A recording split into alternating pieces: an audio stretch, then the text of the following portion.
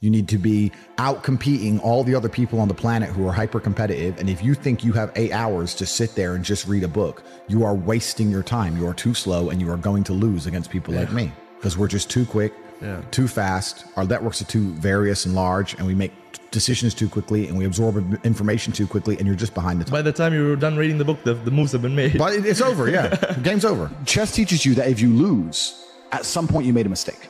It doesn't matter if it's the smallest mistake. It doesn't matter if you just took too long to think to make the right move and you ran out of time on the clock. At some point you fucked up, you to lose that game. It's 100% accountability with no luck.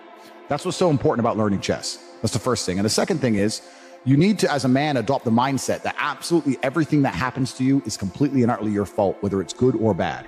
And most men don't have that. Most men don't have that. When the Matrix was attacking me and they were destroying me, when they're calling up my exes trying to get fake fucking charges on me and put me in jail, when they close my bank accounts and I use $10, $11 million, when they ban me across all social medias and lie about me, when they harass my family, I'm sitting there going, this is my fault.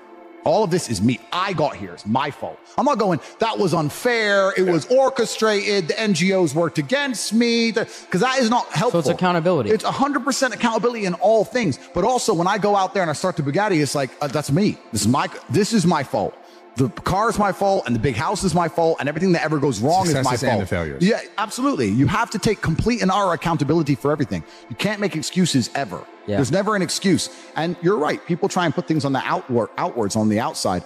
It's interesting. I remember watching Forrest Gump about 5 years ago. I was on a plane. I can't remember where I was flying. And the beginning of Forrest Gump has a scene in it, which I don't think many people actually have ever analyzed or anticipated or understood what the scene means. But when he's sitting on the bench at the beginning, think about Forrest Gump. He's sitting on the bench at the beginning and there's a feather blowing. He nailed this shit. Yeah. And then it lands on him and the movie begins. Yeah. What they're saying with that is Forrest is the feather and life has just pushed him all over and put him in all these unusual scenarios. Life has directed him everywhere. Yeah. That's what it's saying. Sure. And if you're going to be the guy and you're going to allow life to happen to you and you're not going to happen to life, then you're at mercy of the wind. Perhaps it might work out okay, but it might not, right? So you have to be the guy who goes, okay, the wind's blowing in this direction. Fuck them. I'm doing this. You have to come to life. You can't let life come to you, because if you let life come to you, then you're going to be living inside of a matrix and a system which is designed not for you to live your best life. It's designed for you to comply, and it's not for your benefit. That's what it's really about. The whole world's about power. So when someone comes on TV and tells me I'm supposed to believe something, you need to believe this about the planet. You need to believe this about the gays. You need to believe this about this virus. You need to believe this. I sit there and I look at it and go, why do you want me to believe this? Do you think? Yeah. Why? It's a lot. And sorry, you got me started now. Sorry, bro. But it's like, why do you want me to believe this? Do you want me to believe this because it's good for me, or is it because it's good for you? Are the rules made for the benefit of me, or are they made for the benefit of the people who make the rules?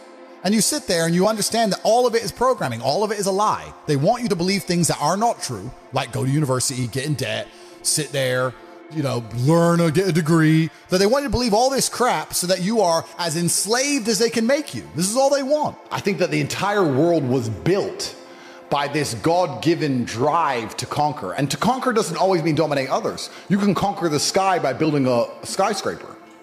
You can conquer by building roads. You can conquer by construction, not only by destruction. You conquer by turning up to a new territory and having a beautiful family and creating children. I think that's inside of every single man. I think it's been dumbed down by the Matrix, but I'm uninterested in fun. I don't understand the concept of fun. Fun is for women and children. All the women around me have fun. If you ask a woman the kind of man she wants, she will never say depressed or sad, ever. She wants a man who is ultra capable, ultra competent. I've literally had women say to me, you know what I love being around you? I'm like, what? I don't have to think. I'm like, what do you mean? Because I just turn up and we just walk in the hotel and staff do anything we want and the jet's just on the runway and we just land and I'm in this beautiful place and I don't even know where I am and I get to just turn my brain off and it's great. They want someone who is fun and spontaneous and charismatic and successful. They don't have time for sad dudes. They don't care. So the world doesn't care. The world has never given a shit about sad men. So if you're going to sit there and self-diagnose yourself as a sad man, you're going to have a shit life and nobody's ever going to give a fuck and you're going to perpetually lose forever. And that is your decision. I am so scared of being that person. The idea of that terrifies me to the point where I don't even want to accept that as a reality that can possibly exist. I don't give a shit what happens to me in my life. I don't care how bad it is. I don't care if the worst, most heinous things I can possibly imagine happen to me. I know that my sadness, my depression will be temporary because I will never stay a loser. It is against my creed. It's not in my DNA. Ignorant people can to a degree, be happier in certain scenarios than others. Good. Yeah, because they don't understand what's really happening. Yeah. They don't understand about the battle of good and evil. They don't understand about the Matrix. They don't understand that they're a slave. Yeah. They don't understand it. And they're ignorant to how good their life could be. So they think their life is good. I understand all that. But that all changes when times get hard. Because those people are not happening to life. Life is happening to them. And they are subject to circumstances. Correct. I'm not subject to circumstance. No matter what happens, I can change country. I can fight against the wind. You are the circumstance. I can disappear. I am the circumstance. Tate arrives and circumstances change. Whereas these people cannot do that. The circumstances dictates their life. And on a long enough time scale, especially in the world we're currently living in, I think that things are going to get a lot harder for these people. And they will see soon that ignorance is not bliss because they cannot pay their heating bill. Whereas if they were less ignorant and paid attention, they'd be able to be living in a mansion like me with heating on full blast. So this is what happens. I have hundreds of people who I talk to all doing this shit. Hey, Tate, have you seen this? Boom. And I'll throw him something, he'll throw me something. That's my ecosystem. That's who I talk to. Those are my friends. We don't talk about Rihanna. We don't talk about the football. We don't talk about Love Island. We don't talk about anything other than money. Yeah. How are we not gonna make hundreds of millions of dollars? How am I not gonna have money? Like, that's all we talk about, that's all we do. So I say this to people and say, when's the last time, we talked about the coffee shop example. I say this to people all the time, when's the last time you sat and talked about money? What do you mean? When's the last time you sat down with someone and talked about money? Well, what do you mean talk about money? Well, if you don't know what to talk about, then you don't understand money. So go learn how money works. Go learn how a bank works. Go sit on YouTube for free. You don't just pay 50 grand in 4 years at a university. Go sit on YouTube and understand money, banking, or the real estate market, any of it. Understand the last housing price crash, why it happened. Understand mortgage rates and how that's affected by interest rates. Understand it, and then go sit with someone else who understands it and talk about it. Oh, yeah, I should do that. Yeah. Back to TV. Yeah. Dumbasses. My kids are broke. They are brokies. Yeah? Yeah, because they ain't going to get the lessons any other way. You know what? It's actually different. So if I had a daughter, my number one concern wouldn't be spoiling her. Because I think spoiling a chick isn't even a bad thing, really. I don't think it affects their mentality nearly as much as a man. But the problem with spoiling a woman is, if she has too much access to money, a man's going to get hold of it. I've been around, bro. I know. If let's say I had a daughter and she's 18 and she has access to a bunch of money. Her boyfriend, whoever the fuck he is, if he has any game, is going to be in the club on my money, driving her fast car with no insurance. PS5 paid for. You know what I'm saying? She'll be buying him nice presents and shit. So that's what annoys me about the chick. So she can't have any money because I don't want some fucking side dude getting it. Yeah. My son ain't going to get any money because I don't want him losing his hunger. I want him to grow up broke. I want him to go through all the struggles I went through. I want him to suffer. I want him to have that fire. Now, I had some major disadvantages due to the fact that I had absolutely zero access to money. My family was completely broke. So I will give him some advantages. Let's say like when I was a fighter and I was fighting and I couldn't pay the rent. If my son, when he wins his fight, I'll give him a financial bonus myself for winning. But he still has to go win. Yeah. You understand what I'm saying? My kids are not going to be born into any kind of wealthy environment, in any kind of money. When I have children, I probably won't even raise them in a Western country because I think Western countries are soft. Bro, if I have boys, I want them growing up in deep Russia. Hardcore ones. Yeah, with like in the mountains with the goats. Like just running in the snow barefoot. Khabib ones. Yeah, I want monsters. That's what I want. I don't see the point in send them to some private school to sit around with a bunch of fucking toffs. Yeah. I don't see that. I think the best education in the world comes from the streets and comes from hardship. I don't think a private school can teach my kids anything that I can't teach them or that they actually need to know. You know, so when I have children, their lives will be very, very hard. So I think that as a man, your happiness comes from feeling respected over feeling loved.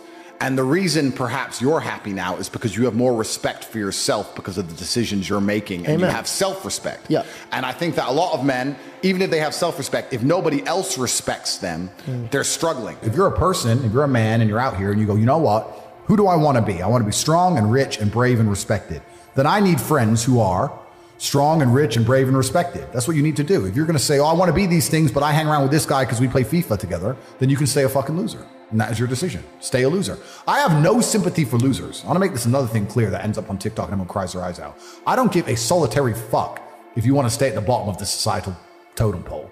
If I'm going to ignore how I feel day after day so I can perform, regardless of whether I'm sad, happy, pissed off, tired, if I'm going to get up and work anyway when I'm tired, how do you expect me to feel sorry for you because you didn't work when you were tired? If I don't care about my own emotions, I certainly don't give a solitary shit about yours. If you want to stay a loser, stay one. Good, it's fine.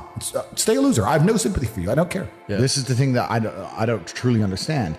If I'm unhappy with something and I'm uncomfortable with something, I fix it. Yeah. That's endless motivation, which I don't truly believe in as a concept, but that's endless fuel for the fire. Right. If I was unhappy with something about myself, regardless of what it was, I would be able to take all of that discomfort and turn it into endless energy to get the problem fixed. Yeah, exactly. But these people seem to it's okay to be unhappy. Yeah. Well, these people seem to sit and say, I'm really unhappy with X, but then stay doing X. So I don't believe they're truly actually unhappy. What you'll notice if you live life long enough is that somebody will sit and say to you, I'm unhappy being a loser. You say, why are you a loser?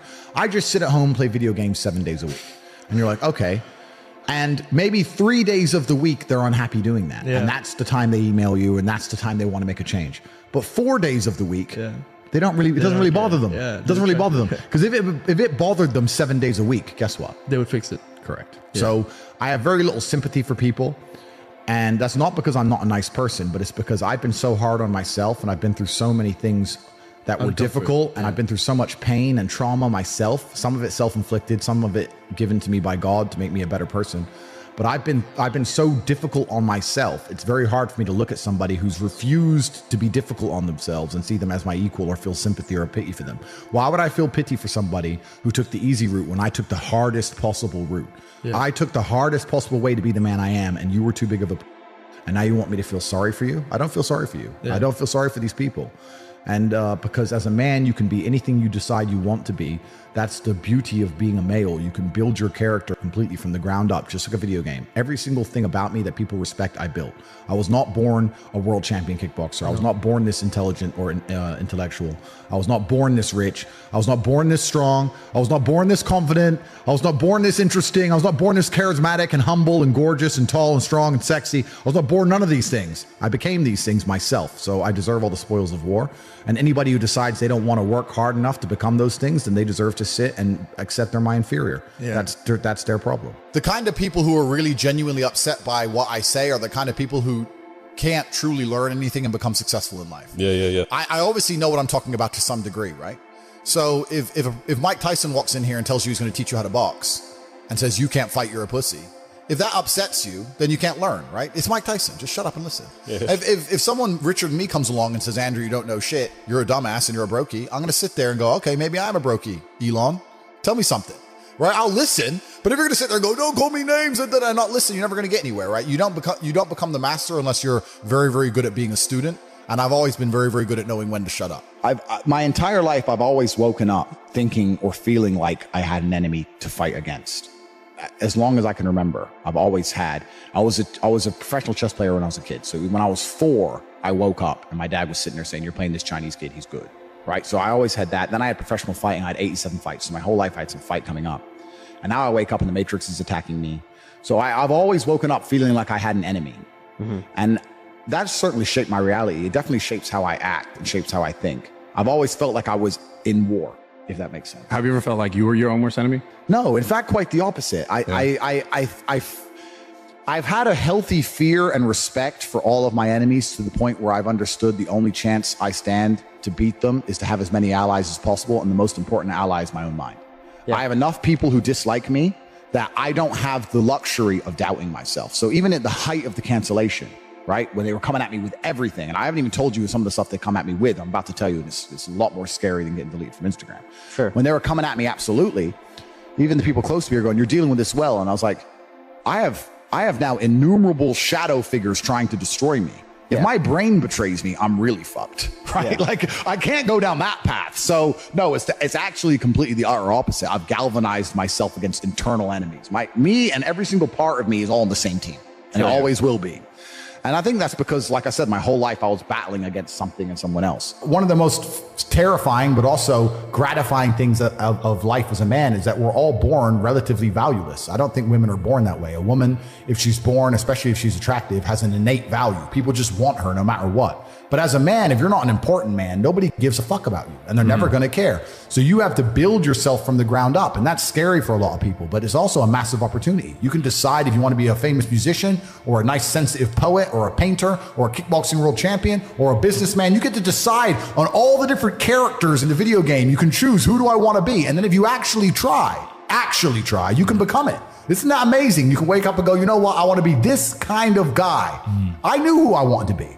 I wanted to be the dude pulling up in the Lambo, 3 a.m, gets out. Everyone's like, who is this big, strong, rich dude? I wanted to be that man, so I became him. And if you don't want that, if you want to go be a musician and play guitar and get a bunch of chicks and chill in Bali and smoke weed, whatever, go, you can choose your character and build it. Like, so I don't even want to hear it. I'm interested in it. And you're right. You have to be careful who you're around because you are the sum of the 5 people you spend the most time with. I knew a guy who wanted to be a musician, and I'd meet him and say, how are things going? He's go, bro, nearly finished my song and finished my album and we're going to make a lot of money. I was like, cool. 6 months later, I'd see him, how's things? Hey bro, almost done with the album. I was like, it's been 6 months, an album. Yeah, but you don't understand. You got to mix the track. It takes time.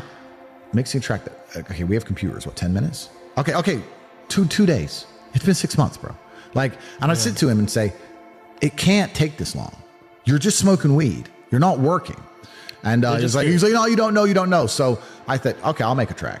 So I made a song. I wrote some lyrics and hit a guy up, got a beat, got a mic. I know I'm not talented.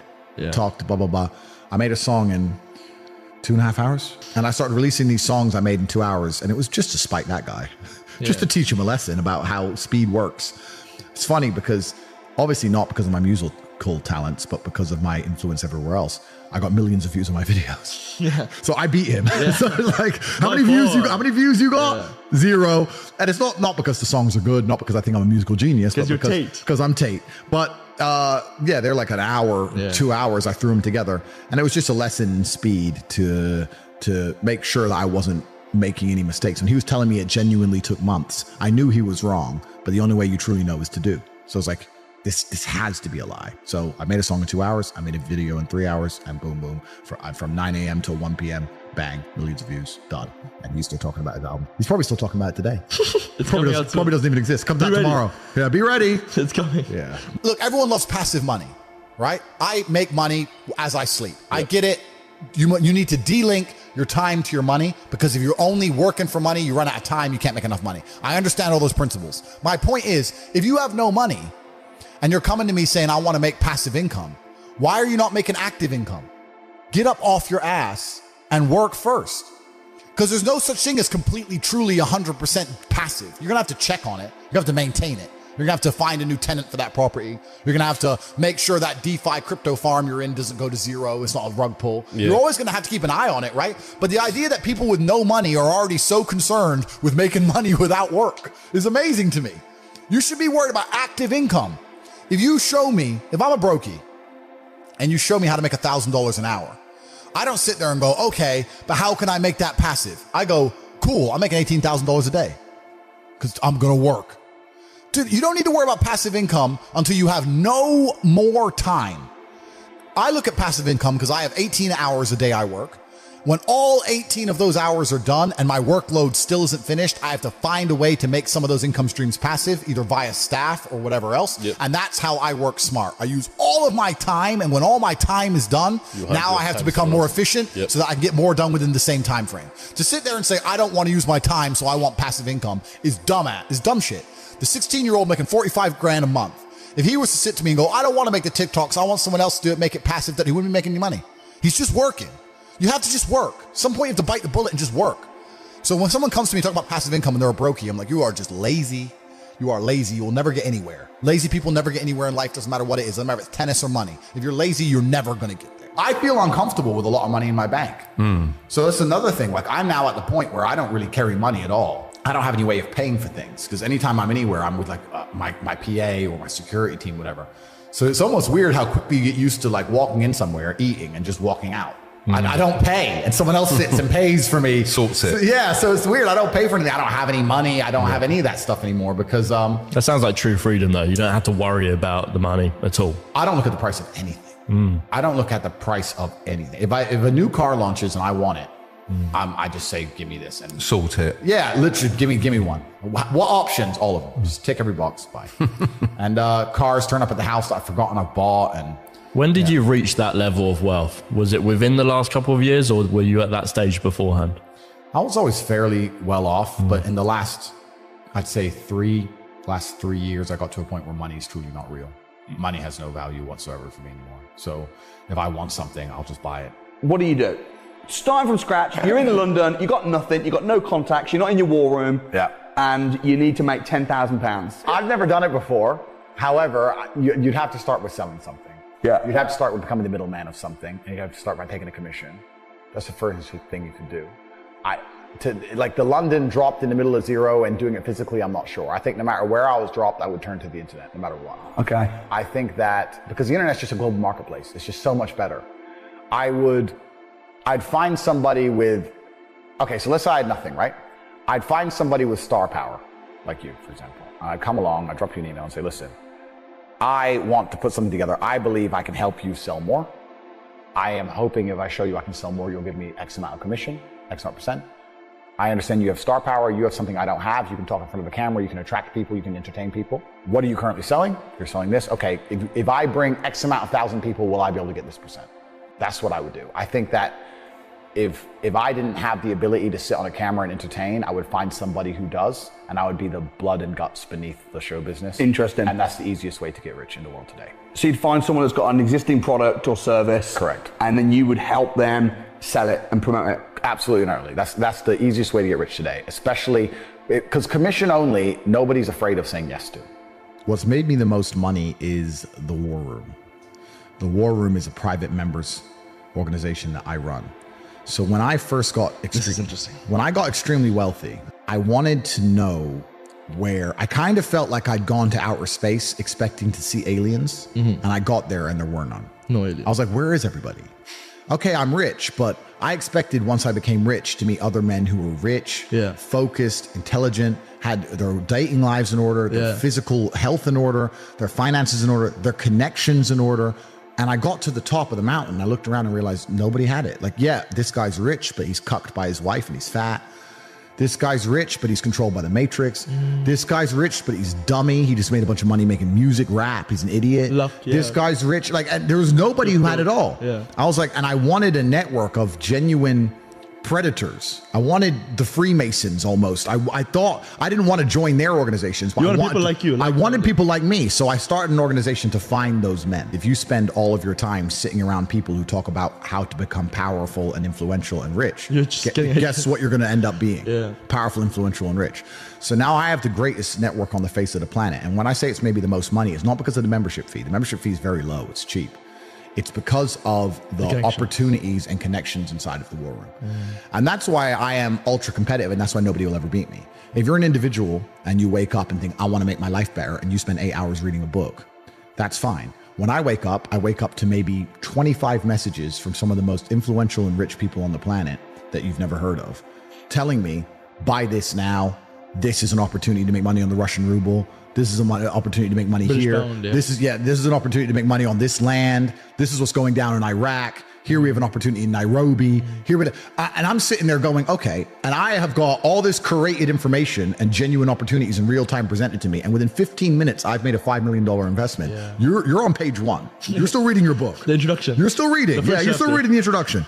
And this is why, against people like me and my network and the other people inside the War Room, you will always lose. So the War Room's maybe the most money, but not because of membership fees or anything like that, because of the genuine connections and opportunities inside of the War Room.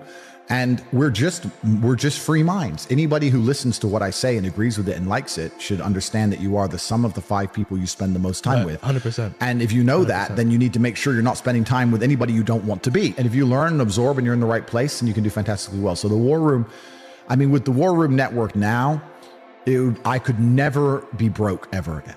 I think the world would be a terrible place if everyone had a free mind.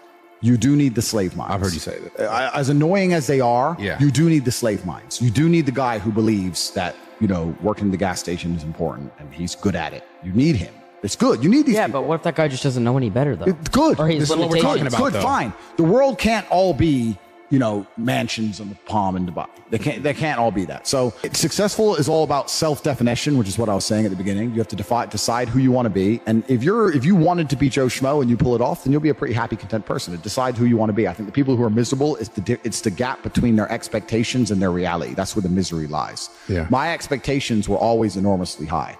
Even when I was a nobody, I knew I had to be filthy rich and a kickboxer, and I knew I had to be the kind of guy that people gave a shit. Were you happy at that point? I know, but I knew I'm basic things. At the age of 15, I knew that if I'm the kind of guy that if I raise my voice, people are going to care. I'm not going to be the guy who starts shouting and everyone thinks it's funny. I know I'm going to be the kind of guy who is genuinely a formidable opponent in all realms of human endeavor. I know I'm going to have money. I know I'm not going to take shit. Where did from that come nobody. from, though? But You can't just. Yeah, I know. And I understand what you're saying, because my whole life you I had the felt same like thing, there's bro. always more. I know that there's more. But I think a lot of people have that. Of course. But the people who are miserable are the people who don't try hard enough to obtain it, because I actually believe, and this is another thing I'll say, I believe the universe is very giving. I think the universe and God himself is very giving. I've yet to meet somebody in all my years who is genuinely giving 100% of themselves day after day, doesn't snake anyone, firm handshake, look you in the eye, doesn't lie to nobody, and tries 100% who doesn't get what they want. I've never seen it.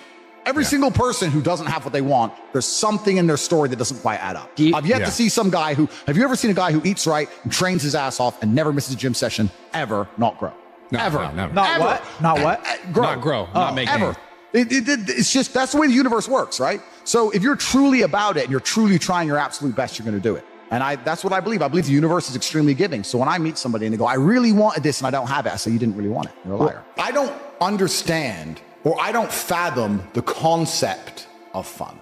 I don't wake up and think, what can I do for fun? I don't wake up and think, what is fun? I want fun. That never crosses my mind. I wake opportunities, right? Because you have to be positioned to take advantage of opportunities. Yeah. It's like in chess, they say good moves come from good positions. It's true. You can't find a good move from a terrible position, right? If you're sitting at home with no money, it's hard to invest in Bitcoin at $1. It doesn't matter what it goes to, right? You got to be in a good position to take advantage of things. So you've always got to be in a position where you have a good network, you have good information, you have some kind of liquid money, you have the ability to survive without that money. You can take a risk. Like, it's hard to set yourself up. I'm in a position now where I'm in the NBA. I'm an NBA player. I can never go broke again. So it doesn't matter, right? Once you're in the NBA, I can throw $1 million at something. It doesn't matter if it works or not. So for me, it doesn't make a difference. And that's why it's so much easier. They always say the first million is the hardest, and they're completely right. Once you get to a certain point, you can gamble to a degree. Yeah. I don't want to sound, airy fairy, but I truthfully believe that the universe is a giving place, and that if you actually really want something, you can have it. How much you want is how much you're prepared to sacrifice. So if you want $500,000 a year, you can definitely make that. And that level of stress you'll absorb for that money and the amount of headache you'll go through, if that's the amount you're prepared to accept for a happy life, you'll have it. Do you think anyone can do that, though? I think that you have to pre-decide, right? So even my level of wealth comes with enormous stress. Governments are after me. Like most people are not mentally prepared for the bullshit I go through. So the number one factor that's going to decide how successful you are as a person is your ability to absorb stress, your stress level. The better you are at dealing with stress, the more problems you can fix, the more money you're going to make. What I'm doing now at my stage of my life is buying power. So I thought I wanted to be rich. I didn't want to be rich. I wanted to be free. You're only free with power. And in the American political system, it's a perfect example of lobbyists and lobbying. Yeah. So they will lobby for things. They'll come along and say, I'll give you an example. Why are there no high-speed trains in America? America's huge and rich. High-speed trains would be fantastic for America, but the rail network is basically non-existent. The reason is because the oil companies lobby both political parties to make sure that they don't build trains, everyone drives. Long highways, it's good, sells a lot of gasoline. That's what they want. So once you get to a certain level of money, you realize you want political friends. So you're like, okay, I want this law, or I want this law to work this way. Or I just want someone I can call if this happens to me. And you just start giving a lot of money away, effectively. And you're trying to buy power, and that's the way it's always worked. That's what these huge corporations and companies do. Well, the thing is with reading a book is it's a reward without any risk. And this is why I think a lot of people are proponents of reading, and they say reading, because nothing can really go wrong besides wasting your time in life, of course, but they don't believe that. I am a much larger proponent of larger risks and larger rewards. If you want to learn about self-help, if you want to understand yourself and see what kind of man you really are and learn how to fight through adversity and learn how to get up when life's difficult and learn how to control your mind and learn how to struggle, then you can go to the boxing gym and you can get your ass kicked. You do not need to read any books. Yeah. You need to get in the gym, walk in there and say, I'm going to fight the best fighter here every single day and not quit until you can eventually beat him. But most people are not man enough for that. So instead they'll read a self-help book and they'll sit there and try and talk to me about mindset. I learned my mindset in battle. My mindset is 87 professional fights. My mindset was learned in the reality of the real world. Yeah. I don't need to read a self-help book. I don't need to read about motivation or confidence. I've been in the cage smashing people's faces in. I don't need to learn any of that stuff. So I learned in reality, and reality is always going to be a better teacher than a book, because you're not learning when you read books. You're regurgitating. You may be reading, but I don't believe you're truly learning. My coach used to say, if it doesn't hurt, you didn't learn.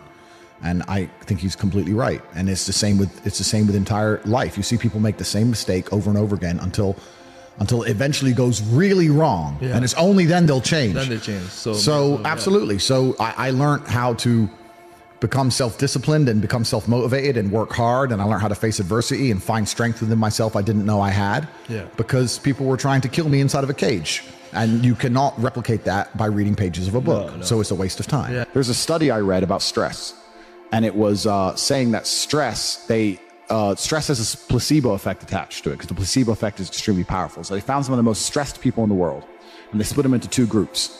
And they're all equally stressed. They all have a bunch of cortisol in their blood. Yeah. The people who believed that stress was bad for you and that stress can hurt you, and they believed those media articles, were dying earlier. They were having heart attacks and having stress-related illnesses.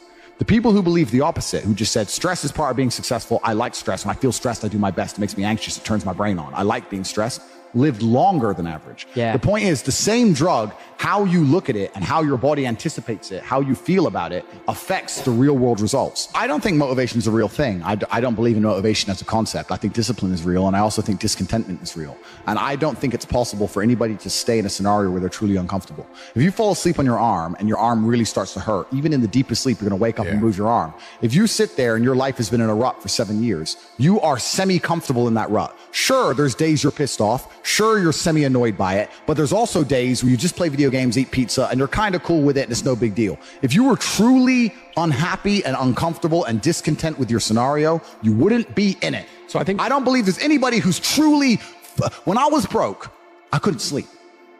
Yeah. I'm not saying that, please understand me. When I was broke, I couldn't sleep. I'd be trying to go to bed thinking, how the fuck these people have Ferraris? I want a fucking Ferrari. I couldn't sleep. If I had to open a coffee shop, if I sit in a coffee shop, right? If I sit in Starbucks, the whole time I'm in there, not only am I thinking about how they got the money from me and how much I spent, I'm thinking about how I could outcompete them. I'd sit there and go, okay, cool. I'm in Starbucks. I spent £5.68. I got a latte and I got a donut, and I'm sitting here. And that business place, that commercial property right across the street is available for lease. How could I outcompete this coffee shop, which just took my money? What's the profit margin on this £5.68? How much did this cost them? The coffee, pennies. Donut, 30p maybe, right? How much is the staff? They pay the staff minimum wage, £8 an hour. So I've already paid half. I've already paid 30 minutes work from that brokey. The wage, she's there for another 30 minutes for free, right?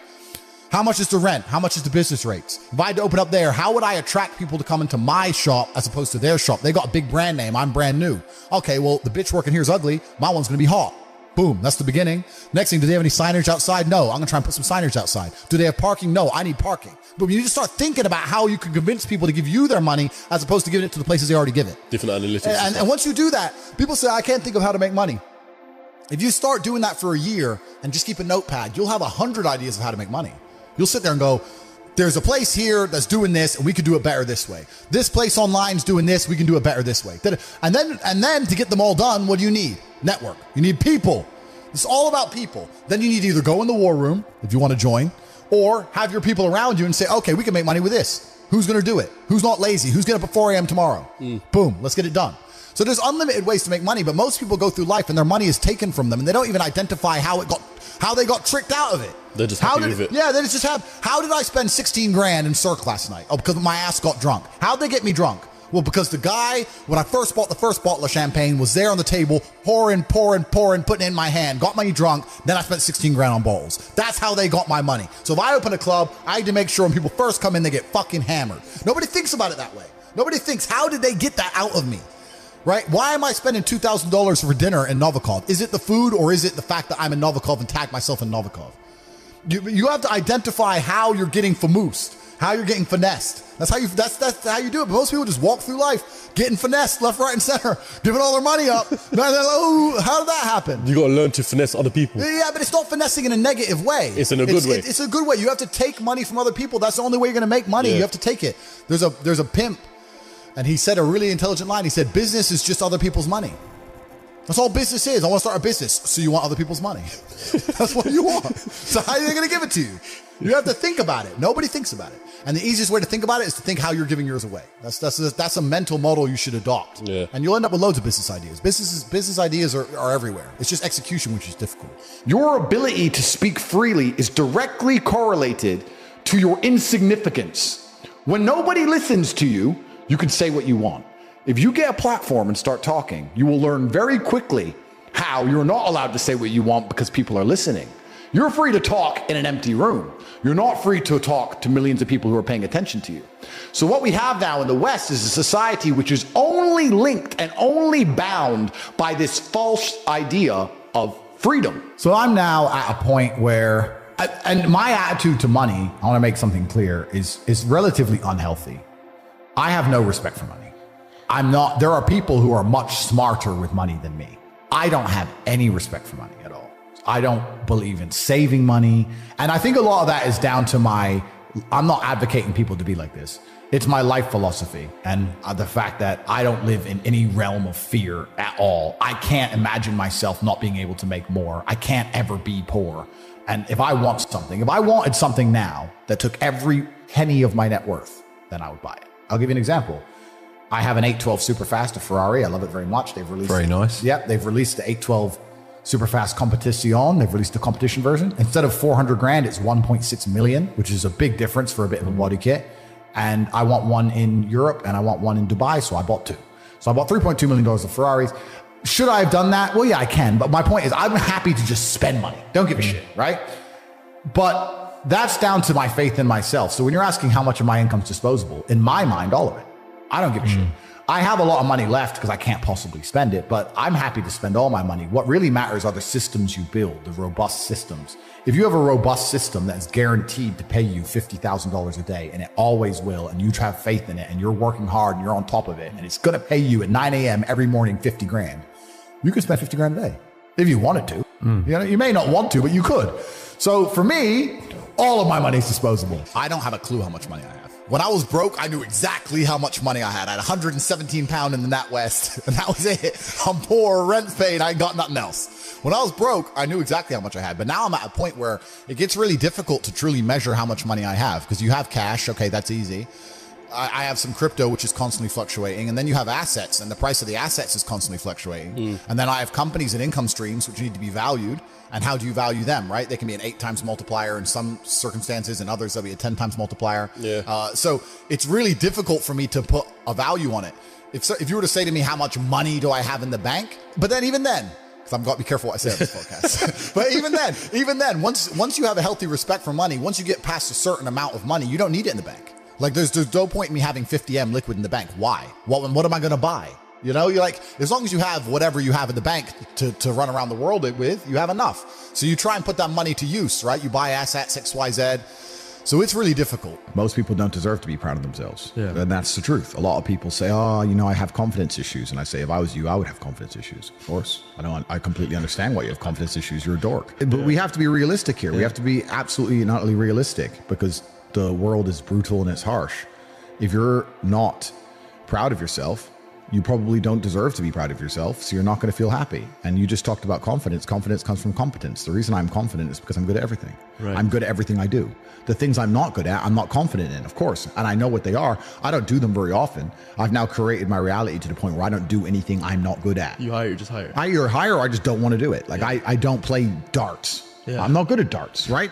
I do what I'm good at. Yeah. So yeah, I'm absolutely and utterly confident because I'm absolutely and utterly competent, and that takes practice and discipline and motivation, and you need to fail a few times, you need to get up. And like I said earlier, when I learned my entire mindset in professional fighting and chess, the two combined, that's how it comes down to. And when people say, oh, I have confidence issues, usually I can look them up and down and say, yeah, if I was you, I would completely and utterly struggle with confidence issues. because the world is competitive and there's men like me on the planet and friends like mine on the planet, and you're competing against us for money, for girls, for status, for resource, and you're going to be destroyed and decimated the entire time. So of course you have confidence issues when you can be annihilated in real time by the competitor. Why wouldn't you have confidence issues? You'd be psychopathic not to. I don't even know the story of the 4-minute mile, but when everyone was running, long distance running, everyone said a 4-minute mile was impossible. And everyone was attempting it was impossible. And then one guy did it one day, and after he did it, 10 people did it in like 3 weeks. And it's like the belief. So I think a lot of people when they're canceled go, I'm done.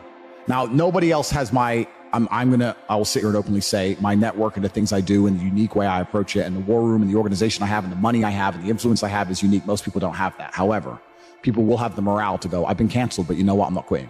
Doesn't matter. I'm not giving up. All right, just make a new account. Bang, back to work, back to work, back to work. And on a long enough scale, if enough people do that, there will be inertia and momentum behind it, which will make a shift in the universe. It will attack the matrix in real time.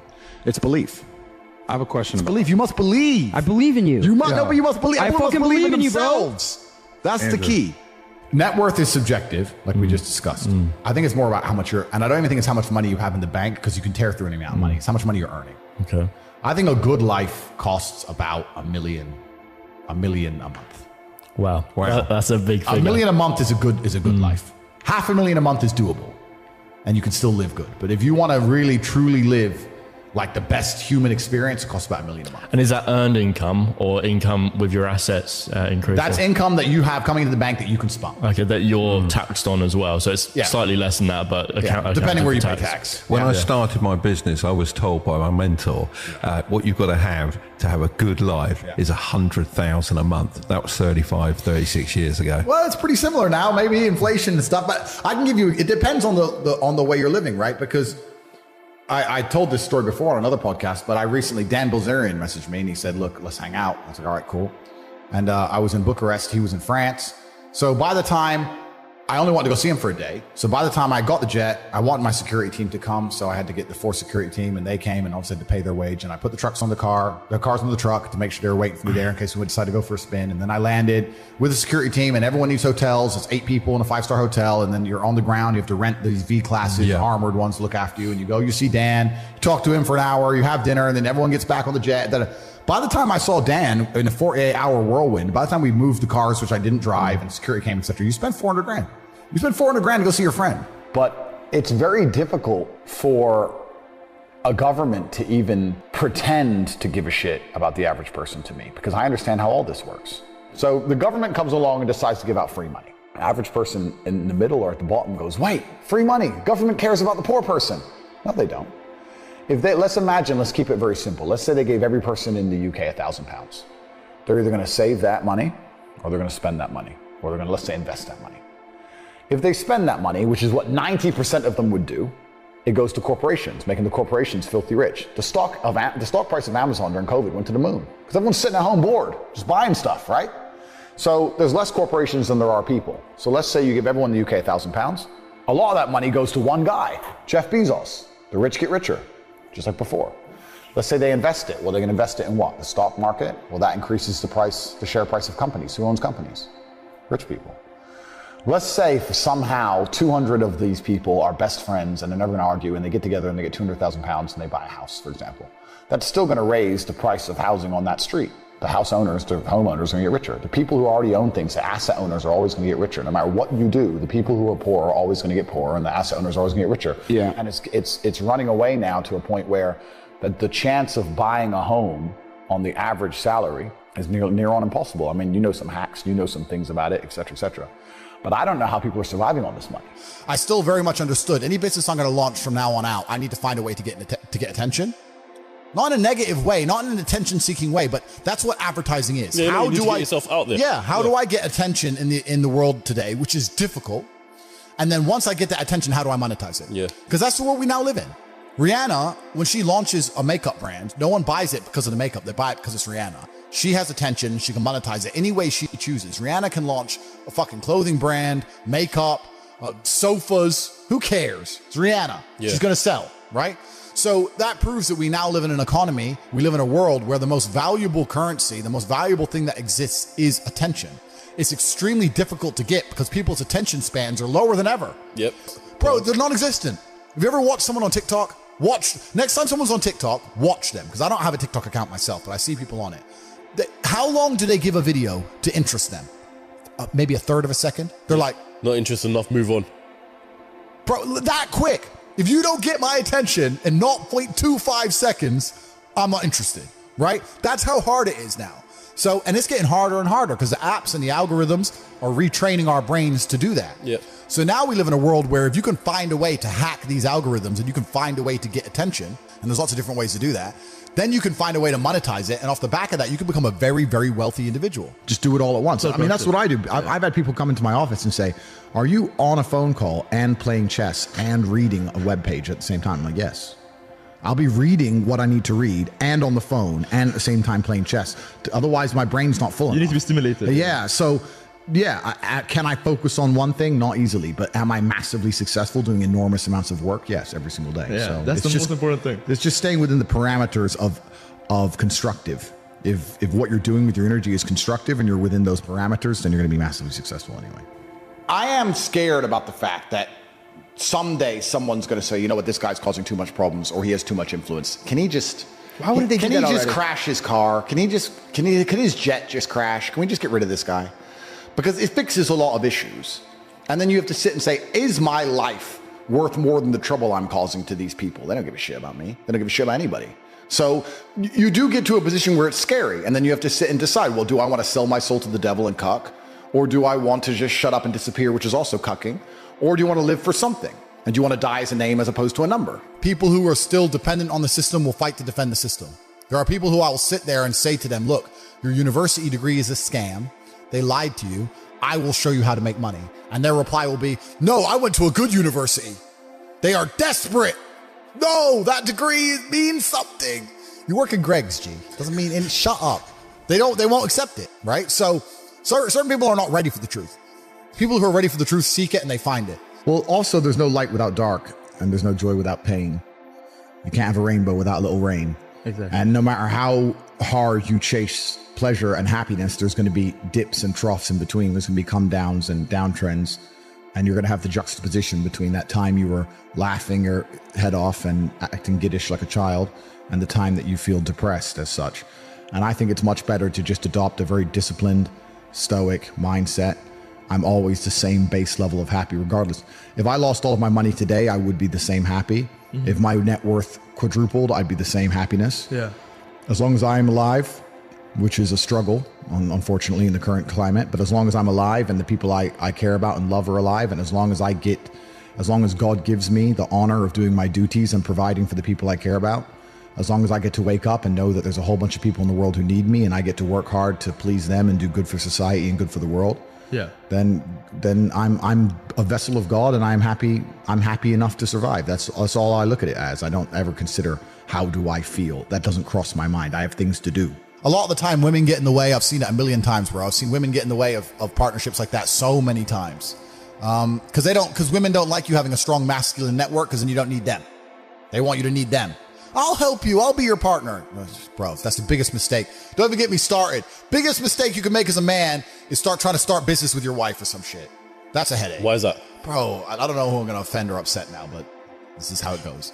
Because now you got two different battles. You got the relationship you're trying to be in control of, and I got to deal with the business as well. Now, it's different if you run the business and you hire her, and she does a little bit of admin. Cool, that's fine. But I'm talking about, let's say... 50-50 business partners. Yeah, let's say your chick goes, I want to open a beauty salon. And you pay for her to open a beauty salon. And now this beauty salon, you've put $1 million of your money in it. And it's not open on a Thursday. You're like, why isn't it open on Thursdays? Oh, I had a headache. What do you mean you had a headache? Bro, I just spent $1 million. Yeah, but Claire's sick and I have a headache. And now you got the relationship. It's all messed up. This bitch is lazy. She thought it'd be like Sex in the City episode where she just drinks lattes and makes money. And she realized she had to actually do shit. You know what I mean? And it's all getting messy there. Whereas when you're with your boys and let's say you invest $1 million in something, it's not open on Thursday, you can go to his house and say, what the fuck's wrong with you? Not for you to live your best life. It's designed for you to comply. My point is, if you have no money and you're coming to me saying, I want to make passive income, why are you not making active income? Get up off your ass and work first. If you spend all of your time sitting around people who talk about how to become powerful and influential and rich, guess what you're going to end up being? Yeah. Powerful, influential, and rich. I don't give a shit what happens to me in my life. I don't care how bad it is. I don't care the worst, most heinous things I could possibly imagine happen to me. I know that my sadness, my depression will be temporary because I will never stay a loser. It's against my creed. It's not in my DNA. I hope this pisses you off because I'm telling you to annoy you that you're sitting there struggling to pay your bills. There are people out there making so much money you couldn't possibly fathom who have anything they want all of the time. And you may sit there and go, oh, but they're miserable. A lot of them aren't. Trust me. They're having a great time. So you need to make a bunch more money because there's money everywhere. I look at a beautiful woman and go, I can go on a date with her and she's absolutely gorgeous and perhaps we'll fall in love and it'll be great. But you know what? I'd rather work. I just want to conquer the earth. I don't care about anything else. So you need to start identifying how your money is taken from you. Because once you identify how your money is taken from you, you can start to actually intelligently think about how you can take money from other people. The only time being a man ever is good is if you become an exceptional man. He understood. Be near the money. I have no money. Money's over there. Well, let me get closer to it. Like, no point staying over here on my fucking own. Let me at least get closer to it. That was 17. The brokey days were good days, bro, man. Like, I'd get McDonald's and you're laughing with your boys. Yeah. The brokey days are great. And I'm not complaining about being rich. Obviously, I worked hard for this and it's a fantastic life I live now. But I think without those brokey days, without those original days to compare it to, without that juxtaposition, then I don't think being rich would be fun at all. I think it's only fun because you can compare it to the days when you weren't rich. That's the only thing that makes it fun. The only thing that makes my $10,000 steak fun is that you can laugh saying how you never had 10 grand in your bank till you were 27 years old. Yeah. Like otherwise it's boring. Otherwise okay, steak. And I think if you're born with too much money, that you'll never truly be happy. I think you need the brokey days. They're the best days. Most people are so uninteresting and so unremarkable that you could replace them online with a chat GPT bot and you wouldn't really notice. Genuinely, that's how boring most humans are. If you're special and remarkable and unique and you're famous or you do whatever, that's different. But most people you could replace with ChatGPT by text, you wouldn't even notice. And that is a free application, which is brand new. Imagine we're going to be in 20 years from now. So we start talking about useless eaters. This has been discussed by very important, very powerful people at length. The same people who are trying to give you the vaccine are talking about the fact that the population of the earth needs to decline. Why do we need, they say it, Bill Gates says it. Why do we need to get rid of people? Well, machines will do it. So why do we need people sitting around who have hopes, dreams, aspirations? They want health care, they want safety, security, children, all of this garbage. We just need somebody to do X job, and a machine can do X job. So what do we need these people for? So then you start looking. I find it weird that Hollywood was the first one to strike about it, but it was about actors. Well, yeah, because have you ever asked ChatGPT to write a movie? Like that? Bro, it's better than anything you've seen in Hollywood in a long time. There's no woke bullshit. There's no trans, lesbian, black, double-dicked fucking hero. So it's great. You know what's so funny is that like this episode is definitely gonna like fuck my account up, but I'm in for it. And this idea of chasing happiness and always being concerned and preoccupied with how happy you are is actually the biggest mistake that a lot of people make, I think, in the world today. Especially men who wake up and go, oh, I don't really feel happy, so I need to get happier. And that's how they end up down a hedonistic path of drugs or alcohol or gambling, chasing pleasure. I don't care how I feel. Yeah. I don't care if I feel happy or sad. It doesn't really affect what I do each day. I do the exact same things. I act the exact same way. I don't care. Yeah. I don't put weight to the significance of the emotion. So I always consider myself a happy person, but if I woke up and I was slightly less happy one day than another, it wouldn't affect anything I do and I wouldn't put any relevance to it. I'm human and that's life. And so, am I any happier now that I have hundreds of millions of dollars than before I was broke? Yeah. Not really, but I was never unhappy. I'm the same state that I was then, that I am now. I have work to do and I will do it. And life is a value exchange. Every friendship, every relationship, every business relationship, there has to be an exchange of value.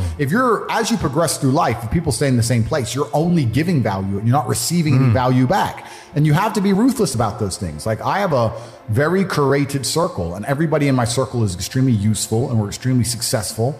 And it's a very motivating thing. If you're in a room full of ice cream experts and all they talk about is ice cream, how to move ice cream, how to sell ice cream, different flavors of ice cream, how you make ice cream, you're going to learn a lot about ice cream. If you're in a room full of people who are billionaires, and guess what they're talking about? Money. And guess what you're going to learn about? Money. I don't sit and have pointless conversations with people. I don't even know what people are talking about. If me and my friends meet, we end up talking about the earth and how it can pay us. That's what we talk about. And that's how we manage to make a bunch of money. So you have to be ruthless with your circle. And for people out there who understand this, a lot of people say they understand it, but they genuinely don't. But if you do, and you are trying to progress your circle, you need to find a way to provide value. You need to either join networks like my one on corporative.com, or you need to find a way to provide value. I'll give you an example. In Romania, I was driving and I went to a town called Cluj. It's a very small town. I went in a nice car and a kid came up to me and he said, I run the car spotting page and we take pictures of the Ferraris and Lamborghinis. Can I take a picture? It's like, yeah, sure. And anyway, he took a picture of it and then he gave me his business card and he said, I just want you to know, I don't even like cars.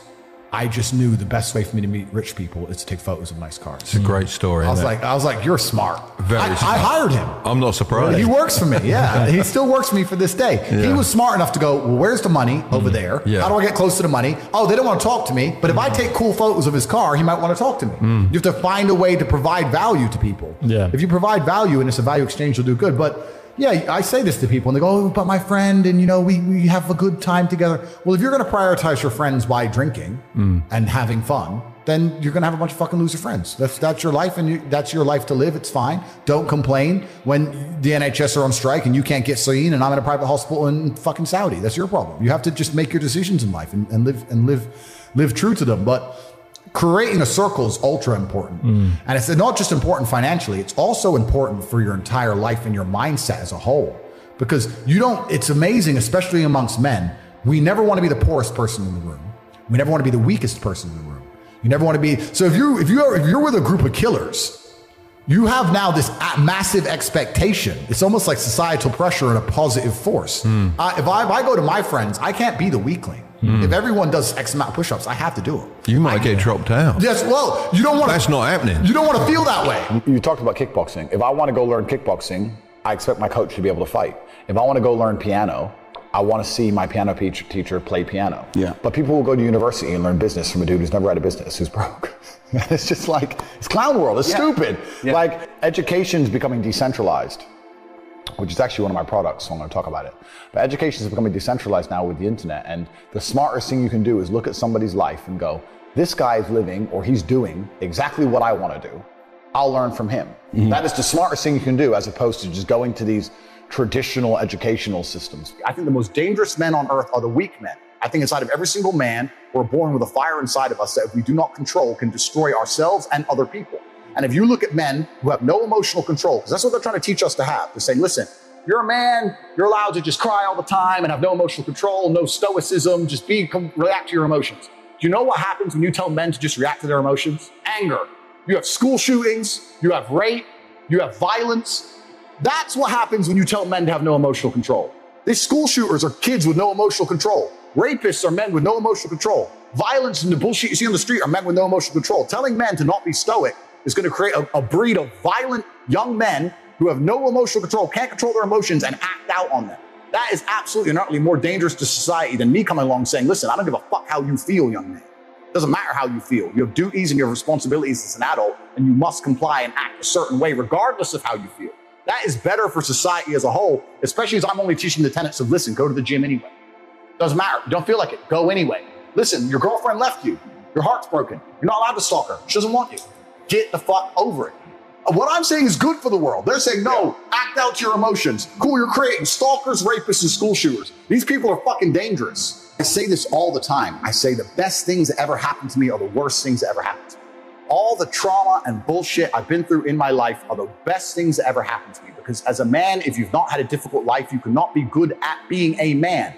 Being a good man and being good at being a man, they're two slightly different things. But to be good at being a man, you need to have been through so much shit that when the Matrix deletes your entire life from the internet and starts lying about you at mass, and people start doing protests wanting you fucking hung, and they're looking for your family members, and reporters start calling every ex-girlfriend you've ever had, trying to convince them and bribe them to lie, to come out and say you're something you're not, when they're genuinely out to put you in jail, that you can sit there and be focused and stoic enough to go, you know what? Okay, what's the chessboard? What's going to happen? Who's trying to shoot me right now? Nobody. Okay, so it's better than it was a couple years ago. Okay, so X, Y, Z, and plan through it, right? You're never going to be capable as a man if you've not had trauma. The best men ever have had trauma. If you call a police officer, you need a brave police officer. He ain't going to be brave unless he's been through shit. Yeah. He's done dirty business, been through shit. So we also, as a society, sit and look at men and go, there's two kinds of society. There's the matrix society, but the true society, the true women with a brain, I want a man who's strong, who's supportive, who's intelligent, who financially provides, etc. Then you're going to want a man to some degree who's been through some shit. Yeah. And a man who's internalized it and used it as a weapon. And this is what I say to people. People email me their long lists of all the bad things that happened to them, and I reply, fantastic. You are so lucky. You have all the building blocks to become the exact kind of man you want to be. If none of this shit happened to you, when something else bad happens to you later, you wouldn't be able to deal with it. Fantastic. And he goes, no, but this. He replied again with more excuses. Say, why are you making excuses? I just told you what happened to you is a good thing. You need to reframe your mind. Bad things happened to Batman. They killed his parents. Do you understand? That's why he's Batman. You've just told me you have the building blocks to become you might become top G when I retire. Fantastic. What are you complaining about? He goes, well, what do I do? I said, you need to work. Take all that trauma. If you're truly heartbroken, my friend, and we've all been there as men, if you're truly heartbroken, you can't sleep. That means you're going to get in fantastic shape. You better hit the gym. You have nothing else to do. Stop watching YouTube. Stop emailing me. I want pictures of you in the gym. Get to fucking work. Heartbreak's a fantastic motivator, as is depression, as is sadness. Great. Look at what's pissing you off and make sure it never happens again. If you were jacked and rich as fuck, she probably wouldn't have left your ass. So get your shit together. There's a version of you that never sleeps in, never skips training, never wastes time. There's a version of you who never fails. It is waiting for you. Genuinely ask yourself a question, you at home. If you had done those things for the last 2 years, you never skipped a training, you never wasted time, you never scrolled TikTok, you never sat aimlessly on the internet typing in garbage, never played video games, you never wasted time. You never skipped training, you were training every single day. You never slept in, you were never lazy. There's this version of you. Imagine the person you would be. Genuinely imagine what you would look like. Imagine where you would live. Imagine the car you would drive. Imagine how much your woman would respect you. Imagine the love you would see in her eyes when she looks at you with adoration like a king. Imagine your existence. That person is waiting for you. And the only thing that's stopping you from being that person is your monumental laziness. You can have it. The universe is very giving. It will give you anything you work for. I've never seen somebody try for something with all of their might and not get it. The only people who do not have the things they want are the people who do not try for them. I've never seen a person wake up and say, my only dedication in life is to solve a Rubik's Cube and fail. You are not stupid. You are not incompetent. You are lazy and arrogant.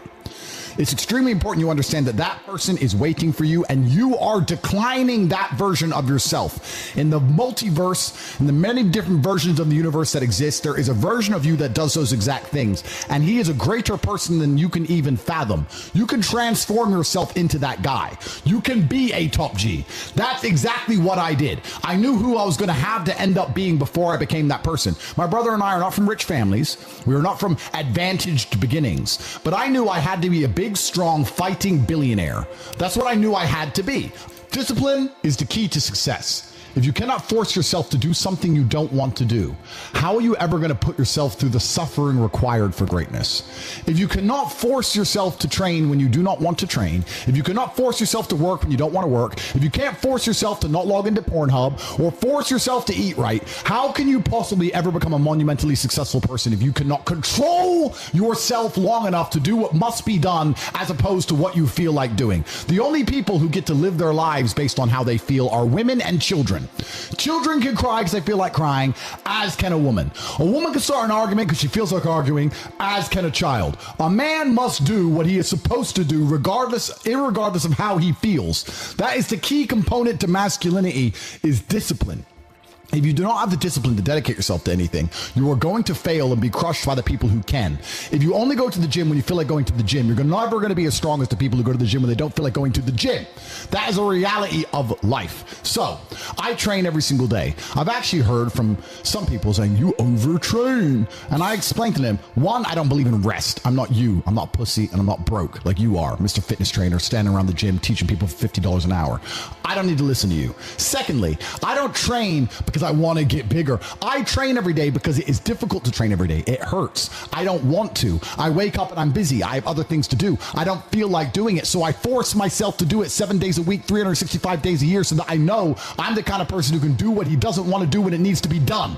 I am that man. And it is more of a mental exercise than a physical exercise at this point. How can you ever outcompete me if I can force myself to do the things I don't want to do and you cannot? Discipline is absolutely essential for success, and you need to get very comfortable and very used to the idea of understanding that on your path to greatness, there are going to be long periods of time where you hate what you are doing, where you are dissatisfied with the actions you must undertake, where you are tired, where you are stressed. That is why it is difficult. That is why most people won't make it.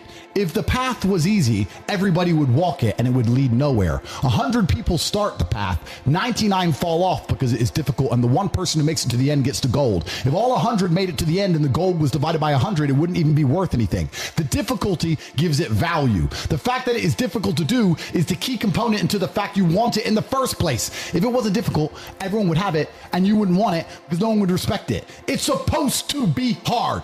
Life is supposed to be hard. You're supposed to think this is terrible. You're supposed to suffer and smile through the pain regardless. Discipline is the key to success in all realms as a man. And if you lack it, you stand no chance. You can give most people a roadmap to success. You can give them a Ferrari with a full tank of gas, and a lot of people still wouldn't make the destination because they would say the drive is too far away.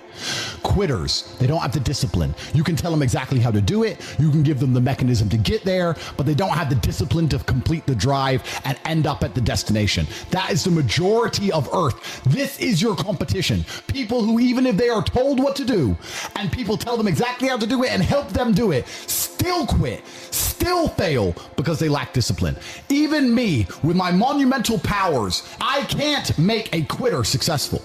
It doesn't matter how good I am. It doesn't matter how easily I make it for them to succeed. It doesn't matter how compendious and concise and powerful the real world is. It doesn't matter how much I text them and motivate them, how many emergency meetings I do to try and talk to them and hype them up, how much motivation I give them. It doesn't matter what I do. If they are a quitter, guess what they're going to do? They're going to quit. No matter how simple the map is to read, no matter how fast a Ferrari is, somewhere along the drive, the sun's going to get in their eyes, and they're going to sit there and go, I don't like this, this is hard, and they're going to quit. Quitters are the number one type of people that nobody can help. If you're a quitter, I can't help you, life can't help you, God himself cannot help a quitter. So if you lack discipline, you lack the very basic building block to any type of success which exists on the planet. By every single metric which can be measured with science, you are going to stay a loser and a failure. The key is to keep training. If you train hard every single day, you don't have to worry about a little bit of vitamin C. It's true. If you don't train and you don't smoke, you're still going to be a pussy. Yes. The answer is always hard work. As soon as you are granted life, you are guaranteed death. What you do in between is up to you. You are all conscious. That could end tomorrow, that could end in 100 years. But the time between the beginning of your consciousness and the end of it is completely up to you. Training is never the wrong decision. If you're in jail, you should train. If you are free, you should train. If you are rich, you should train. If you are poor, you should train. If you smoke, you should train. If you don't smoke, you should train. If you drink, you should train. If you don't drink, you should train. You cannot escape that hard work is always the correct decision. There is no time in any scenario when working hard is going to be the wrong answer. You should always try your very best in all things. I will smoke 10 cigars a day and beat the shit out of you because I train harder than you can possibly fathom. Pain is an extremely important part of the equation. Pain is the elixir of success. When people say this bad thing happened to me and I'm suffering, I say good.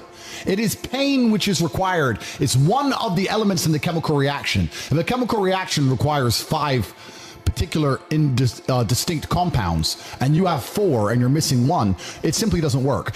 Pain for a man is one of the most important elements in becoming successful.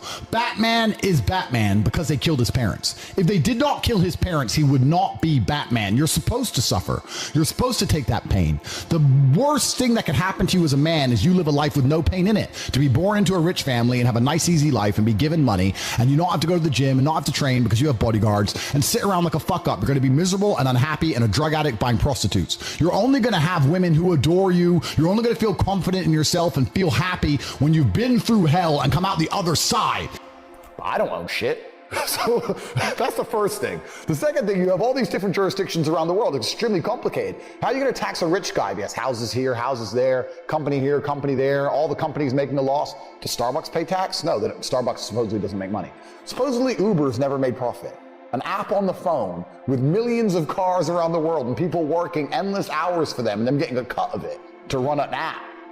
Supposedly they've never made profit, never paid a penny tax. Funny how that works. You can't tax the rich. It's too complicated. You can't tax the rich. It doesn't work. All you're going to do is just drive them into other countries.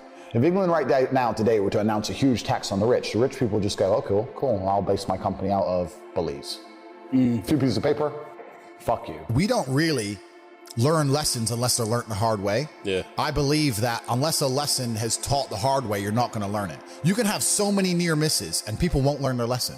Bro, you must know a guy who goes out there, nearly crashes his car, doesn't slow his ass down till he wrecks it. Yeah. Like, this is how people are, right? So you need that pain for the lesson to sting enough to really genuinely go inside of your mind. And it's the same with everything. It's the same with driving a car or business. Truthfully, if you want to learn a lesson about business, you're going to have to suffer at some point, right? So we always say that most people are not successful with their first companies, X, Y, Z, blah, blah, blah. I get that. The truth is, there's a lot of people who make a lot of money with their first company, but they just act an idiot and it all blows up in their face. And that's how you get the discipline on your 4th company, that when you have 3 million in the bank, you just leave it there. You know, and don't be done with it. So you need to go through some pain. You need to experience some negative things. You need to have to a degree some trauma to really even learn any lessons. So yeah, business studies, you're right. The book, that's not going to teach you anything about business. You need to get out there on the streets. You need to make mistakes. You need to suffer. You need to have the tax man knocking at your door. You got to deal with all that stuff so that you make sure it doesn't happen again. I really think that humans are stupid enough to only learn the hard way. That's kind of how it works. The problem with owning something is that it can be taken from you. So let's look at it the American way. In America, litigation is a big problem. Everyone gets sued all the time. So you don't want to own anything, because if you get sued, then you're going to have to pay that debt. And you might have to sell your assets to pay that debt. Not if it's in a company though, if it's a limited company. Correct. This is the point. So people don't own anything themselves. Okay, so they only their company. It's a limited company owns it, a trust owns it. Exactly. So you understand what I'm saying? Yeah. Look at the Panama Papers. Yeah. Look at it. And then it gets really complicated. And this is what I'm saying, where the average Joe Schmo at home has no idea how this stuff works. Yeah. Because let's look at Nike, for example. Nike doesn't pay any tax. Why does Nike not pay tax? Well, I'll give you a very simple version. They have 2 companies, one set up in Belize with a 1% tax rate, one set up in Europe. The one set up in Europe sells Nike trainers, pays all the staff, pays the stores, sells all the shoes, makes all the money, makes millions and millions and millions in profit. The one in Belize owns the trademark. So after 100 million, 200 million, whatever it is, comes into the European company. The European company has a debt to Belize to use the trademark of all the profit. Isn't that coincidental? Yeah, right. That goes to Belize. Then Belize government comes along and goes, give us 1%. Nothing. Boom, boom, done. Tax paid. It's all a scam. It's all a lie. It's all a scam. The person who get fucked, it's always the same. It's the guy in the middle. Yeah. The guy in the middle is going to get wrecked. It makes me laugh when they talk about, we're going to increase taxes, da-da-da. When they talk about increases taxes, they're not trying to chase down the billionaire on his yacht, because they can't. They're trying to chase down the guy with an address, who can't move, can't leave. He has a mortgage debt, 2 kids and a dog, living somewhere in Sunderland, and he's stuck there. I walk in a gas station, put a mask on. No, I won't serve you. Okay, is the gas free? Because I've filled up. So you're gonna take my money or I'm gonna have free gas? No, you have to pay. Well, then fucking serve me, dummy. Put a mask on. No, it's just some stupid thing. In the end, they take my money. It was a big waste of everybody's time. And I'd say to them, bro, you're earning 700 pounds a month, working for a corporation that wouldn't give a fuck about you if you got stage 5 cancer. Why do you care? If I worked in BP, and someone walked into my gas station and decided to start a fire in the corner and barbecue some sausages, I wouldn't give up. I'd be like, please stop, bro. Whatever. Like, why do these people, they're so fervently passionate about the rules of the BP station? But do we you're need a fucking people? slave in your mind. Do we need slaves though? Because Yes, obviously do. we need people to work and do those jobs that obviously the free people can't do. And this is the full circle realization when you get to the point where, as frustrating as it was, you need this slave class of people who buy bullshit so that I don't have to do bullshit stuff, which is great. But usually the bullshit people can't tell me what to do. It's only during COVID they were allowed, and now that's all over. They can't tell me what to do anymore, so it's fine. But if you're and not everybody's mind can be free, because in society it would break down. But of course, some people's minds are designed for freedom and some people's aren't. But it's amazing when you're talking to the slave mind, trying to get through to them. You have two choices. Either you understand what's happening in the world today and you're on the side of good and you're fighting against the Matrix, or you've accepted all the Matrix programming to pretend that there is no battle, and then by extension, you're going to end up fighting against your own mind.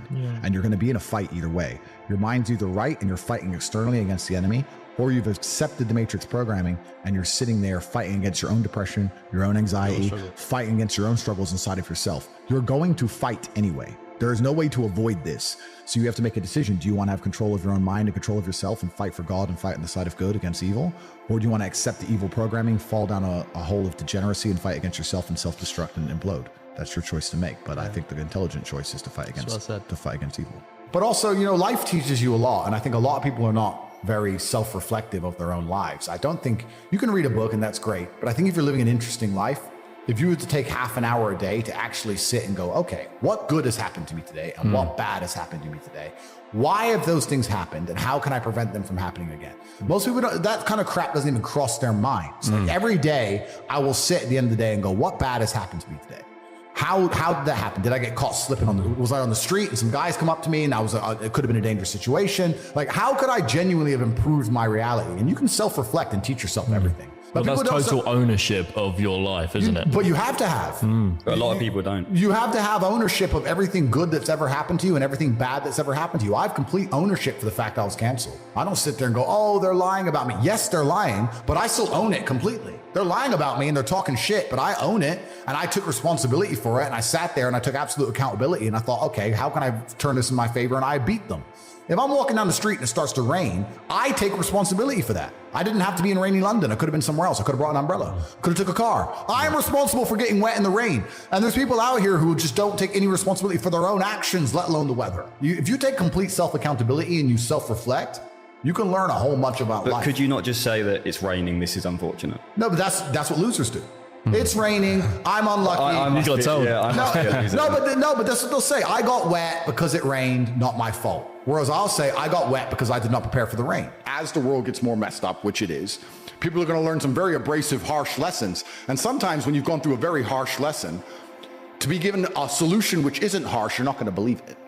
To be given a harsh solution makes you feel like, okay, this guy knows exactly what he's talking about. As a man, your life is supposed to be shit. My argument to this, people go, oh, I don't feel good. I say, good. Your life as a man is going to be terrible the entire time.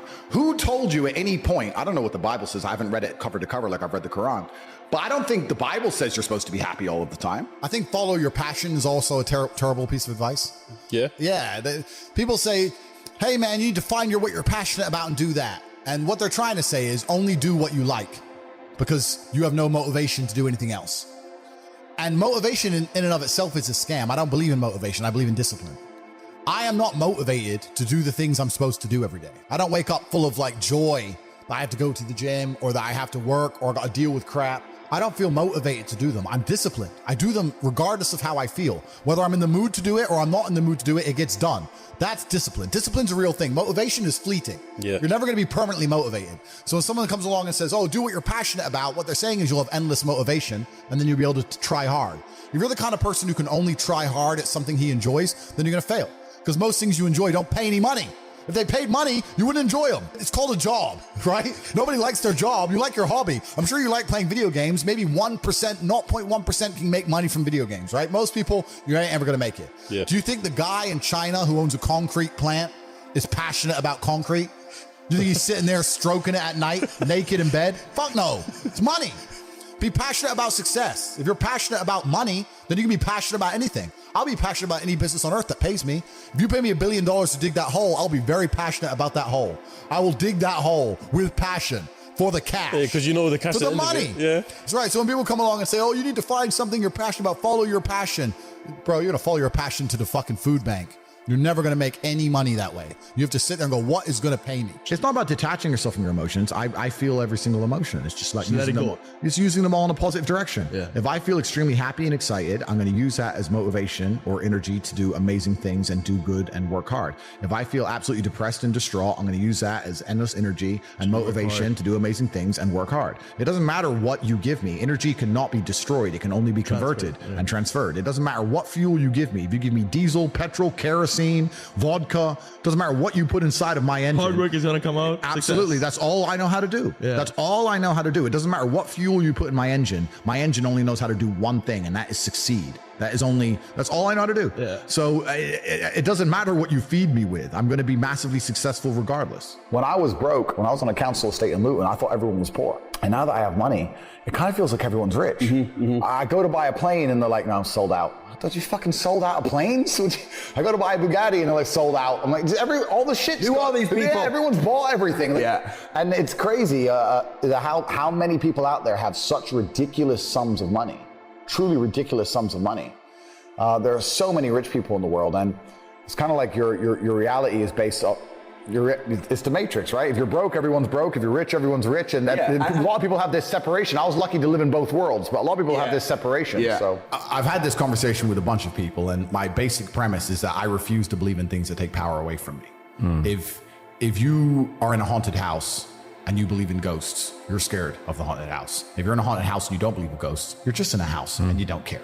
So I don't like the idea when someone explains to me the idea of one day waking up and being miserable and not wanting to live anymore, and it's nothing to do with my circumstances and I have no power over it, and no matter how good my life is, I'm still going to feel terrible and I'm going to want to die. That's not an idea I subscribe to. That's not a reality I'm ever going to want. But that's a reactive depression, isn't it? You can be reactive depressed for the day, for example, Feeling for a while. Or even chronically, yeah. Feeling depressed is real. Yeah. Depression as a disease, I do not subscribe to. The idea, I believe, that if you feel depressed, something is depressing you, and you should try your best to fix it. You should take control of your life and do your best to fix it. The idea, but they don't say that. They don't talk that. They say depression like it's this magic thing that comes out the sky and it gets in your brain, and you're sad no matter what, and there's nothing you can do about it, and you need to only take pills. And I think that's a very bad way to look at the world, and that's a bad idea to subscribe to. And if you start to feel depressed, let's say your girl leaves you, you start to feel depressed, but you believe in the idea of depression, you're now going to start diagnosing yourself as clinically depressed, self-hypnosing yourself into hypnotizing yourself into being clinically depressed. And it's amazing how you can speak things into existence. I cannot become depressed because I don't believe in it. I think we're here to struggle and to learn. I don't think we're here to be happy. That's why when we keep going back to the happy argument, I've always found that kind of frustrating and annoying.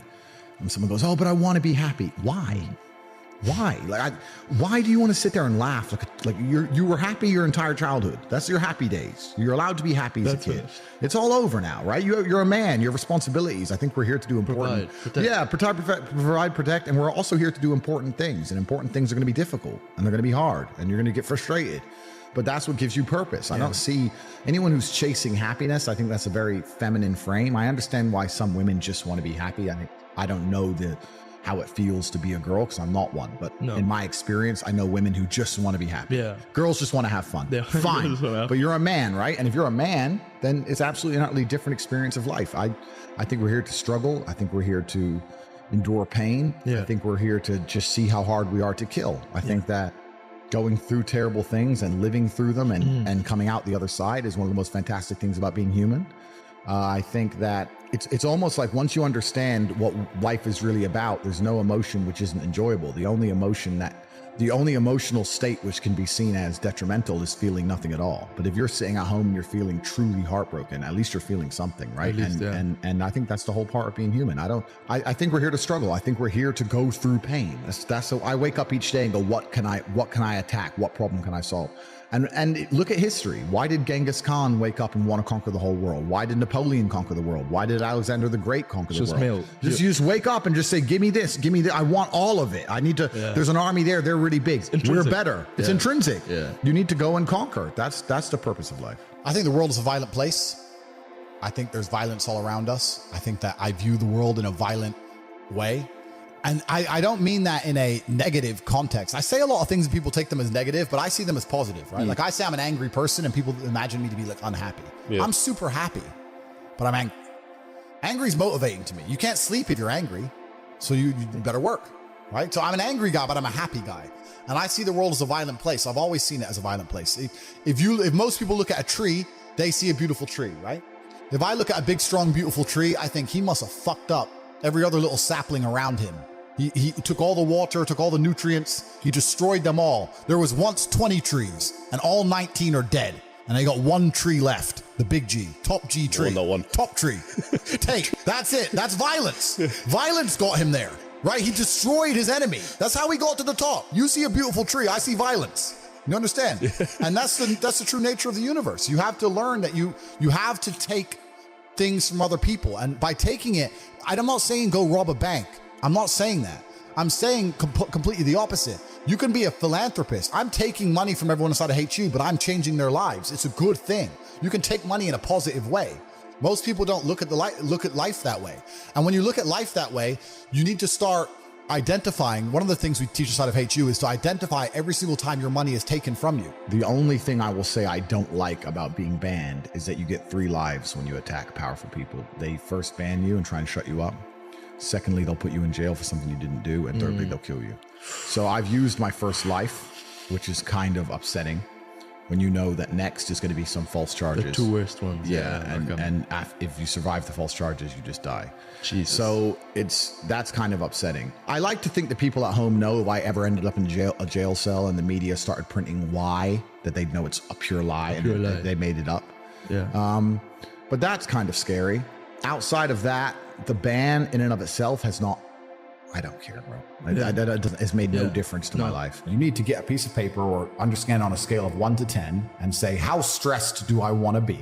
How much pressure do I want to feel like I'm under? How much can I take? And be honest with yourself. I wanted this life. This is exactly what I want. It makes me happy. But there's a whole bunch of people who would not be happy in my position just because of the amount of pressure they're under. In my last cancellation, we had press trying to find my mother, family members doxxed. My last 20 ex-girlfriends called and offered a bribe, effectively 100,000 pounds to do a negative story on me. None of them turned. Bank accounts frozen, travel bans, all my social media is deleted, all over the news, national news, I'm evil, press releases in the schools saying that I'm bad for young men and I'm misogynistic. Like most people are not prepared for that level of pressure. I slept fine. Most people would be like, whoa, there are death threats. Like most people can't handle that. I can handle it fine. Most can't. You have to decide what you want to deal with. So when you're setting your expectations, it shouldn't just be about how much money you want to make. It's truly about how stressed and how much pressure do I want to be under. I actually enjoy it. I'm a warrior. I'd be bored in the other way. I want people coming for me. That's what I want. But if you don't want that, then don't build a life that does that. I think if I were to talk to Tyson or Tyson were to talk to anybody, he'd say the same thing. He'd say, look, end of the day, even if you're struggling, it's you that's going to have to get up and get the work done and change your life. I think that a lot of the help, which is being purported now by the system, by the Matrix, isn't designed to help. I think it's designed to keep people in this state of depression because when you're depressed, you're submissive. You don't care about what happens to you if you're depressed. Depressed people aren't going to riot against a new law or against COVID tyranny because they're depressed. They're too busy. They're at home and they're sad. I think that keeping everybody in a degree of semi-neutral depression, semi-sad, is good for their ability to control all of us. So when they go on the TV and say, you're depressed, it's a disease, you can't fix it, there's nothing you can do about it, it's not your fault. I think they're just trying to reinforce in your mind that you're never going to get better. I think if they really cared, they'd say, like Tyson Fury says, you're depressed, but you can beat this. You can do this. I don't hear them saying that very often. They just sit there and say, everyone's depressed and it's normal. Accept it. And I don't accept that. I don't accept that. I don't think people should sit there and accept that they're sad. Change it. I think only you can change it. That's what I believe. God created us to learn and understand ourselves and understand other people and understand the world. And what did I say earlier? I said that you don't learn a lesson or you don't appreciate something without pain. Without pain. So you have to struggle to learn anything. There's only 2 ways to learn things, the hard way or the harder way. If you're smart, you can learn the hard way. But in my experience, 99% of the planet only learn the hardest possible way. If the lesson's even 85% effective, they'll make the same mistake. It's only when they completely decimate and destroy an element of their life do they sit there and go, oh, oops, now I get it. No. That's how it goes. If you start with a good team, you're going to make it. That's really true. Brotherhood in and of itself is so valuable. If you sit around with 20 people and none of them are lazy and none of them are snakes, you're going to be fine.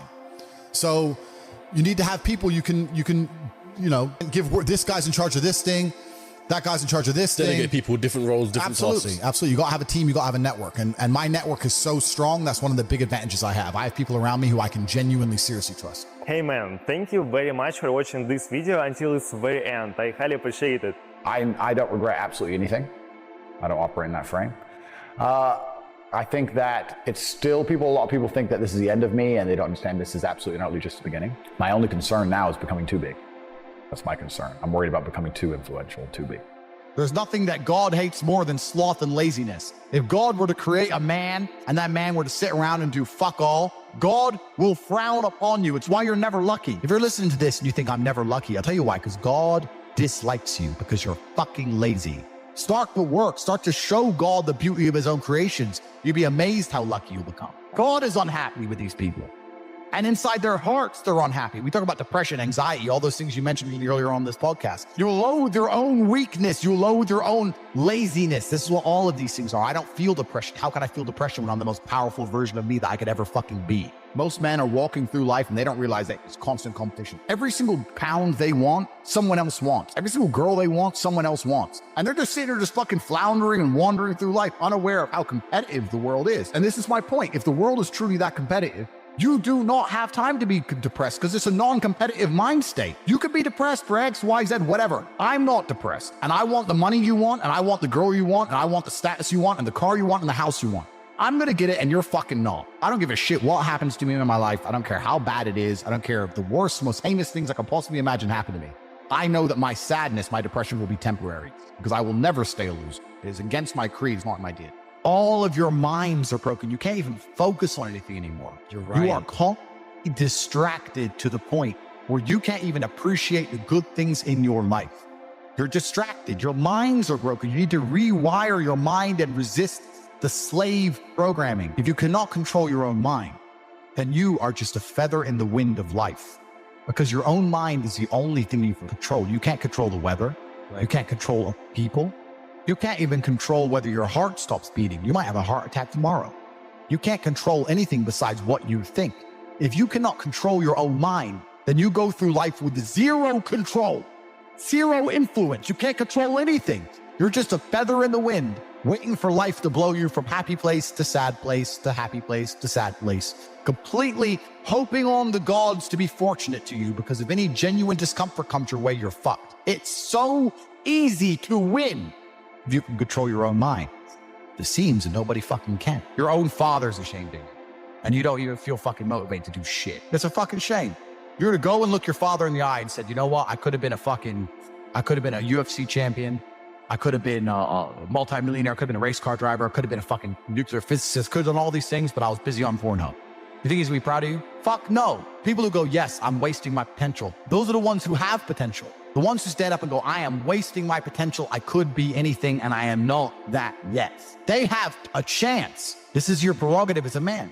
But you need to be instilled with a sense of duty to your bloodline. You must want it. You need to want it deep inside your soul. I can't die as anything less than emperor. As a man, if you don't make yourself valuable, you have no value. You have to get up and do it. Just like a video game, you start with fucking zero. You have to decide if you want to complete it. You have to upgrade your character. So I find it amazing that men are going to play video games and fuck about and waste their time instead of upgrading their character. Everyone knows what to do. You know what you have to do. Right. If you had to become the most dangerous, intelligent, respectable man on the planet, you know you're supposed to go to the gym. You know you're supposed to train, learn how to fight. You know all these things. You don't do them. That's your decision. It's your prerogative. I didn't make that choice. I made the choice to do it all. I decided all. And every single man watching this can do the exact same thing. Which is why I have very little pity when I do these streams and people think I'm arrogant or I'm rude to people. But if you've made a fucking decision to be less than you should be, then I believe you should be mocked for that. And me as a man, when I put myself through hell, when I have had such exacting, such stringent standards for myself, why would I then have less exacting, stringent standards on the people I meet? Why would I put myself through hell to be me and then meet someone who didn't put themselves through hell and then treat them like my equal? No, fuck you. And I suffered when you didn't. So you're not my equal because you decided not to suffer. You have enjoyed comfort when I haven't, and that's fine, but don't expect me to look at you as my equal because you're not, because I put myself through hell. I put myself through hell because I decided to throw comfort away. For 10 years of my life, I was never comfortable. My basic premise is that I refuse to believe in things that take power away from me. The idea, I believe, that if you feel depressed, something is depressing you, and you should try your best to fix it. You should take control of your life and do your best to fix it. Let's say your girl leaves you and you start to feel depressed, but you believe in the idea of depression. You're now going to start diagnosing yourself as clinically depressed, self-hypnosing yourself into hypnotizing yourself into being clinically depressed. And it's amazing how you can speak things into existence. I cannot become depressed because I don't believe in it. Let's pretend I'm completely wrong, right? The best option, the best thing to do is still to get up, be an adult, control your emotions, be stoic, and do the things you're supposed to do day after day. Laying in bed and doing nothing is never going to be the best option. The best option is still to go to the gym, to work hard, to run your business, to be successful. So it doesn't matter. We're talking about the different positions on the chessboard. But if the rules of the game remain the same, regardless of the position you're still trying to win, you still have to do the same things. So does it even matter at this point? If you come along and say he's depressed because of X and he's depressed because of Y and he's depressed because of Z, and the answer to all of them is still the same thing, then I don't give a fuck why you're depressed. Yeah, well, what I'm saying is you're playing a game and it's a competitive game and you need to build a mindset that allows you to be ultra competitive. And if you want to sit there and say, no, I want a non-competitive mindset, then fine. You know what you call people who do not win competitions? Losers. Correct. This is just a bottom line of life. And it's kind of interesting because everyone pretends they give a fuck, but nobody does. Especially women. Women truly don't give a fuck. If you ask a woman the kind of man she wants, she will never say depressed or sad. Ever. She wants a man who is ultra capable, ultra competent. They want someone who is fun and spontaneous and charismatic and successful. They don't have time for sad dudes. They don't care. So the world doesn't care. The world has never given a shit about sad men. So if you're going to sit there and self-diagnose yourself as a sad man, you're going to have a shit life and nobody's ever going to give a fuck and you're going to perpetually lose forever. And that is your decision. I am so scared of being that person. The idea of that terrifies me to the point where I don't even want to accept that as a reality that can possibly exist. I don't give a shit what happens to me in my life. I don't care how bad it is. I don't care if the worst, most heinous things I can possibly imagine happen to me.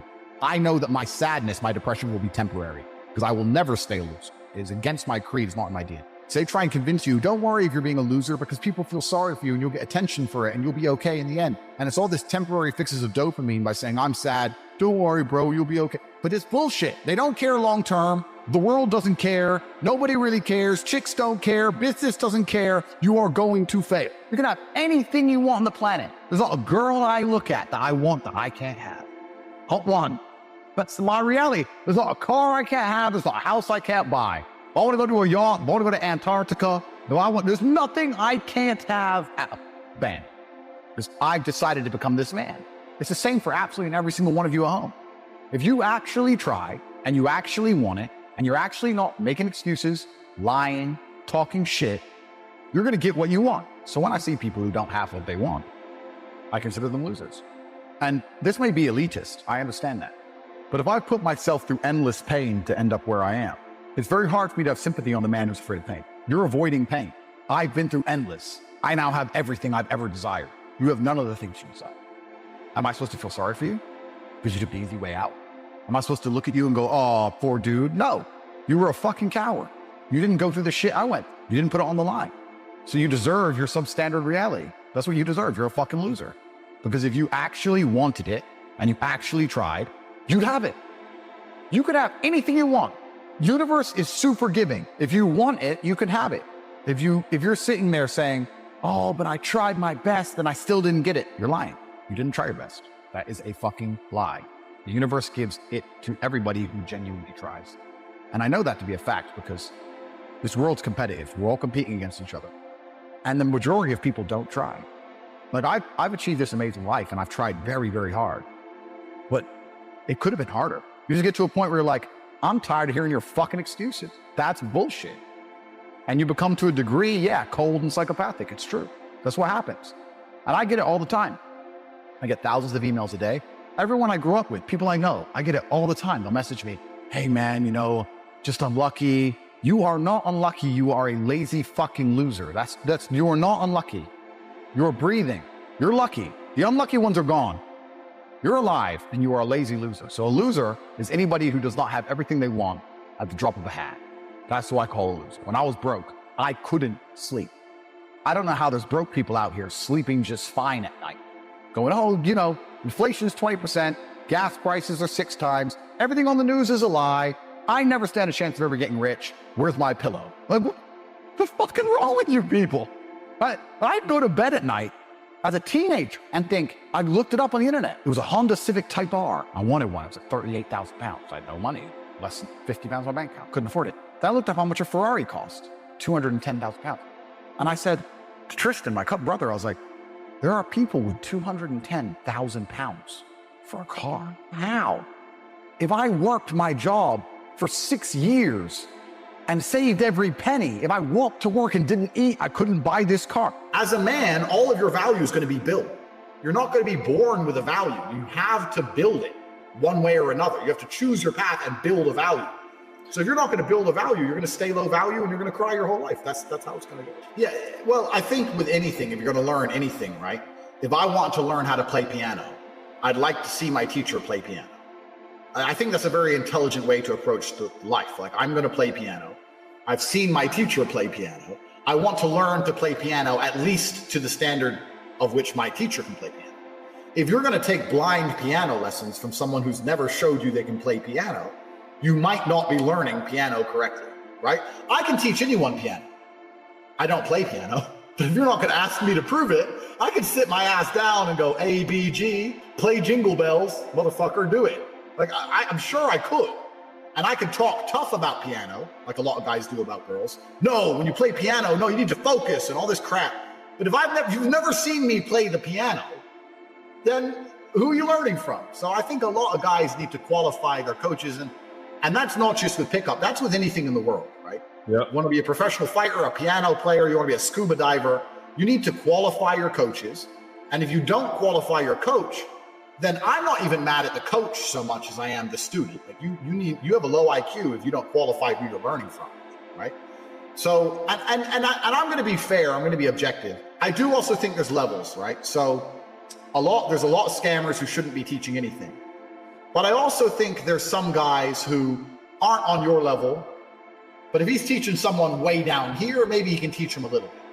But personally, if I was at the very, very bottom, I'd still be looking for the best coach I could find. I wouldn't find someone marginally above me. I'd find the best of the best. That's my mentality, because I want to become the best of the best. So, but yeah, there's a whole bunch of guys out there who are learning from, like you said, people who will tell them, never buy a girl a drink.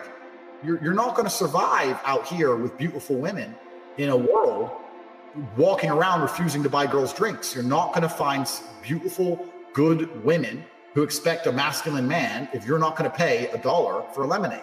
It's just not realistic. Your value as an individual is directly linked to your ability to garner attention. You need to be able to garner and hold attention. So if you can talk to a girl and be funny, it's not the jokes that will get you laid. It's the fact that you can retain her attention, right? I say this all the time. People say to me, oh, Tate, of course you bang girls, you have a Lambo. And I say, listen, you know what a Lambo gets you? It's all that money, but you know what it gets you? It gets you a minute of her attention because you have a Lambo, right? But if she talks to you and you're a boring fuck, she's not gonna, if you're boring, she's not gonna sit there and listen to you be boring for hours just because you have a Lambo. Like, she might be interested a little bit at the beginning, who's this guy? But if you ain't got game to follow it up, you're just a boring dork with money, right? She doesn't care. Girls you have to find a way to keep and hold their attention. And what's funny is, that's not just about pickup. That's about relationships. I have a lot of guys who come to me and they're like in marriages and stuff. And I'm like, bro, you've lost her interest. You don't have her attention anymore. And that's your fault. If I had a girl working for me for 5 years, making me millions of dollars, I had to every single day garner her attention. She has to want to interact with me every single day. That's a skill, right? That has to be learned. Push, pull, carrot, stick. You know this. You know what I'm saying. But a lot of guys just like, oh, well, I just want girls to just come to me and be a good girl. None of that's real. That's not realistic in the world we live in today. You need to be able to hold her attention. And if your attention is valuable enough, she'll be a good girl. And if you're not, and if it's not, she won't. And that's the reality. No single female I will ever sleep with is talking to other men or sleeping with other men. The idea that because they're cam girls, they're hoes, and they get to fuck other guys, absolutely not. They are my women as much. They are completely loyal to me. Now, it's not fair because paternity isn't assured. From an evolutionary and biological standpoint, it's not fair. Men have always had multiple women, and women have been loyal to one man. You can't sit and say that it's fair for a woman to be fucking a bunch of guys. That's not fair, and that's not normal. No woman who works for me or a woman of mine is talking to or interacting with other men besides outside of that website for money. That's it. They don't have male friends. They don't go to the club without me. They are dedicated to me and their job. That is it. And that's what I try and teach guys how to do. I'm like, look, if a woman truly loves you, she doesn't want to be in the club with a bunch of dudes. Like, why does she even want to be there? My women don't even want to do that. They want me to take them, or they don't want to go. So yeah. And if they do want to talk to a guy or whatever, then it's like, okay, goodbye. You cheated on me, goodbye. And they're like, I did, like, of course, at one time when I had 75 girls, of course I'd catch a girl every once in a while messaging a dude or whatever. I'd be like, you're gone, bye. And she'd be like, you cheated on me. Why are you so mad? I just messaged him. And I make it clear, me having sex with other women is not cheating. It's not cheating. Because as a man, my love for you is not dictated by the fact that I've had sex with somebody else. You cannot have sex with somebody else without feeling emotion for that person. It's cheating if you do it. It's not cheating if I do it. If you will not be loyal to me, regardless of the fact that I have unlimited females, I don't want to be with you. Goodbye. Yeah, I run it the same way. I don't even give them a warning. So you got to be. I just cut them off. I just want to make that clear. All my women are completely loyal to me. And I think it was Krauser who said something like, "Oh, he has these hoes on cam and they aren't loyal to him." I've had girls work for me for 9 years who are genuine 10s who have been loyal to me the entire time, and I know they have. And I have their Instagram on my phone. I see them get hit up by, movie stars and NFL stars all day, and they ignore every message. Like, they live in my house. Like, you can't tell me I don't understand what's happening in my house, right? All these women are loyal to me. Yeah, I like to try and be very honest and transparent with it. Like, when you are with any female, you need to establish a mentality and a worldview, right? I see this a lot where they say, "Oh, I'm voting for Trump. My girl is voting for Biden." Then she doesn't love you. Because if a woman loves you, she adopts your worldview. This is a key element of love, right? So if a female loves me, she adopts my worldview. And if she adopts my worldview, her worldview is that top level men have always had multiple females since the dawn of human time. And that a man being completely loyal to one vagina, if he is a man of quality, is unnatural. And it's just going to make the man miserable. And it's going to make everything terrible. It's not the way it's supposed to be. So she has two choices. I lie to her and do it behind her back. Or I can be honest. Do you want me to lie to you? Do you want this to be a big secret? Do you want girls to be laughing at you, feeling like you don't know what's happening? Or do you want me to say, you and I are king and queen, we're a team, and we're going to work together and we're going to fuck these bitches? And most of the time, if the girl's smart, she'll say, okay, if you're completely honest with me, and I know what's happening, and I know you love me, and they're just for sex or whatever, then boom. It's really not complicated. It's from an honest perspective, but first you have to instill that worldview. You need to make them understand, I am in the top 0.1% of men on the planet. Why would I be loyal to one pussy for the rest of my life? That does not make sense biologically. That's not natural. Completely. You just have to change their worldview. And I think it's an acceptance. And when my girls are like the ones I've been with for a long time, if they're a bit drunk or they're being completely honest, they will sit and say to me and say, I love you so much. And of course, sometimes when you're with other women, it upsets me, but I just can't imagine you being loyal even to me. Like, that's just not who you are. Like, they don't view me as an animal they could tame. It doesn't cross their mind. They understand it's impossible. No matter what they try, all they're going to do is lose me. There's no way to stop me because it goes against my entire worldview as an individual. I believe as a man, I should be able to put my dick wherever I fucking want. And if you don't adhere to that and you disagree with that, then you are welcome to find somebody else. But it's very just simple frame. And if you're providing enough value in a woman's life, I think they'll sit there and they'll accept the trade-off. Okay, he sleeps with other women, but I have this guy. It's kind of like a Ferrari, right? A Ferrari it's not as reliable as a Toyota, but it's a Ferrari. So what one do you want, right? You want the Toyota that's always there, or do you want the Ferrari that works 5 days a week? Yeah. Oh, completely. And also, I think another element to it, and this is really, really key, because I get a lot of guys saying to me, how do I live with multiple girls? I say, listen, the woman also has to have faith in your constitution as a man to not be the kind of bitch who's going to fall in love with some chick just because she has a nice pair of tits, right? I can say to my main girl, I've been with you for 8 years. I've fucked 150 girls since we've been together. Do you think I'm going to go out there and find a girl and because she has big tits, I'm going to fall in love and get rid of you and all your loyalty and all you've done for me? because her tits are a cup size bigger? Do I look like a fucking moron? And literally my girl will go, no, you're too smart for that. It's like, I know I am. So why are you worried about me mussing her pussy up? Like, who cares? Like, if they really believe as a man, you're too stoned inside to fall for thoughterry. What they're worried about is that some hoe is going to come along and trick you, and some hoe, and you're going to fall for some hoe. But once they know you as a man, they're like, look, no woman's going to wrap you up. No woman's going to mess with you. I've been here for you through everything. I'm still going to be here with you through everything. You know, fuck away. But I just want to be the only one you truly care. And it's like, cool. It is what it is. And then as for living with multiple chicks, that's kind of how it goes. It's like in the fight game, there's always an A side and a B side, right? So you have the champion, me, I'm the A side. And then you have the B side, the guy who's getting a chance. And it's the same when you live with multiple girls. If I'm living with my chick of 8 years and I move a new girl in, how can the new girl compare to a girl with 8 years of history? Yeah, so that's what I said. You have to balance the house in that perspective. To my main girl, I'm like, look, this is some new bitch we're gonna fuck, we're gonna have some fun, we're gonna try it out. To the new girl, it's like, look, this is our lifestyle, this is how it is, And you do have to kind of very subtly, and it's a subtle art, you have to drop the most subtle of hints to the new girl that if she's perfect enough, she might get to be the top girl one day. And then you put them in a perpetual competition, vying for your attention, and they suck a bunch of dick, and it is what it is. And that's basically the game. The actual work-reward ratio for living with multiple women, it's not, you think it's going to be like, it's not really as great as it seems. Like, there's a lot of work. I'm not saying don't do it. I'm just saying people think like you're living the dream life. At one time I was living with 5 girls. Like, you're living with 5 girls. I was like, bro, the bullshit sex ratio, it's a fucker. But they're making me a bunch of money on top, right? So it is what it is. But yeah, it's got to be something you're prepared for. You have to have a solid frame. You have to be able to ignore female emotionality completely. You have to be uninterested in their bullshit. And you just have to be a very simple, this is how our ship functions. You're either on the boat or you're in the ocean, and you have to choose. Yeah, so it's a good question. Like, it's kind of easier. I find it was easier with more than 2, because with 3, the alliance is constantly shifting, because women are like that, right? So if you have 3, you have 2 who are friends and hate one. And then after a week, 2 different ones are friends and hate the other one. And like, they never seem to get, it's kind of like Stalingrad, right? They never seem to get their fortifications in place, you know?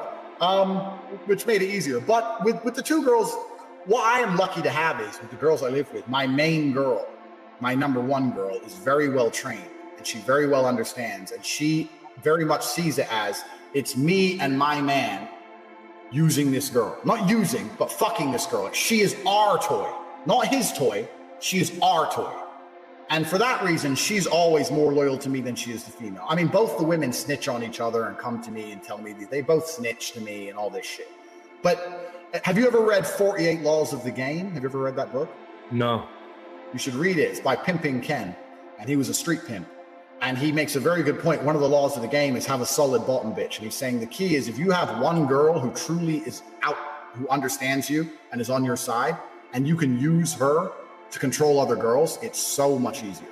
And I'm kind of lucky I have that with my I say my main girl. I have 2 or 3 main girls. I can move any new girl into any of my main girls, and my main girl will be like, look, if you talk to another guy, he's gonna kick you out. If you talk to him bad, he's gonna kick you out. If you look at him wrong, he's gonna kick you out. Like, they put the fear in her for me. Like, they're on my side. Do you know what I mean? So it makes it a lot easier from that perspective. And then my main girl will come to me and say, look, I got her, she's doing everything I say. She's doing it, she's listening to us. It's very much us and them. And that's kind of how I've always done it with the pimp game and stuff. That's why I get my best cam girl with the new cam girl. It's kind of the same cycle. Corona has made me lose a lot of faith in the world. But I'd like to think that anybody with half a brain can look at that guy and say, that's not true. Like, how does anyone fall for that? It's charismatic. But it's just like, of course that's not true. Of course that's not true. Like, he's lying. And another thing with the whole dating space is it's really difficult to quantify, right? Because you see guys say 9, and to me she's a 3.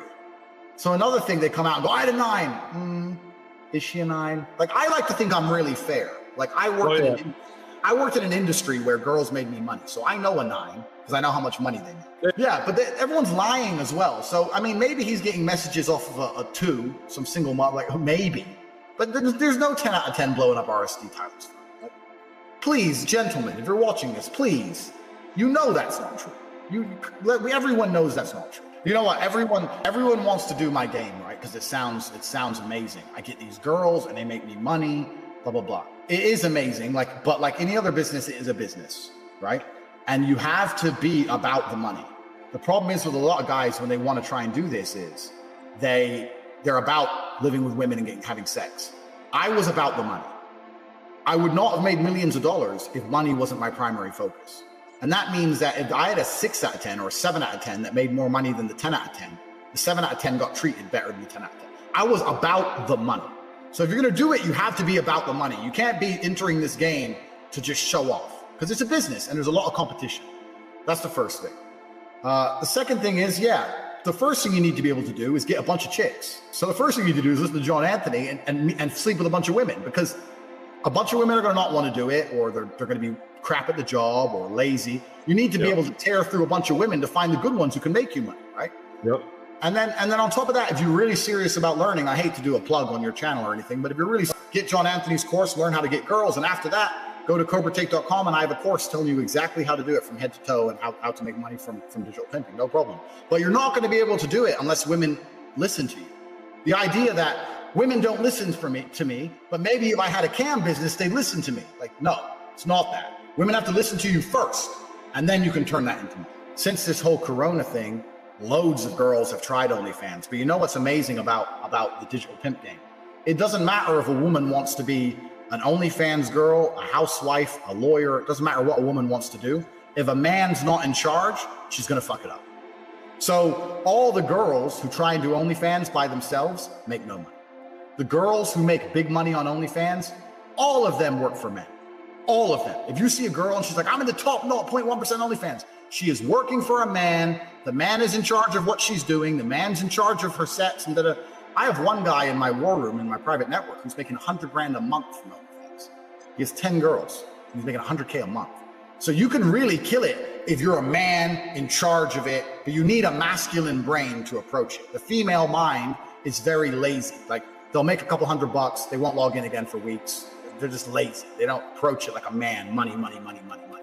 But it can be taught. And yeah, OnlyFans is fantastic. All you need is an Instagram page and the knowledge that we teach, and bang, any girl can make money. But you need a man in charge. You need a man in charge.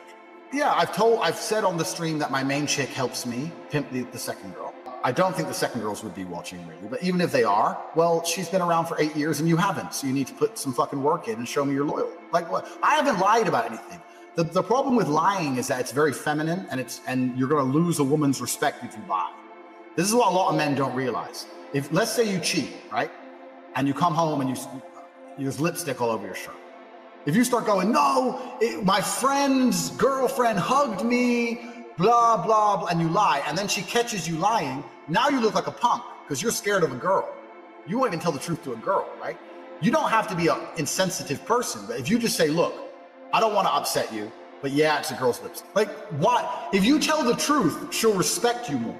None of what I have ever done has been based on lies. I don't lie, I don't deceive, I don't trick. People think, oh, he forced these girls onto cam, he seduced, he tricked them. There's no tricks, there's no lies. It's very just much like you earn $1,000 a month as a waitress. I'll pay you $5,000 a month to live in my mansion and sit on a laptop. Do you want to? Like, there's no lie, there's no trick. It's very honest. I'm an honest individual as a whole. So yeah, I don't think I've lied about anything. I don't have to hide anything. What have I lied about? Women don't want to be right, they want attention, right? So they don't care about winning an argument. You can't win an argument with a woman because no matter how many times you prove her wrong, she's not interested in being corrected. She's interested in attention.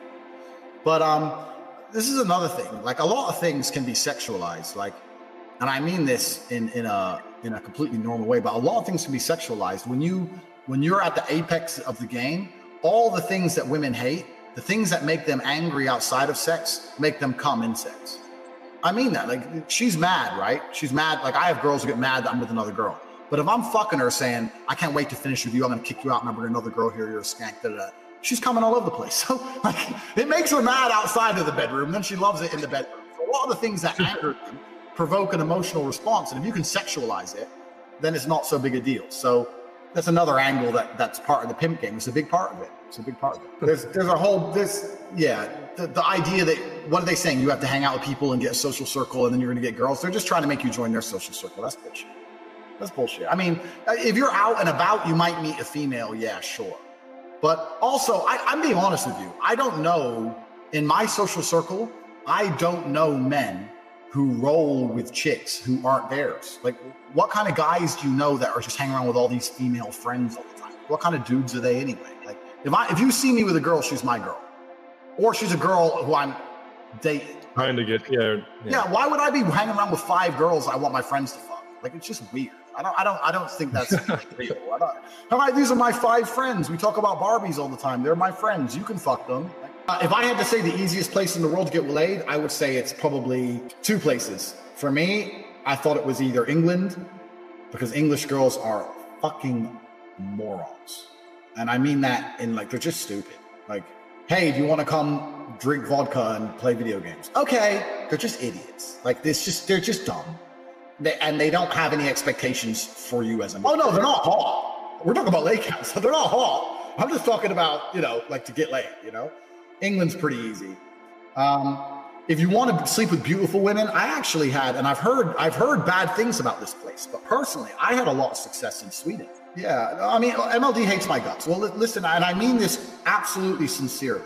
This is not bravado, because what he does is he sits there in his little chair, angles the camera so he doesn't look small, and with his glasses, and talks, I'm a tough guy. Please understand something. I grew up in a world where if I had a problem with somebody, we agreed a date, we agreed a time, we turned up and we got in the cage and we fought. This was my career. This is what I did. This is how, it didn't matter what you said. All the words were cheap. There was a day and a time to do something about it. If Modern Life or Ryan is upset, I'll put them on a first class ticket, first time they've ever flown first class in their lives. And I will fly them here. And on national Romanian television, we can enter the cage and they can show me that they're a man. But if they're not prepared to do that, which they won't be, I mean, even if they come and say, yeah, I will, we'll send a contract. We can make this all very legal. If they're not prepared to do something about what I'm saying about them, besides bitch on their YouTube channels, which I don't watch, then who gives a fuck? Who cares if he hates me? Like, I own a Bugatti. Like, I'm an important guy. Like, I've got shit to do. And he hates me. Like, please. I don't care. Like, I don't care. If he wants to do something, he can come get a whooping. But if he doesn't want a whooping, then just shut up and get over it, right? You're small, I'm big. You're poor, I'm rich. Get over it. But I can't remember what I was saying. Oh yeah, to get laid. Sweden. I had a lot of good luck in Stockholm. Did you ever try Sweden out? Swedish girls have amazing genetics, but they ruin them all. So at 19, they're beautiful, but at 24, they're fucked because they don't look after themselves or go to the gym. But they are quite liberal in regards to sex is not a big deal for them. It's easy to get a beautiful girl and she'll have sex with you just for the sake of having sex with you. They're quite liberal like that. It's like, oh, I'm a hoe. It's okay. It's like a feminist nation kind of thing. So you can tear through Swedish girls pretty easily. And I've had some beautiful Swedish women who turned out to be good girlfriends. They're not necessarily bad people, but they're quite liberal and open-minded. And I thought Sweden was a good place to go, but it's not cheap and you need to have a bit of money, but you need to have a bit of game. But also the truth is this is the truth. At your level, with the amount of women you've been with, there isn't a country on earth you wouldn't. Yeah. And that's the thing what Anthony says. 21con, Anthony's completely right. There's a war on men in America. There is a genuine war on men and masculinity. And on health. Just the way I conduct my life, even though I've never hurt anybody ever, the number of women I've told to get the fuck out of the house in the middle of the night because they talked bad to me. Like in America, one of them would have gone vengeance to the police on some garbage lie and ruined my life. Like literally they can do that in America, where here they can't do that. Like I kick you out because you annoyed me and you're out in the street, fuck you. But in America, you can't even do that, right? You have no control. So living in the West as a man is very dangerous. And a lot of the guys who come to me for mentorship, they say, what should I do? And I'm like, my friend, if you're going to live in America, it's going to be hard. The system is against you. And this is it. Like you said, supply and demand, basic capitalism. If you're in a city full of hot women have less of an ego, right? Because there's hot women everywhere. Yeah. But certainly Ukraine and Romania are very similar. The women are not easy. They're quite prudish, especially the hot ones. You know, they're a bit flaky. They're not easy. They're definitely not easy. And it's the same even in Moscow. I was playing in Moscow. And also you have to understand, a lot of people don't respect this. A lot of people say, "Oh, Andrew moved to some third world shithole." Look, Bucharest is full of millionaires. There's a lot of men here with money. That's what people are telling me too. Yeah. Yeah, just because we have money, they think, "Oh, you have money, so girls want you." There's a lot of men with money in Brazil. There's a lot of men with money here. If you go to Moscow and you think because you have 10 American dollars you're going to get laid, you're a fool. Because there's plenty of millionaires in Moscow. There's billionaires and oligarchs, and there's G-Wagons and mafia boys all over the place. Same here in Romania. Like if I go to try and get my car fixed, my Lamborghini fixed, there's a 6-week waiting list. Like there's a whole bunch of people here with money. So money's not enough. Like why they don't get results. And that's it. And it's kind of crazy. Like when you they say hate never comes from above. That's one fact. But there's other factors involved. But for someone to try and demonize my success or your success so heavily, to try and demonize so heavily only shows their own insecurity. It's kind of like if I'm driving the Lambo, right? You know what I love to hear? I never got this in Romania, never. But if I was in England and I'm in a Lamborghini, you know what? Someone will go, rented. And I'm like, the idea that I own this car is so beyond your comprehension that it must be rented. That's a compliment. To me, that's a compliment. It's like someone saying you're on steroids when you're not, right? Mm-hmm. Or someone saying you're with hookers when you're not. My women are so attractive, you cannot believe that they're not paid for. Like being horrible to people is not being an alpha. Being a guy who has no sense of humor, a boring fuck, is not being an alpha. Like you don't have to be a dickhead, boring. And that's the try-hard version. That's a beta male who's trying to impersonate an alpha male's personality. I can have jokes and laugh, and I tell my woman I love her, and I live very normal. Like I know who I am as an individual. No one messes with me, and she knows that. But I don't have to fuck you, bitch, and fuck your ass. Yeah. Anyone who's acting that way is just trying to impersonate. That's the thing. And that's the thing, because when I talk to another guy who's genuinely about it, like me and you, we're just friendly. There's none of this posturing.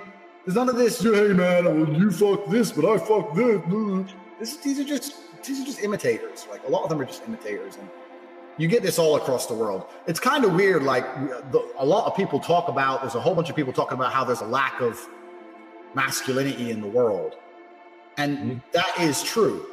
But I grew up in the fight circuit, so I always grew up around dangerous men. That was my whole life.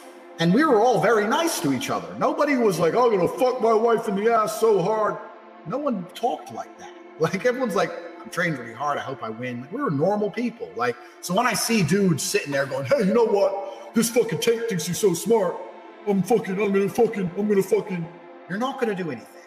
You've never even had a professional fight in your life. You don't have the balls to do anything. Just you're embarrassing yourself. To anyone with a brain, you embarrass yourself, right?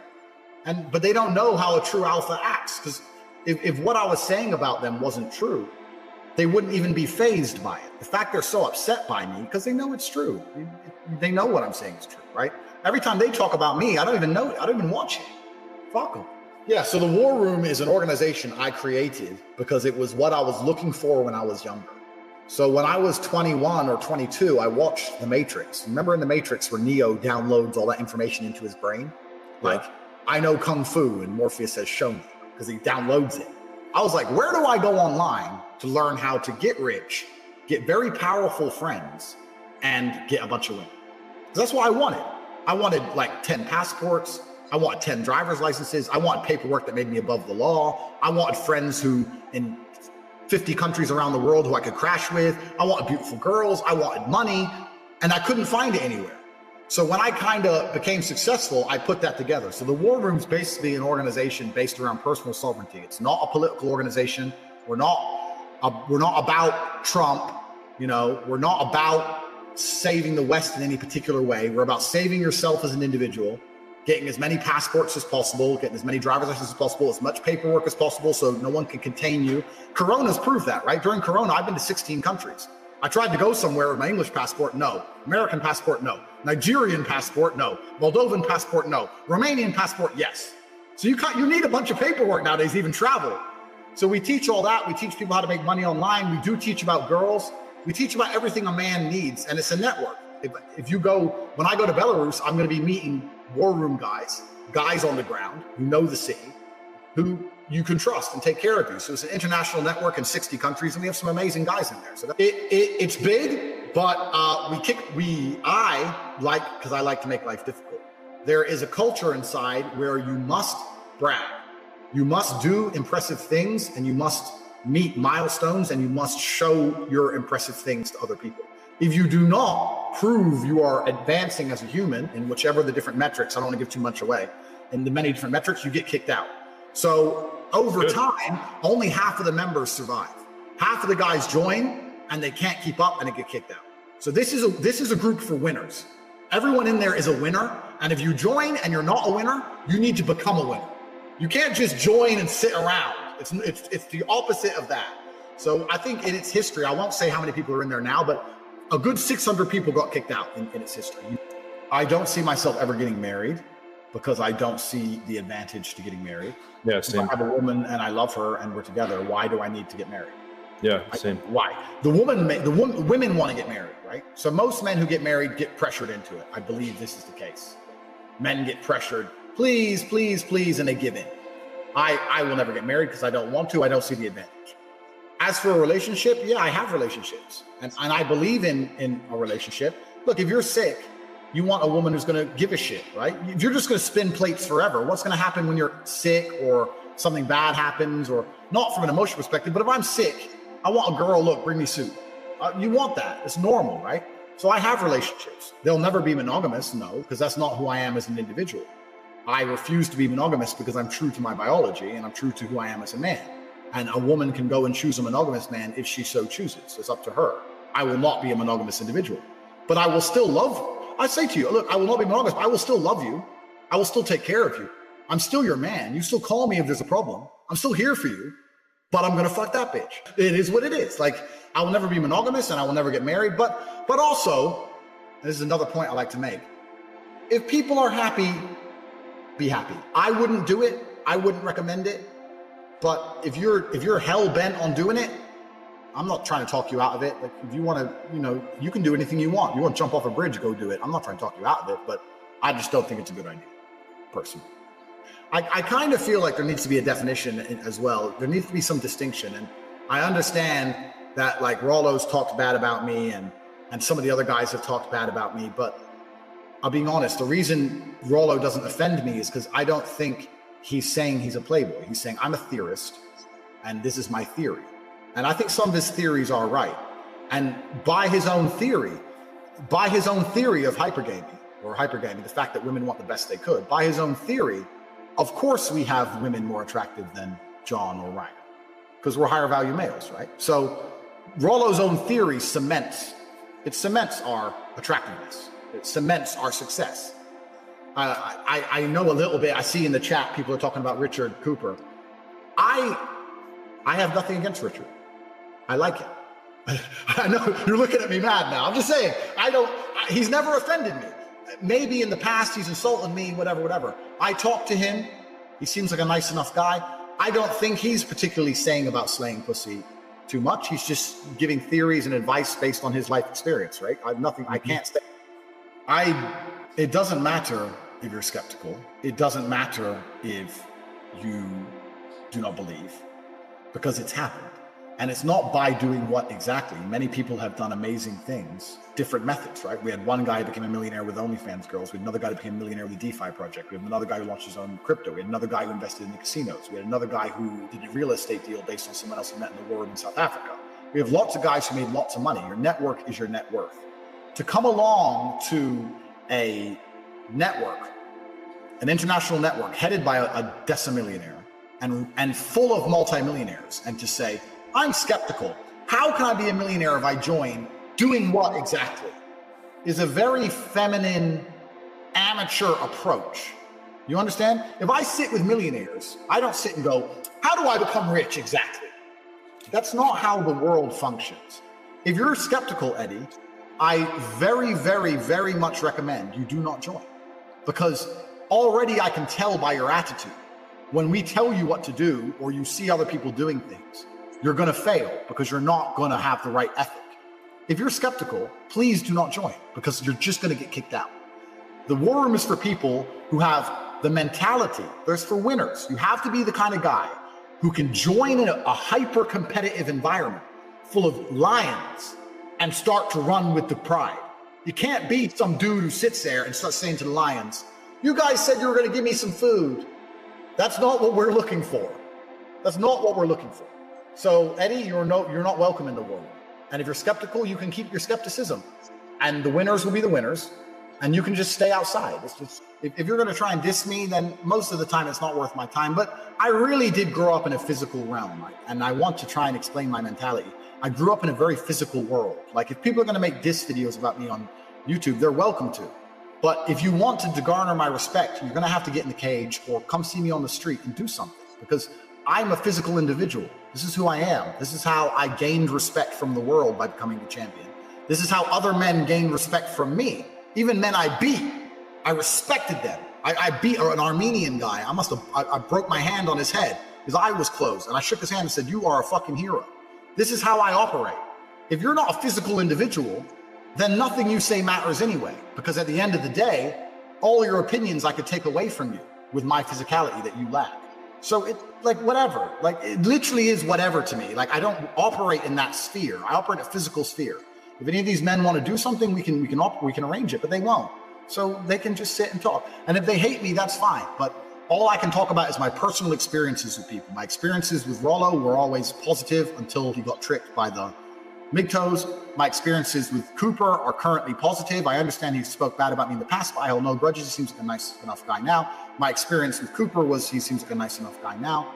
And Ryan and MLD we've talked about, and it is what it is. And I'm just living life. That's all I can do. I know I'm fucking. So I'm not worried what they're saying. I know what I'm fucking, and I know they're good. I know they're beautiful. So my life's good. Completely. And I think I'm responsible because that's my mental model for everything. Whether I am truly completely responsible or not is a different debate. However, my mental model is every single thing that happens to me is my fault. All of it. If it rains, it's my fault. That's how much control I want over my life. Because if it's not my fault, I don't have control over it. If you want to absolve responsibility, then you absolve authority over it. And that's what a lot of men make the biggest mistake. Oh, it wasn't my fault. Well, now you can't fix it. So it's my fault. It's my fault. I didn't have to be so devilishly handsome. You can't help that, but you can't help what you say. Well, you can't help how you... But there's also a huge, I'll make this very clear. There is a huge degree of jealousy wrapped up in this Matrix attack. If I was some short little dork and broke and said the same things, nobody would care. But because I remind these nerds of the guy who picked on them in school, because I'm big and tall and strong and smart, and women love me, and I have a Bugatti and a bunch of cars and hundreds of millions of dollars of property and a private jet and a yacht, because I live the dream life of every man, a bunch of people are pissed off at me, and they want to put me in jail. Of course, there's a huge degree of that. I didn't have to be so monumentally successful and brash, but I decided to be. So I take responsibility for all of it. And also, I'm not a perfect person. If I go to jail for this garbage, which I know I've done nothing wrong, but I do know I have done things wrong in my life. So all in all, fair enough. Me and my brother kept saying that to each other in jail. All in all, fair enough. You know, we're here for some garbage, complete garbage, yes. But when we were 19 and we were drinking WKDs in Liquid Nightclub, and that guy bumped into us, and we were a bit drunk, and he ran his mouth, and we took his teeth out. Was that necessary? Really? Or were we young and stupid? We were young and stupid, and we hurt some guy bad. So all in all, cosmic justice, put me with the cockroaches. Whatever. I'm not a perfect person. I'm also not a coward. I'm not afraid. Yeah, it would be, but I'll get stories. I'll come out and do podcasts.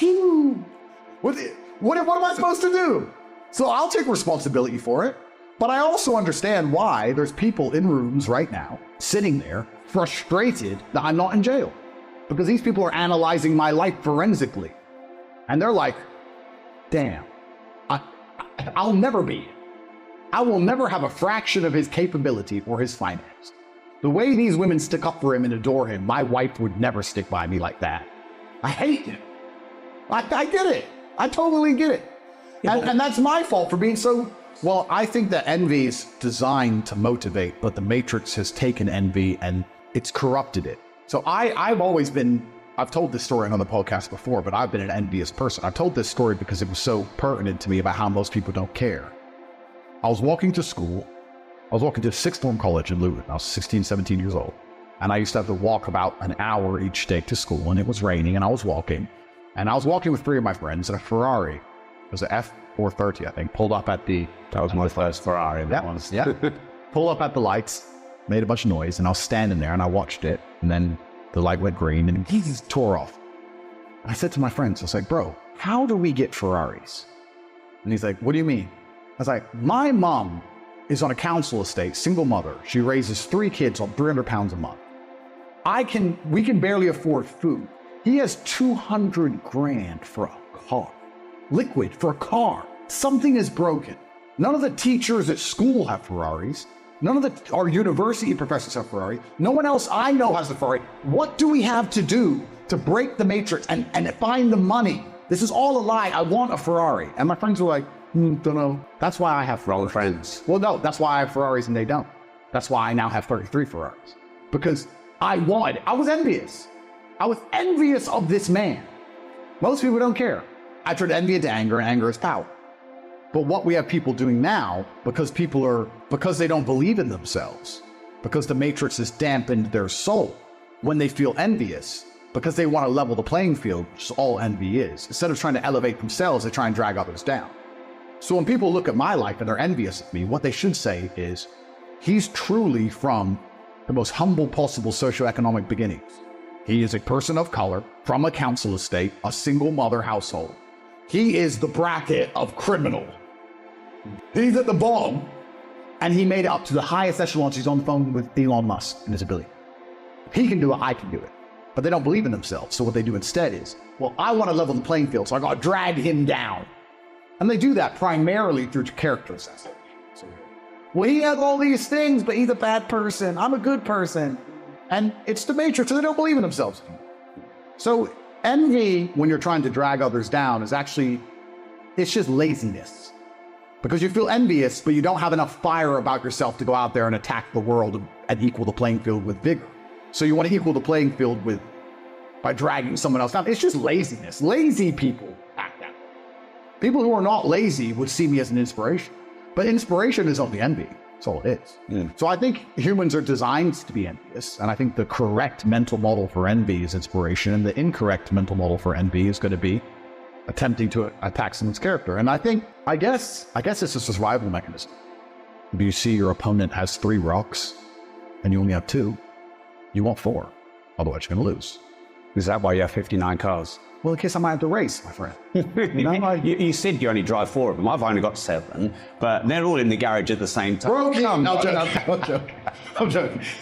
No, but you know what? I bet most of your inner circle haven't got as many cars as I have. Oh, no, you're completely right. Yeah. But they all go wrong all the time, and only 1 or 2 of them actually want to drive.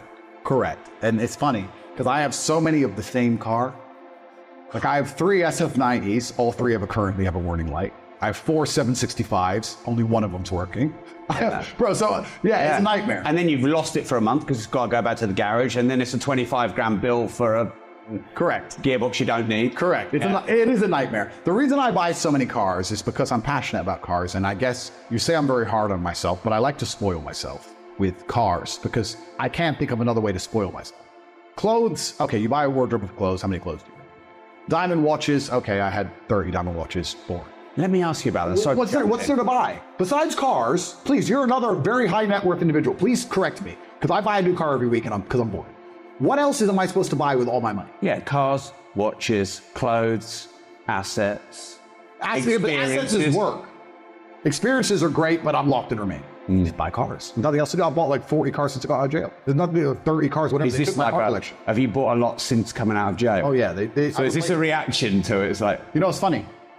When they raided my house, the first thing the police said is, "Where's the Bugatti?" First words. It's almost like the Romanian state just wanted to steal money. Interesting. Anyway, back to jail. When they raided my house, I have a safe, and I have all my diamond watches in a safe on a spoolie thing, and it's bulletproof glass and blah, blah, blah.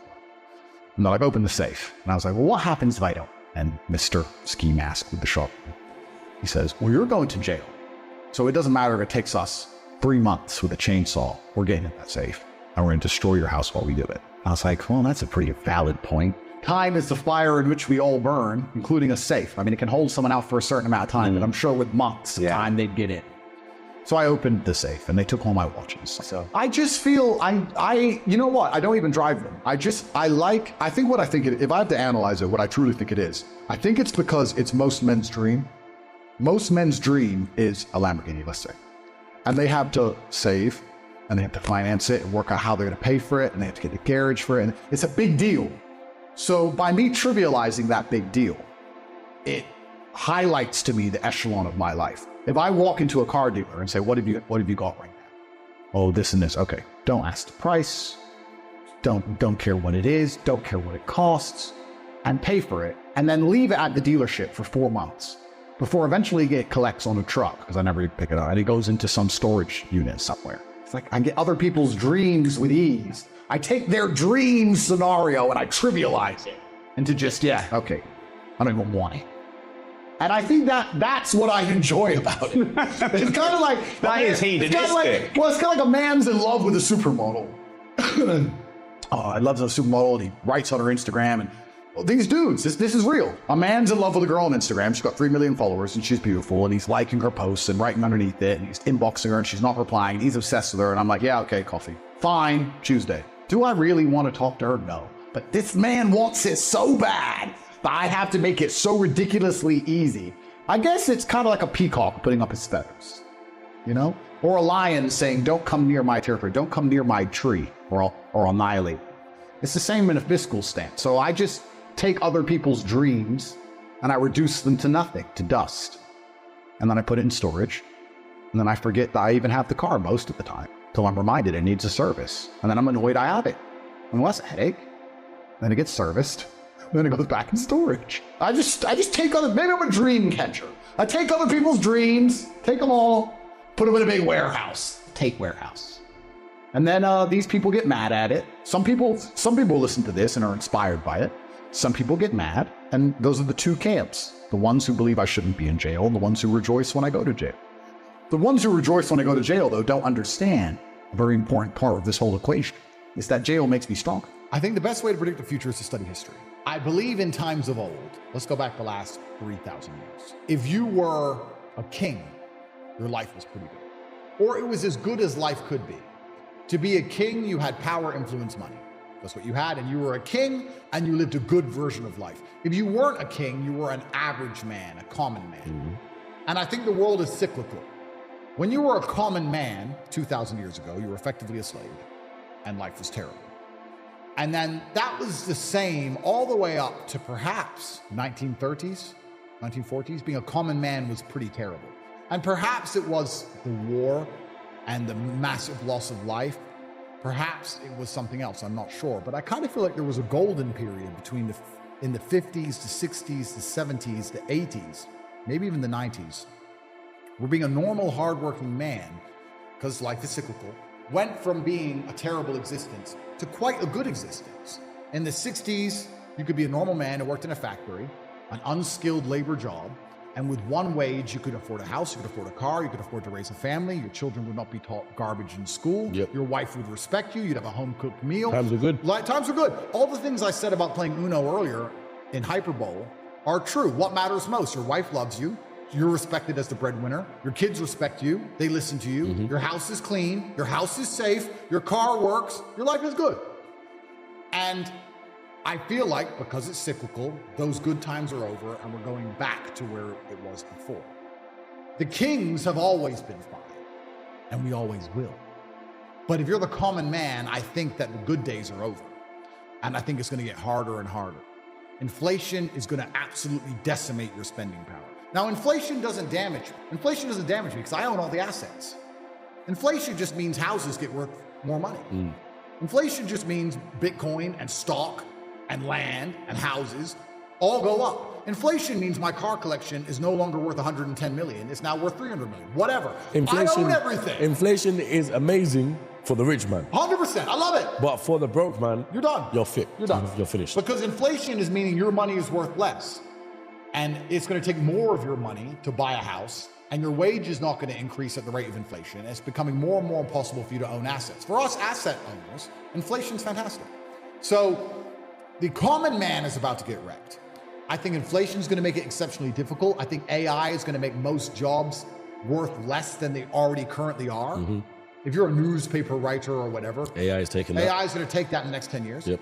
And you're going to, if you still have a job, it's going to be only managing the AI, which means you're going to be paid even less than you're currently paid. I think life is about to become exceptionally difficult for the people in the middle. I think the good times are over. I think it's going to go back to the feudal system of kings and serfs and peasants. And I think if you're a normal, average person now, you should feel deep fear and panic and understand that you have a certain amount of time to get into the higher bracket of the social class before these hard times come. And the most scary thing about these hard times is I have no real evidence for this. It's just in my mind. I feel like the gap is going to permanently close. In olden times, let me think about this thought, because in olden times, the chance of turning into anything more than a peasant when you were born a peasant was effectively zero, unless there was chaos, unless there was a war or some great catastrophe, which allowed social mobility for you to go to war, win, get a knighthood for bravery, get some land, and change your social mobility class. But there had to be war and chaos for you to escape. Because without the chaos, it's kind of like a prison break.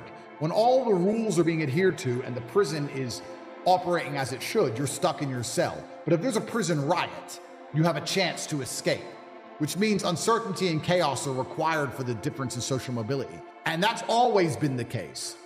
But now I feel like with AI and certain other things, although there's going to be instability in the world, although they're going to continue to lie to us, I feel like the Matrix is going to gain enough control to keep us all in our pods or in our 15-minute cities, or our electric cars will be turned off, or we need to get our bug rations for the week so that there can't ever be enough true chaos for you to escape.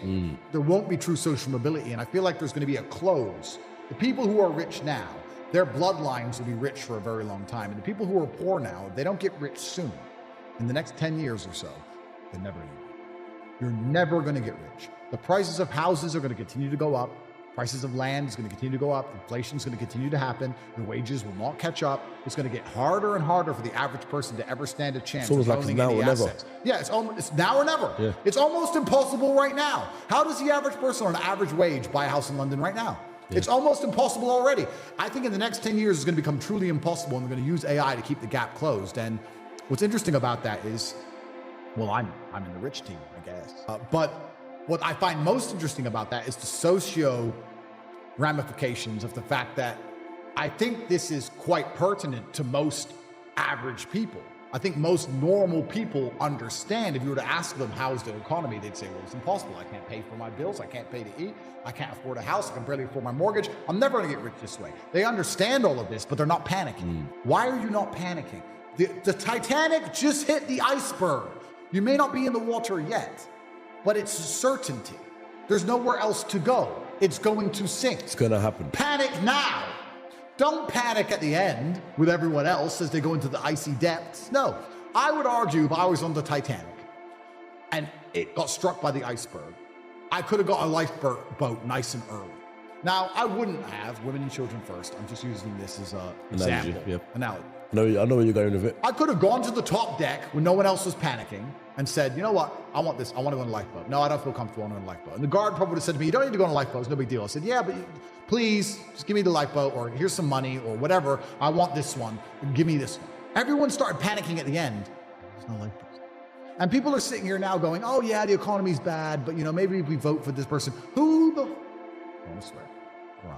Who are you going to vote for that's going to put money in your pocket?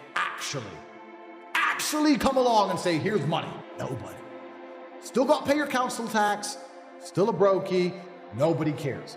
No one you vote for is going to change it. It's going to get worse. It's going to continue. And you know the boat is going to sink and you're not panicking.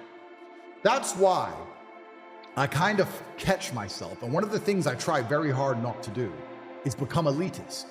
Because when you've come from the absolute bottom to the absolute top, and you've done it all off of your own back, and hard work and dedication, and never missing a day, the only shortcut to life is to never miss a day. One, because of compounding interest, and two, because sometimes you get lucky. And you'll never miss a lucky day if you try every day. If you don't try every day, you might miss your lucky day. And that's what people don't understand. If you never miss a day, and you never don't try, and you're always on time, Was I late today? No. On time. And you try and improve every aspect of your life, and you're a professional, and you try and make sure that you analyze your decisions, you give yourself feedback, you don't make mistakes, you're not lazy. If you try and you make it to the top, you end up elitist because you look at the people down below and you're like, well, why didn't you try? I did. Oh, I did too. No, you didn't. That's a lie. Now you're lying to me, and that annoys me. And you catch yourself being very elitist. And this is what's scary about it, because I'm from a Luton council estate, and now I have all this money. But if I meet somebody who's truly broke, I'm not talking about you not have hundreds of millions, but if I meet somebody who's broke, I think they're an idiot. And I catch myself going, is that bad? Am I elitist? Or do I sit down now and I just say, no, I started lower than you and beat you. How are you poor? You're lazy.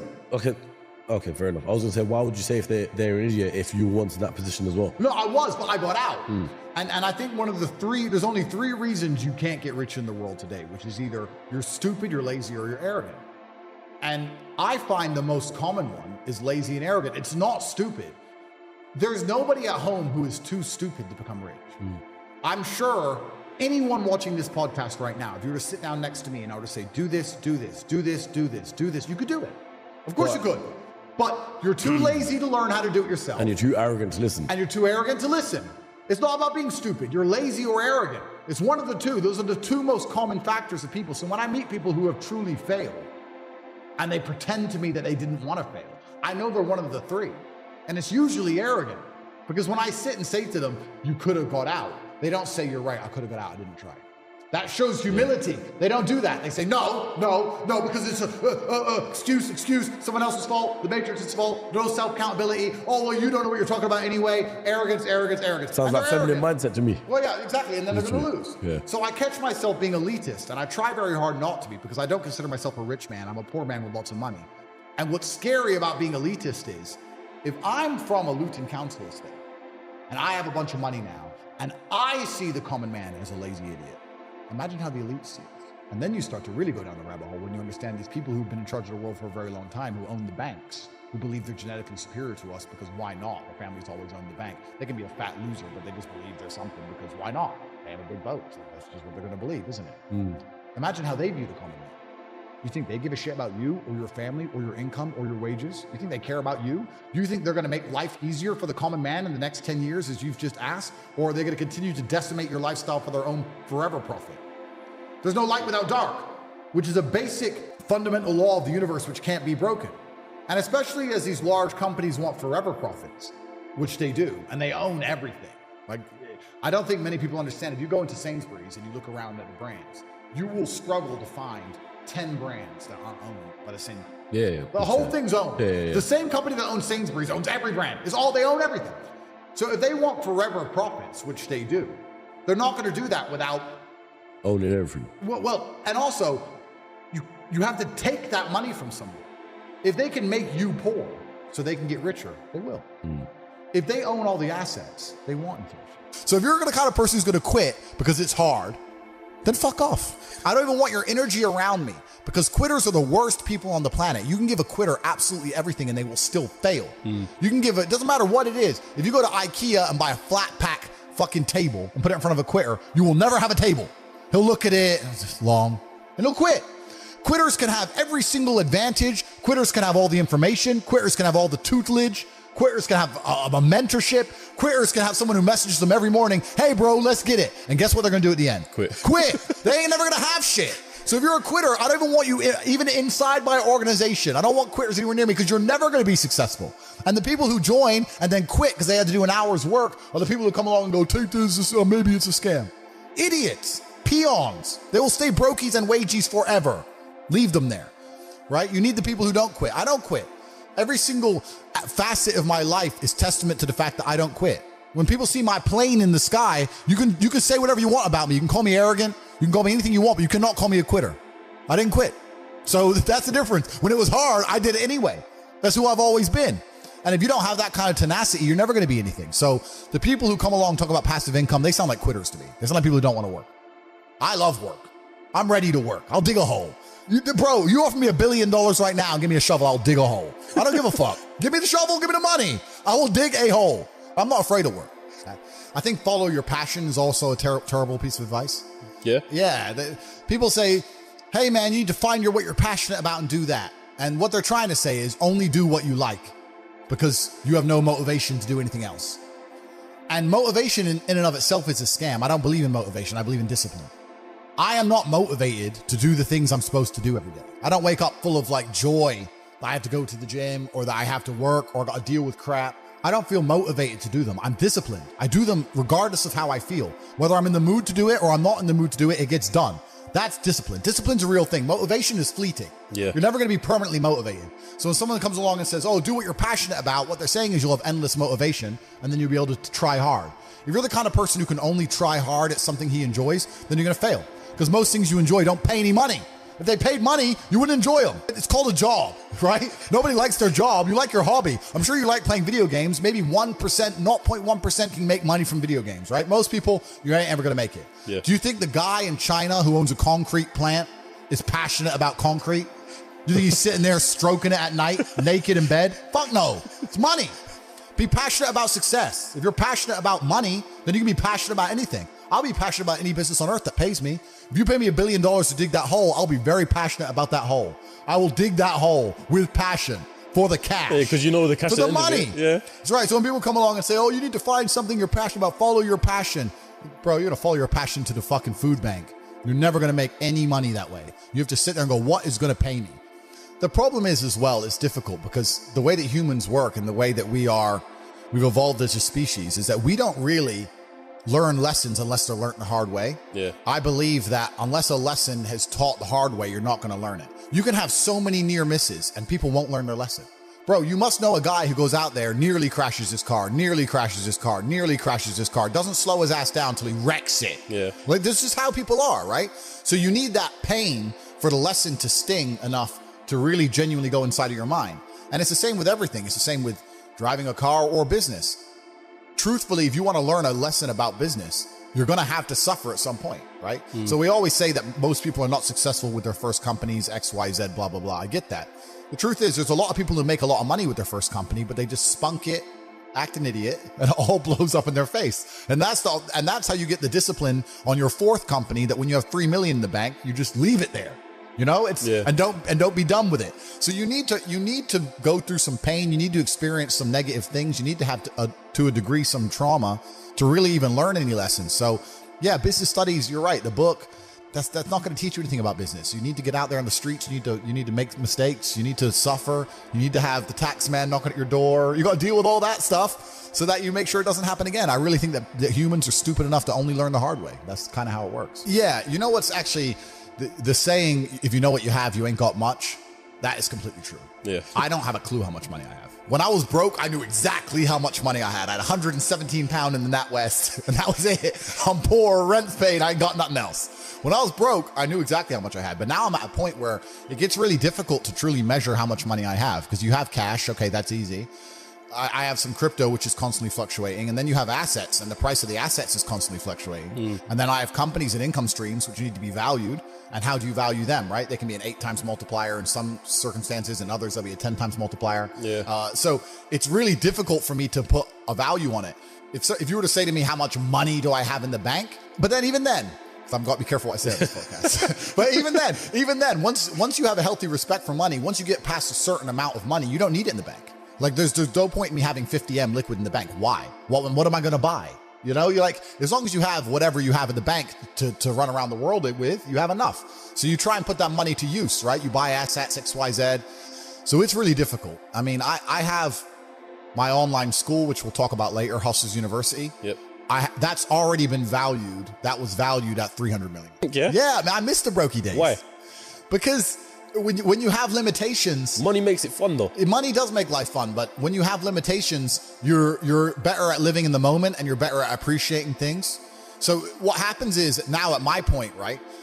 No matter how much fun I'm having, it's always, even if it's only 1% in the back of my mind, that it could be more fun somewhere else. If I can go anywhere I want all the time with no limitations, I never have to turn up to a job. I don't have anything I have to do. I can go anywhere, right? And I got a plane waiting for me. If I'm in Marbella in the middle of a party, how good that party is, how much fun I'm having, whatever girls I'm with, whatever, and my boy texts me from Mykonos saying it's going off in Mykonos. Part of me is thinking, should I just I can get there by it's 3 a.m. now. I can be there before the club closes in Mykonos. And then it's hard to just live in the moment and be happy with what you're doing. Does that make sense? Because there's unlimited choices. It's like going to Tesco. If there's only one sandwich, it's fine. If there's 100 sandwiches, you start reading every sandwich. Which one's the one I want? Maybe that one was better. So the brokey days were good days, bro, man. Like I'd get McDonald's and you're laughing with your boys. The brokey days were great. And I'm not complaining about being rich. Obviously, I worked hard for this and it's a fantastic life I live now. But I think without those brokey days, without those original days to compare it to, without that juxtaposition, then I don't think being rich would be fun at all. I think it's only fun because you can compare it to the days when you weren't rich. That's the only thing that makes it fun. The only thing that makes my $10,000 steak fun is that you can laugh saying how you never had 10 grand in your bank till you were 27 years old. Like otherwise it's boring. Otherwise okay, steak. And I think if you're born with too much money, that you'll never truly be happy.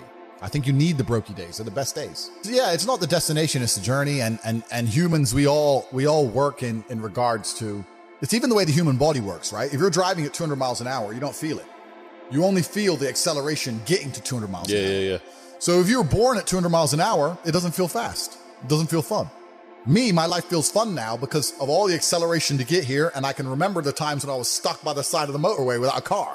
So I have that juxtaposition. Without that, it's not even interesting. It's not even fun. So the brokey days, anyone who's out here who's broke, good. These will be the happiest days of your life once you made it. You just got to remember everything and sit around with your boys. I mean, maybe some people change with money. Maybe if you get new friends and things change, but I hang around with the exact same people I did when I was poor. I got the same friends. I live with the same people, the same guys, same jokes, nothing's changed for me. So for me, I'm just a broke guy with a bunch of money. That's all that's happened. And I think sales jobs are probably the best job any person can get. If I had to get a job again, it'd be a sales job because you learn a lot as a salesman. You learn, and sales is a really important skill. You learn a skill. And also if you're actually good at it, it's not even really like having a job. They don't fire the top salesman. No, they don't. No, they do not fire the top salesman. You turn up late. You crash your car. Well, sorry, G. Boom, here's my numbers. They're like, all right, dickhead, but all right, bye. They don't give a fuck if you're the big boss, right? So if you're a salesman, it's the only time you get any kind of freedom. And also all the responsibility and all the pressures on your back where it belongs as a man. You need to adopt stress and adopt problems if you want to be successful as a man. And as a salesman, you get that. So I had a bunch of sales jobs. I did a bunch of sales things. I was fighting, became world champion, started making money with fighting. But even fighting, kickboxing is not boxing, bro. Most I ever got paid for a fight was like 200 grand. As a kickboxer, you don't make that much money, man. I had an apartment and a BMW and I was doing all right, but I wasn't balling. You know, I couldn't just pull money out the sky and just do whatever. Like if you're fighting twice in a year, and let's say you get 50 grand for one fight, 40 grand for another fight, 90 grand? By the time you give your manager 20%, pay all your rent, paid your car, but you ain't rich, right? And that's the best you'll ever get at kickboxing ever. Well, even at top level? Top level. You have to go to UFC, and even most UFC fighters have no money. You got to be the champ to get paid. The thing is with the UFC is that everyone says Dana White should pay them more, but look at how liquid the UFC is. Even during COVID, when basically every other organization couldn't function and shut down, he managed to keep shows running. He managed to keep UFC running, keep fighters getting paid, keep fighters in shape. I mean, I know a lot of kickboxers who didn't have a fight for two and a half years. How are you going to stay in shape for 2.5 years? And then you come out doing what? How are you going to drive to the gym every day, eat good every day without you're not even getting paid to fight now? So it's hard. So maybe he does rub the fighters. I don't know, but he's an excellent businessman. He's provided a platform for people. But the point I'm trying to make is that fighting as a career path is a terrible career path because it's just too hard to make money. Too much can go wrong. You can get unlucky. You can break your hand. You know, you can get sick on the day before a fight and then lose the fight because you had a bit of a cold and now you got knocked out and you're you know what I mean? Like it's hard. It's too hard. It's unpredictable. So I always knew that even when I was fighting, and I was always trying to find a way to make money. Even when I was fighting, all I did was try different ways to make money. I tried a million things, and that's what you have to do. You have to try a bunch of things and learn a bunch of lessons until you finally find something that works. So that's a good question. And I think one of the reasons why I was so motivated to make money is because even when I was completely broke, through fighting, I had access to a lifestyle. I saw money, right? So, man, I can tell you stories now that even sound stupid to me. I went to Deauville, France to fight for a world title. And I was sitting there and the promoter hadn't turned up yet. And I ordered 2 waters, 2 Perrier. Yeah. And they came and they were like €9 each. And I paid for them. And I said to Tristan, 20 quid for fucking water. Because we're brokies. And he's like, yeah, that's crazy. And we look around and there's all these tables just with water, champagne, food, you know, like $1,000 lunches, £1,000 lunches. No one gave a shit, right? And we're sitting there going, where are we going wrong with life? Like, we're worried about the price of water. That dude's got a lobster. He's got like a big bottle of champagne. Like, we're going wrong. So I always knew there was, outside of the matrix, there were these people who were living in a way that money didn't have any significance. Money wasn't real to them. So I always knew it. I was always around it, especially through fighting. I went to a bunch of crazy countries, Kazakhstan, all these places. We're in Kazakhstan, a poor country. It's just G-Wagon, G-Wagon, G-Wagon, G-Wagon. I'm like, what's going on? Like, there are people who are living outside the matrix. And once you live outside of it, once you get to a certain level of incomes and wealth, everything becomes free. Like when I was looking at the price of that water, no one else in that restaurant even looked at the price of anything. It didn't matter. Yeah. And that's what I'm like now. I don't know the price of anything I eat or buy. If it's not a house or a car, even most supercars, G, I don't even know. If I want the new Maserati, the MC20, the Spider, I'm just going to text my boy, yeah, fully spec, every option. And it's going to come out the bank and I ain't going to notice. Like, it doesn't make a difference. If I have 11.8 million or 11.4 million, what difference does it make? It doesn't mean anything. Yeah. So you get to a point where the whole world's free. And then you start just buying stuff, not because you want it, but because it's completely free. So even if you 1% want it, right? You're like, oh, well, maybe I might use it once. 400 G's. I might drive it one day this summer. Yeah. You know, and that's how you get to. It's the same way people just buy coffee at a whim. You end up doing that with everything. So I always knew that kind of life existed. I used to talk with my brother about it all the time. I was like, bro, we're doing something wrong. Something doesn't add up. We're still thinking in terms of like make money, spend money, money in the bank. It doesn't. There's people who are living for free and they just point at things and they get everything they want. And my brother used to call me crazy. He's like, what are you talking about? I was like, no, there's the matrix. We're inside the system. We need to escape. And now I managed to find a way out. So I always knew it existed. I was always looking for it. And it does exist, man. You can get to a point of income. You can get to a point of wealth generation where literally everything, I don't know how else to say it. I want to say it in a more articulate way for the sake of the podcast. The only way I can explain it is everything is free. That's how I view the world. Everything's free. If I want something, it's free. I want dinner's free, coffee's free, supercars are free, private jets are free, it's free, it's free. I just want it because all they want is numbers on a screen. Yeah. And numbers on a screen are what's numbers on a screen? It's nothing. It's free. I don't know how else to say it. You're telling me if I give you some numbers on a screen, you're going to go and build me a W16 fucking Bugatti Chiron Pure Sport and you're going to deliver it to me in my house and you're going to put it in the color I want and it's going to be gorgeous and beautiful and everyone's going to be jealous and you're going to do that and all you want is a few numbers on a screen? Safe. Take it. I don't give a fuck. It's free. I don't know how else to explain it. That's the world. That's the level the world gets to. I think that's one of the biggest mistakes that people can make. And one of the largest things that hold people back from wealth is the people around them. Not only because of the mindsets of the people around them, but also trying to find people around you who you can truly actually trust is difficult. Yeah. It's difficult, man. I'm telling you, if you get 20 people, 20 full-grown men in a room, and they can trust each other completely and nobody's out to snake anyone. Even if all 20 are working normal jobs, but they pool their spare income, you will be rich. You'll be fine. The problem is finding 20 people you can trust, right? 20 people with normal jobs, even with normal jobs, you could pool your spare income. You could buy cryptocurrencies, you could buy houses, you could do whatever you want to do, and you would find a way to escape the matrix. At least, maybe not to the insane levels, but you'd all be comfortable, right? By just pooling incomes. Problem is, one of them 20 is going to snake you. One of them 20, his woman's going to leave him, and he's going to get fucked over, and you're going to get fucked over by extension. Or one of them 20, his wife will be in her ear. You're always out with them boys. You can't be with them anymore. The woman gets involved, starts messing it all up. So it's hard. A lot of people don't understand that the entire world, the most valuable thing on the planet today is human capital. Even the people at the very, very top echelons of life, all they care about is controlling people. The people who are in charge of governments and stuff, all they care about is controlling people, making sure you do what they want you to do. I don't want to get too political and talk about Epstein's Island and all that crap. But once you get to a certain level of money, all they want is people. People are the most important thing. You can't have a business without people. You can't have a government without people. You don't have anything without people. So I don't see why you wouldn't have the people you're born with, who share blood with, and just do a handshake as men and say, okay, let's not fuck each other over and let's get rich. Because now you're doubling your manpower, right? You're doubling up. So I think that I was always close with my brother and he's always been close with me because we are a team and you need to have a team. And if you have a team, you stand a better chance. It's player versus player out here, man. It's on the street. It's not easy. For every dollar you make, for every pound you take, you took it from someone else. You don't make money, you take money. People don't understand the way that money works. You're not the Federal Reserve. You can't create money from thin air. Every single pound in your bank is money you took from someone else. And when I say take, I don't mean it in a negative way. You might have convinced them to give it to you. You might have a coffee shop. I'll give you a nice coffee. You'll give me some money. Cool. But you still took his money, right? So if you're out here trying to take stuff from other people, don't you want to have a team? You want to do it by yourself? You want to be Rambo? Because if you get two of you doing it. You get two of you. That's right. So the whole idea of this lone soldier, this Rambo, I'll do it all by myself, that's all dead, bro. You need to have a team. It's player versus player. And for the same reason, if you were out here on the street and you want to defend yourself, you want your boys around you. It's the same thing with trying to get rich. The problem is trying to find guys on your level. That's the hard part, right?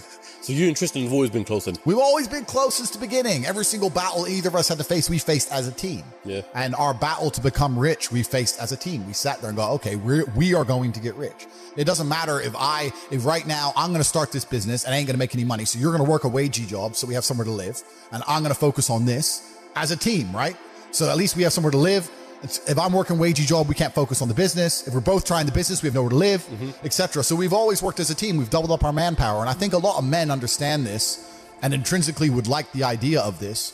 But a lot of the time, women get in the way. I've seen it a million times, bro. I've seen women get in the way of partnerships like that so many times. Because women don't like you having a strong masculine network because then you don't need them. They want you to need them. I'll help you. I'll be your partner. Bro, that's the biggest mistake. Don't even get me started. Biggest mistake you can make as a man is trying to start business with your wife or some shit. Because now you got two different battles. You got the relationship you're trying to be in control of, and I got to deal with the business as well. Now, it's different if you run the business and you hire her, and she does a little bit of admin. Cool, that's fine. But I'm talking about, let's say... 50-50 business partners. Yeah, let's say your chick goes, I want to open a beauty salon, and you pay for her to open a beauty salon. And now this beauty salon, you've put $1 million of your money in it. And it's not open on a Thursday. You're like, why isn't it open on Thursdays? Oh, I had a headache. What do you mean you had a headache? Bro, I just spent $1 million. Yeah, but Claire's sick and I have a headache. And now you got the relationship. It's all messed up. This bitch is lazy. She thought it'd be like Sex in the City episode where she just drinks lattes and makes money. And she realized she has to actually do shit. You know what I mean? It's all getting messy there. Whereas when you're with your boys and let's say you invest $1 million in something, it's not open on Thursday. You can go to the house and say, what the fuck's wrong with you? Don't be a bitch. You're men. Yeah. You could just say, look, we need to open. You can't do that with chicks. It's hard. So even now, I've got 45 people who work for me and not a single one is a female, not one. Well, women don't need money. This is the thing. I mean, there are women out there who say they need to get the bag and all this crap. I think it's a very masculine mindset for a female to have. Women don't really need money, not to the extent a man needs money. I mean, I understand they need to live and they say it's expensive to get their nails done, blah, blah, blah. But they don't need a nice car. They don't need a nice place to even live. They don't need to pay for bottle bills or table spends or none of these things. They don't need any of that if they're attractive. So being attractive in and of itself is a currency. I don't know if this idea of ugly even then is warped because let's say a girl, right, goes to the gym every day. Her body is banging. Her hair is long and it's nice and it's maintained. Her nails are done. She's got a nice manicure. She's got sunglasses on. She's dressed up nice. She's got a little dress on. She's got heels on. She's walking down the street. It's hard to be ugly. Do you know what I mean? Like, you might only be a 6, but you're all right. Like, dudes still want you. Still bangable. Do you know what I'm saying? It's very hard as a chick to become unbangable if you're trying your best. Unless you fully give up. Unless you give up. So I think the path because we have to not conflate and confuse issues here. What we're actually talking about is status. We're not talking about money. We're talking about status. Men want money because we want to be high status males. Females want to be high status females. They don't need money to do that. They can do that purely through their aesthetics. So if I was a woman, thank God I'm not, because I think I'd be a terrible existence. But if I was a woman, I would understand, okay, I want to be the highest status female I can. I need to look good. I need to look gorgeous and get a banging Instagram profile. I'm a high status now. Now billionaires want to talk to me. For a billionaire to want to talk to us, we need money. It's like the whole... You know what I'm saying? Like, if there's a billionaire's boat, the chicks who get on that boat don't have to be anything other than pretty. That is it. For us to get on that boat, we have to be connected, important, rich, interesting. We've got to know people. We've got to network. It's hard. So what I'm saying is if you're looking for status, whether as a male or a female, there's different paths. I don't think a rich female is a high status female. If you were to take a woman who's unattractive, but she had a bunch of money, no one's going to look at her and go, wow. No one's going to give a shit. I don't care. She's busted. I'm not interested. I'm giving the 19-year-old brokey with the big titties. That's the one I want to talk to. So women can access money and women can access high status men via their aesthetics. So I think that's a much more intelligent way for a female to increase her status. Now, I know this is going to upset everyone. People are going to be sitting there going, you're saying women are only good for how they look, blah, blah, all this other crap. I'm not saying that. I'm saying that women are judged instantly on how they look. Just like men are judged instantly on our status, how rich we are, the car we turn up in, the table we're sitting at. Yep. That's the real world. Now, maybe you have more than just some big tits. Maybe you're also a nice person. It's unlikely, but maybe you are. But we're just talking about status games here, right? Yeah. So any woman who's dedicating herself to hustling instead of dedicating herself to the gym is making a mistake. But truthfully, we're living in a world now where the two things that the webcam business really is selling is it's selling attention, which is the first thing. We live in an attention economy. And also it's selling information. It's a service, right? It's not a physical product. So I sat there and I understood that even if I launched my webcam business, if I had a brand new girl, she has to get attention, right? People have to notice she exists to want to spend money on her. So you have to be an expert at soliciting attention. And then once you get the attention, you have to find a way to monetize it. So the girl would monetize it by sitting there talking away. You could advertise her and spend money. That's all advertising is, getting attention for money, right? Yep. So I understood a bunch of things. And when I closed that business, and I closed it because I couldn't be bothered with the female headache anymore, I still very much understood any business I'm going to launch from now on out, I need to find a way to get attention. Not in a negative way, not in an attention-seeking way, but that's what advertising is. Yeah, how you need do to get I yourself out there? Yeah, how do I get attention in the world today, which is difficult? And then once I get that attention, how do I monetize it? Yeah. Because that's the world we now live in. Rihanna, when she launches a makeup brand, no one buys it because of the makeup. They buy it because it's Rihanna. She has attention. She can monetize it any way she chooses. Rihanna can launch a fucking clothing brand, makeup, sofas. Who cares? It's Rihanna. Yeah. She's going to sell, right? So that proves that we now live in an economy, we live in a world where the most valuable currency, the most valuable thing that exists is attention. It's extremely difficult to get because people's attention spans are lower than ever. Yep. Bro, they're non-existent. Have you ever watched someone on TikTok? Next time someone's on TikTok, watch them. Because I don't have a TikTok account myself, but I see people on it. How long do they give a video to interest them? Maybe a third of a second? They're like, bro, that quick. If you don't get my attention in 0.25 seconds, I'm not interested, right? That's how hard it is now. So, and it's getting harder and harder because the apps and the algorithms are retraining our brains to do that. Yeah. So now we live in a world where if you can find a way to hack these algorithms and you can find a way to get attention, and there's lots of different ways to do that, then you can find a way to monetize it. And off the back of that, you can become a very, very wealthy individual. And when I say modern wealth creation methods, it's because a lot of the wealth creation methods that you're going to hear from older people simply don't work anymore. Such as property. Oh, yeah, property. I mean, of course, the old guy is going to sit there and go, save your money, put it in a savings account, get a mortgage. Bro, of course that worked for you. You were putting money in a savings account, getting 4% interest. Yeah. Now they won't even give us 1%. You're putting your money in a savings account. You bought a house for 85 grand. Now it's worth $500,000. And at the time you bought it for 85 grand, you were probably earning 30 grand a year. Yeah. Now I'm earning 40 grand a year. The house has cost 10 times more. I get no interest on my money. So everything you're telling me is outdated. It doesn't work anymore. If you're going to follow the path that your parents followed, you're not going to ever become rich. You need modern ways to make money, modern wealth creation. And I won't say what all 18 are, but we teach them inside of Hustles University because there are ways to make money in the modern world, which no one in your school is going to teach you, which none of the older people are going to know, they're going to talk about. There's a lot of ways to do it. And one of them is monetizing attention. So what you just said in regards to the affiliate section is one of the 18 ways. There's a 16-year-old kid making 45 grand a month from his TikTok because all he's done is he's gone into Hustles University. He's joined. He say, okay, how do I get attention? I'm 16. I'm not a flawless orator. I don't have a life or life experiences which are interesting enough to be used in a podcast, which are going to ever allow people to pay attention to me. Yep. But Tate does. So let me go and find all of Tate's old stuff. Let me chop it up. Let me make a TikTok for Tate. That gets attention. How do I monetize attention? Now people are on my page. How do I monetize it? Well, I can take my referral link. I'm in HU. Here, they can sign up, get 50% off my link. Boom. So he's taking attention, the attention that I generated. All he's done is chop up some TikTok clicks, monetized it, and he's making 45 grand a month to do 16. That's mad. Bro, so like it's crazy. So there's so much money that can be made, but you have to find a way to get attention in the first place, right? That's the hard part. And if you look at a lot of companies, so many of them have huge profit margins, but they have to spend all their money on advertising to sell any product, and then the margin gets wrecked because they have to get attention the old-fashioned way, which is advertising. And that's a very expensive way to get attention. You need to find another way now. Yeah. And it's difficult. That is the only hurdle between being broke and being a billionaire. Attention. How do you get it? without embarrassing yourself and being a jackass, because no one buys from a clown, right? So me, I'm lucky because I've had a very, very eclectic life, and I'm good at speaking, and I have a good memory, and I have a lot of stories, and I can sit and tell people, and I can talk in a way that make people know I know what I'm talking about. So that's how I get attention, right? But if you don't even have that, then it's difficult. It's hard. You got to find a way. And I don't exist in a vacuum. The educational system exists in a vacuum because the loans that they'll give you, you can only spend on that education. If they were to open it up to fair market, nobody would go university. If they're to say, here's 50 G's, you can buy Bitcoin, you can start a business, you can put a house deposit, or you can buy a degree. Who's going to choose a degree? No one. So they deliberately link the loan to the education and say you can only have one with the other because then they don't exist in a fair and open economy because they wouldn't be able to succeed in a fair and open economy because they are selling a scam. They're selling a lie. I exist in a fair and open economy. You don't have, if you spend $49 with HU, you can spend that on anything else. You can go buy Snickers, and man, people are saying Bitcoin's a scam. People are saying some of the most fundamental, rudimentary, new financial systems on the planet, like the blockchain, are a scam. There's always someone who's going to say something's a scam. There's some people who are negative, and the reason that people are negative like that is because it is a disguise for their laziness. If they say something is a scam, they don't have to try. Yeah.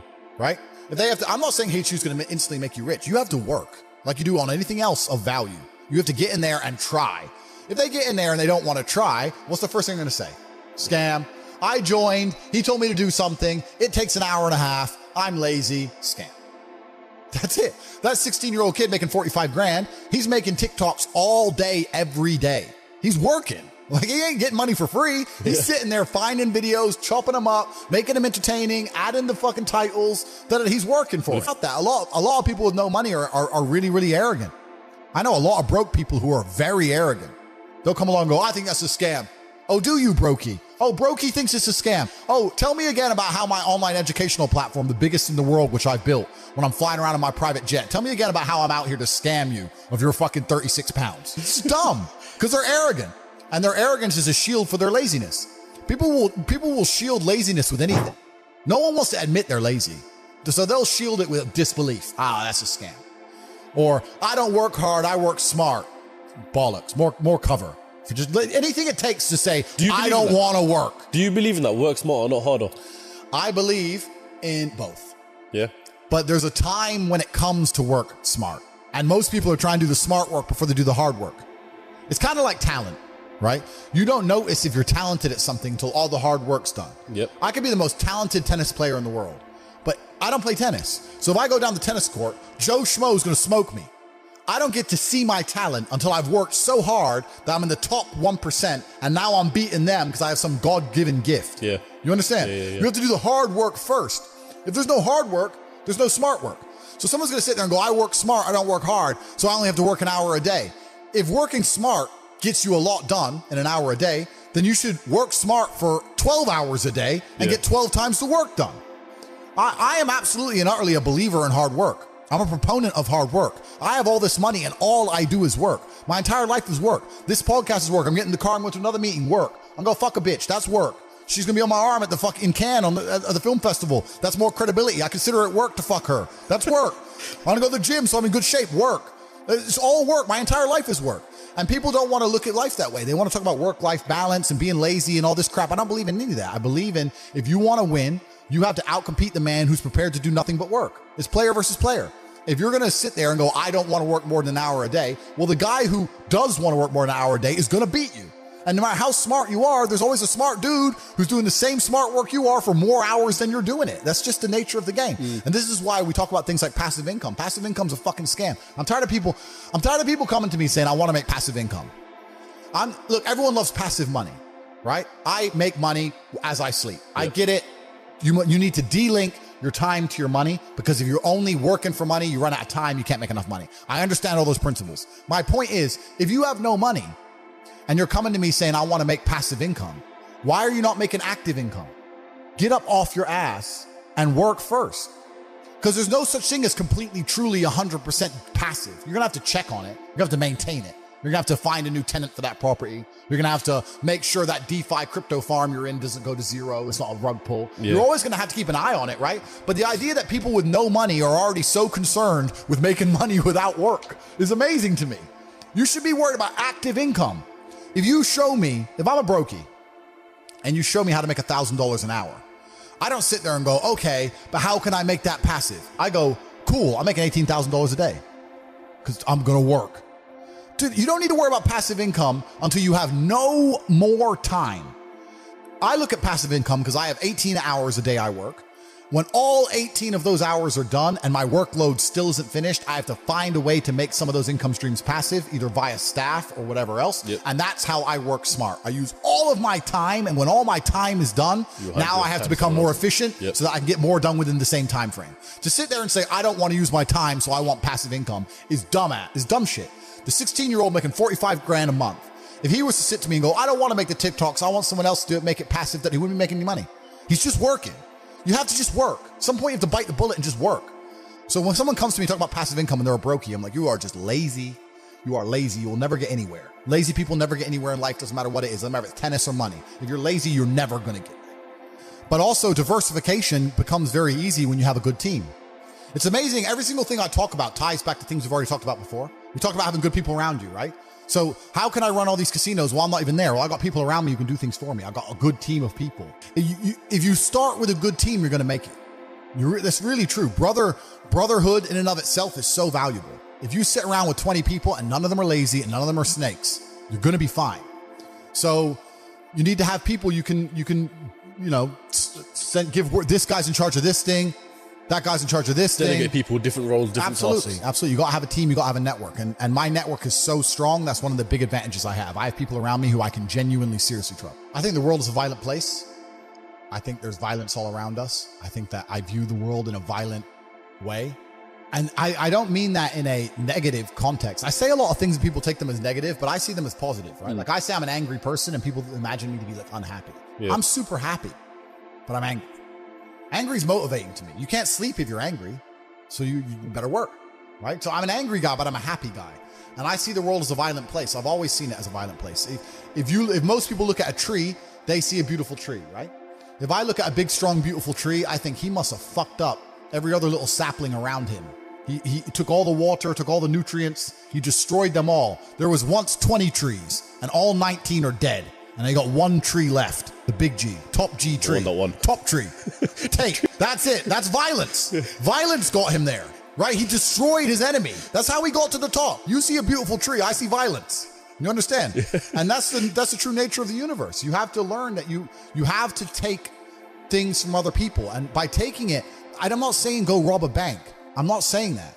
I'm saying completely the opposite. You can be a philanthropist. I'm taking money from everyone inside of Hate You, but I'm changing their lives. It's a good thing. You can take money in a positive way. Most people don't look at life that way. And when you look at life that way, you need to start identifying. One of the things we teach inside of Hate You is to identify every single time your money is taken from you. So I say this to people. I say for the next 2 weeks, every time you spend money, even if it's £1, write down how they got it from you. And they're like, what do you mean? I'm like, all right, cool. You're walking down the street. You're going to Starbucks, you buy a coffee. Why did they take your money? Well, I wanted coffee. Yeah, but how? Okay, you wanted coffee, right? Cool. Did you only want a coffee because you saw Starbucks, or did you want a coffee beforehand? Why did you want their coffee and not another coffee? Did you buy a cake as well? Why did you buy a cake? All right, cool. So now you identified how they took your money. Then realize how they could have took more of your money. You bought a cake, but you didn't buy a sandwich. Why? The sandwiches weren't on display, or they looked cold, or they looked rubbish. Or the woman who was serving me was old and ugly. Maybe she was a young cutie and talked to me about bologna sandwiches or a ball. Right? So you need to start identifying how your money is taken from you. Because once you identify how your money is taken from you, you can start to actually intelligently think about how you can take money from other people. If I had to open a coffee shop, if I sit in a coffee shop, right? If I sit in Starbucks, the whole time I'm in there, not only am I thinking about how they got the money from me and how much I spent, I'm thinking about how I could outcompete them. I'd sit there and go, okay, cool. I'm in Starbucks. I spent £5.68. I got a latte and I got a donut. And I'm sitting here. And that business place, that commercial property right across the street is available for lease. How could I outcompete this coffee shop which just took my money? What's the profit margin on this £5.68? How much did this cost them? The coffee, pennies. Donut, 30p maybe, right? How much is the staff? They pay the staff minimum wage £8 an hour. So I've already paid 30 minutes work from that brokey, the wage. She's there for another 30 minutes for free, right? How much is the rent? How much is the business rates? If I had to open up there, how would I attract people to come into my shop as opposed to their shop? They got a big brand name. I'm brand new. Okay, well, the bitch working here is ugly. My one's going to be hot. Boom, that's the beginning. Next thing, do they have any signage outside? No, I'm gonna try and put some signage outside. Do they have parking? No, I need parking. But you need to start thinking about how you can convince people to give you their money as opposed to giving it to the places they already give it. Different analytics. And once you do that, people say, I can't think of how to make money. If you start doing that for a year and just keep a notepad, you'll have 100 ideas of how to make money. You'll sit there and go, there's a place here that's doing this, and we could do it better this way. This place online is doing this, we can do it better this way. And then to get them all done, what do you need? Network. You need people. It's all about people. Then you need to either go in the war room if you want to join, or have your people around you and say, okay, we can make money with this. Who's going to do it? Who's not lazy? Who's getting up at 4 a.m. tomorrow? Boom, let's get it done.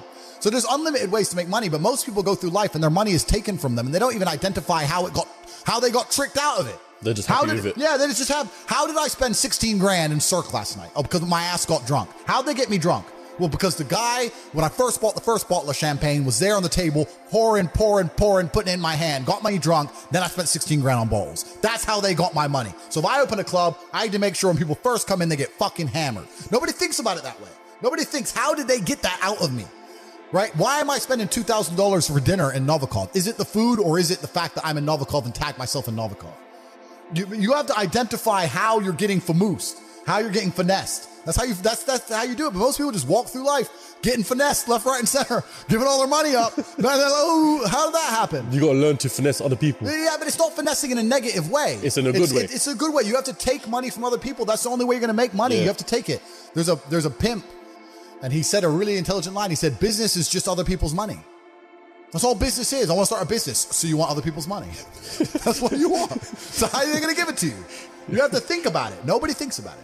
And the easiest way to think about it is to think how you're giving yours away. That's a mental model you should adopt. Yeah. And you'll end up with loads of business ideas. Business ideas are everywhere. It's just execution, which is difficult. I have a massive respect for Islam because they have principles which they refuse to bend on. And we live in a world now where every single principle is being constantly bent and broken. Yeah. And I like to see a fundamental, or I like to see a mental model which is rigid. Yeah. There's nothing left rigid anymore. The law isn't rigid. Christianity isn't rigid. Like the only thing you can sit there and say they will not bend or they will not break is Islam. So I have absolute respect for them because it's just a masculine imperative. It's just a masculine mindset to have. And as a man, I respect people who say what they mean what they say. Those are the rules. Oh, you don't like it? Tough. And besides Islam, there's not much of that left in the world now. Now everything's just bending and breaking and they're just making it up. Yeah. Like I think Christianity is a joke. I think it's a joke of a religion. If someone were to ask me my religion, I would have to say, if I was to find God, it would have to be via Islam, because how am I going to go to a Christian church when they got gay pastors and shit? The Bible says no, and you're just ignoring it. What is this? It's not even a thing. Like, to me, it's a joke of a religion now. I think it's a joke. So if you're gonna bend all your own rules, if you're gonna be tolerant of everything and stand for nothing, then I don't think you have any. What's actually happening is that the New World Order and people who are in charge of the world are using certain agendas to enforce. They're using them as a disguise to enforce hidden things. You understand? It's like the Green New Deal. They come along and say, global warming, global warming, global warming. They pretend it's about the planet, but really it's about just raising taxes to the sky, locking you in your house and taking your car away. They don't give a shit about the planet. It's a disguise. So the people who are in charge of the world are using certain agendas which they don't want you to argue against to sneak in a bunch of other legislation, a bunch of other rules. And the whole pro-gay acceptance thing is exactly the same. It's nothing to do with gays. The people who are in charge of the world don't care about anyone but themselves. They don't care about you, whether you're gay or straight. They're not interested. What they're interested in doing is controlling the minds of people and affecting the way people operate in a way which is beneficial to them. I don't want to get too political on this podcast to say what they're really doing, because the video will get taken down. But anyone who has a brain, who wants to go and find out, you will find out that all this green agenda they're pushing has nothing to do with the environment. All this gay stuff they're pushing has nothing to do with gay people. It's all to do with control. The people who are in charge of the world want more control. If they gave a shit about global warming and rising sea levels, why does every single multimillionaire and billionaire buy a house on the beach? It's the first place they buy their mansion. I thought we're all going to drown next year.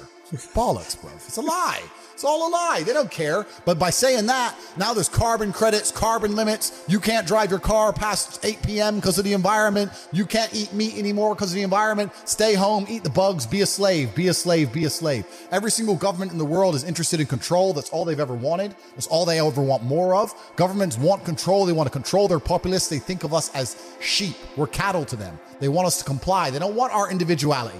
They don't want us to think for ourselves. They want us to just sit there and obey like robots.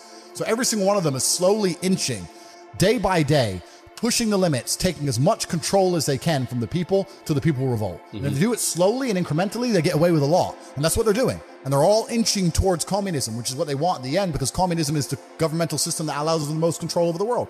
People sit there and go, oh no, the governments don't want communism. The governments want free enterprise because governments want money and governments want everyone to be rich and they want people to be wealthy. This is beyond money. The people in charge of the world print the money. They don't care about money. They don't care about economies. They don't care about taxes. All these things are brokey considerations. When you print the money, do you think you give a shit if the economy is good or bad? You print the money. You don't care. What you care about is when you click your fingers, do people obey you? That's what they want. They want power. Power, yeah. That's what it's really about. The whole world's about power. So when someone comes on TV and tells me I'm supposed to believe something, you need to believe this about the planet. You need to believe this about the gays. You need to believe this about this virus. You need to believe this. I sit there and I look at it and go, why do you want me to believe this?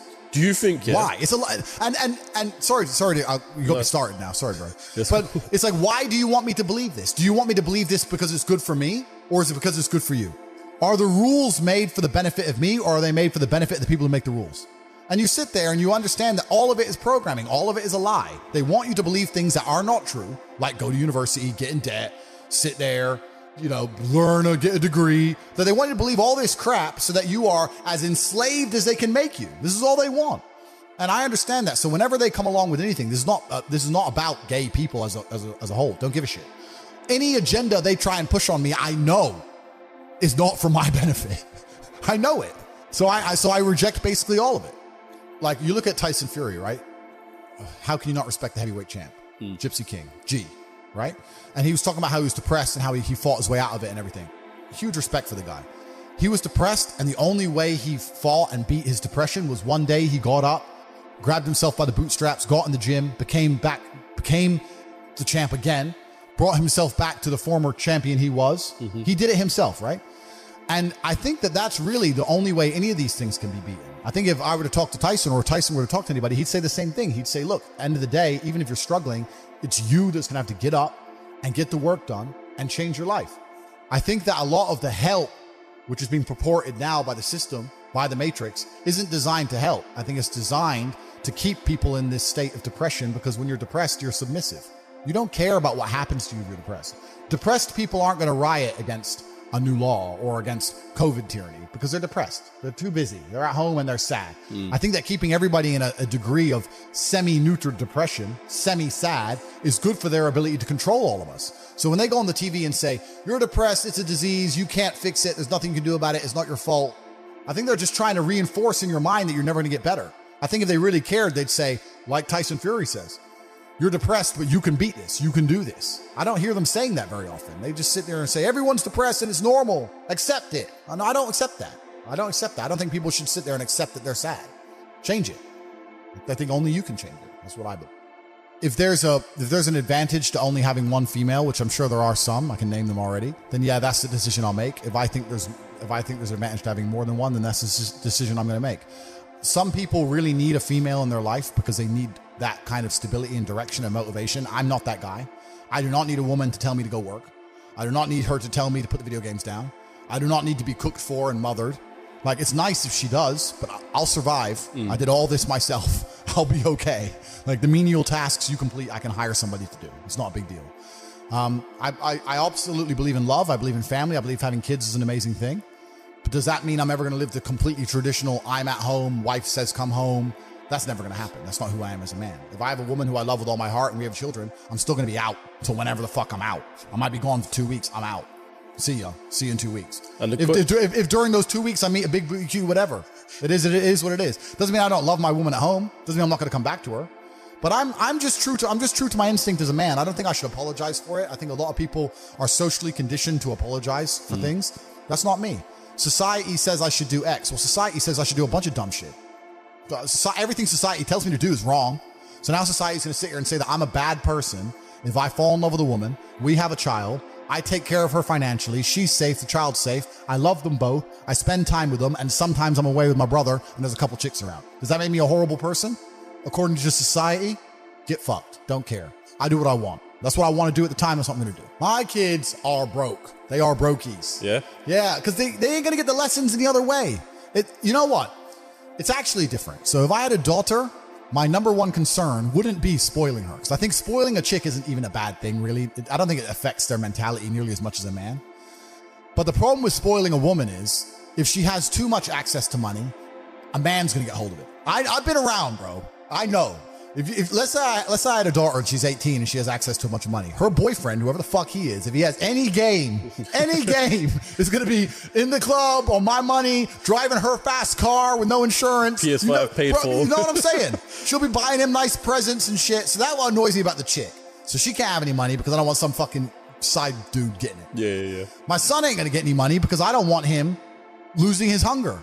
I want him to grow up broke. I want him to go through all the struggles I went through. I want him to suffer. I want him to have that fire.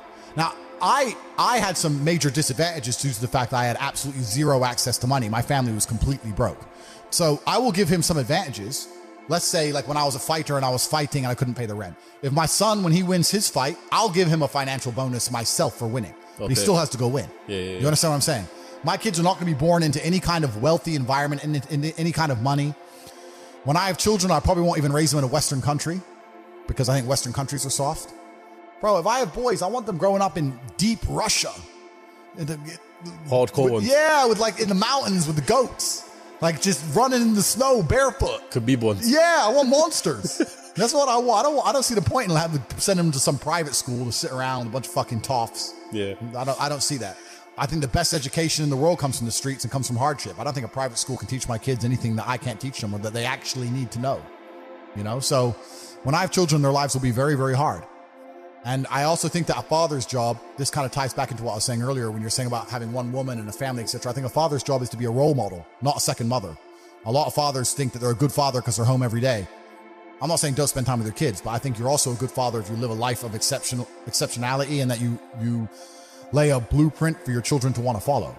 My sons are going to grow up and see me and how I live and want to be like me. That means they're going to have to need certain attributes, right? If I'm home every day changing diapers, it's not happening. It's not the same. Yeah. You know, like my dad was barely around, but he was a superhero to me.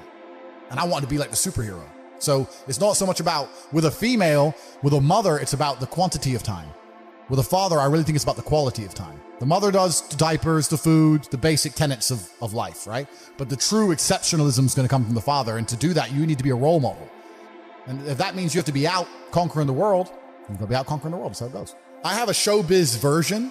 Like, I don't walk around my house with my chick talking about the Matrix is out to enslave us, right? Yeah. She knows it. I've said it a few times. She already knows the story. So when it's just me and her, I don't have to sit her down and say, listen, bitch, you went to school. You're a dumbass. I don't have to do that, right? There's a time and a place. Yeah.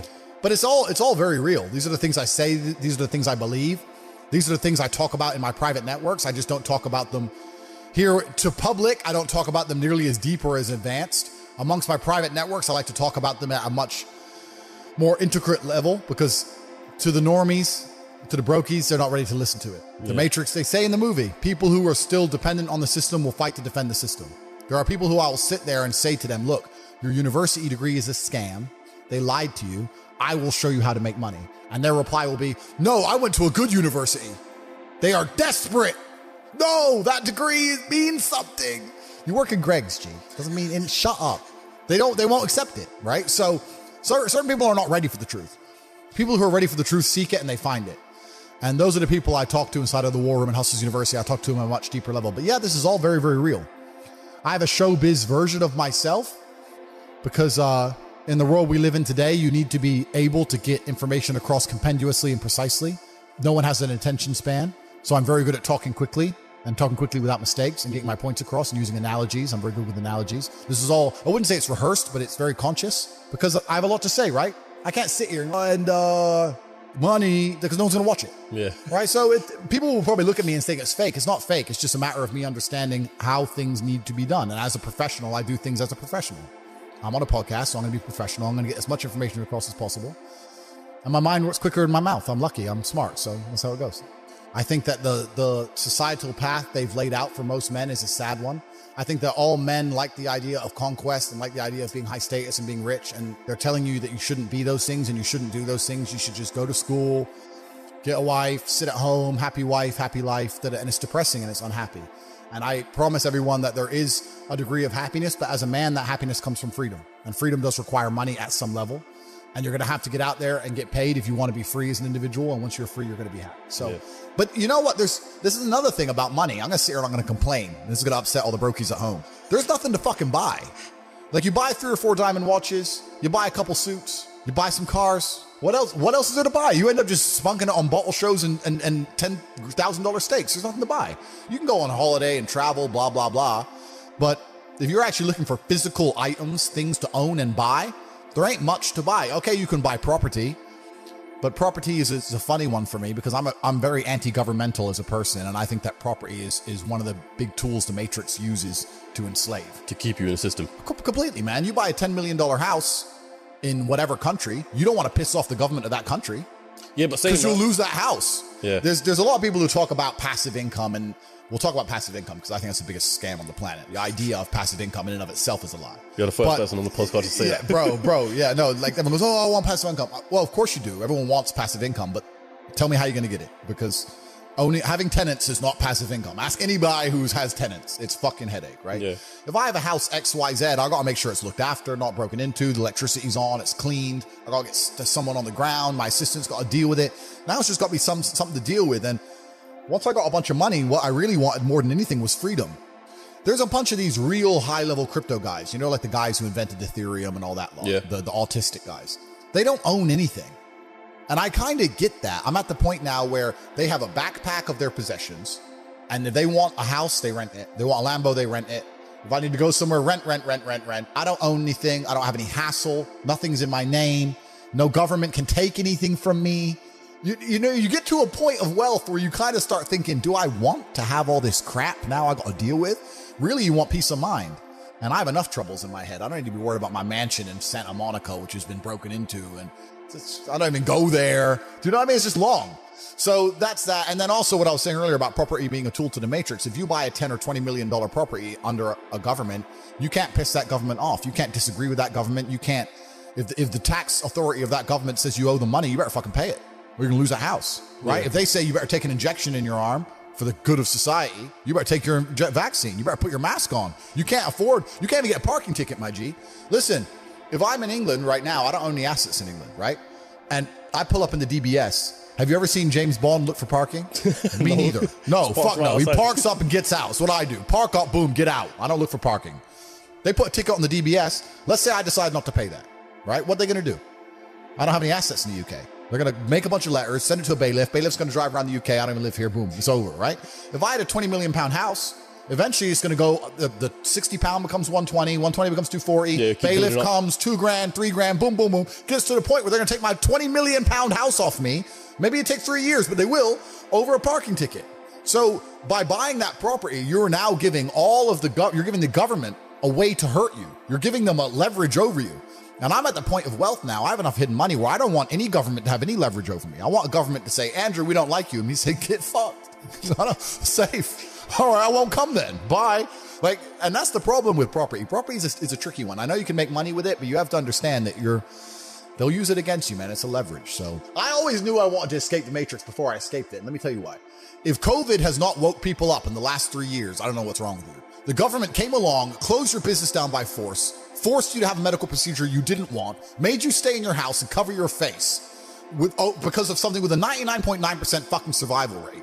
They come along and literally broke every single rule. They broke the Geneva Human Rights Convention, every single law that they wrote themselves. They just broke them all under the guise of safety. More people committed suicide from mental health issues, or more people died from missed doctor's appointments for real diseases because of this crap. They came along and did it because they were told to by someone above the government, because the government's not even in charge of anything. And now they've gone back to normal. Everyone thinks they're not going to do it again for some other reason. You think across the next 30 years they're not going to come back with some new shit? Fuck them. Next time, when they come along with this crap, I'm out. I'm bouncing. See ya. When they did this, I went to Sweden. Sweden was open the whole time. Sweden never locked down. I was in clubs in Stockholm while everyone else was here locked in their houses clapping for the NHS like a jackass. I was in the nightclub. No masks, no vaccine, no lockdown, nothing. Running around with Swedish chicks. So I just run to freedom, right?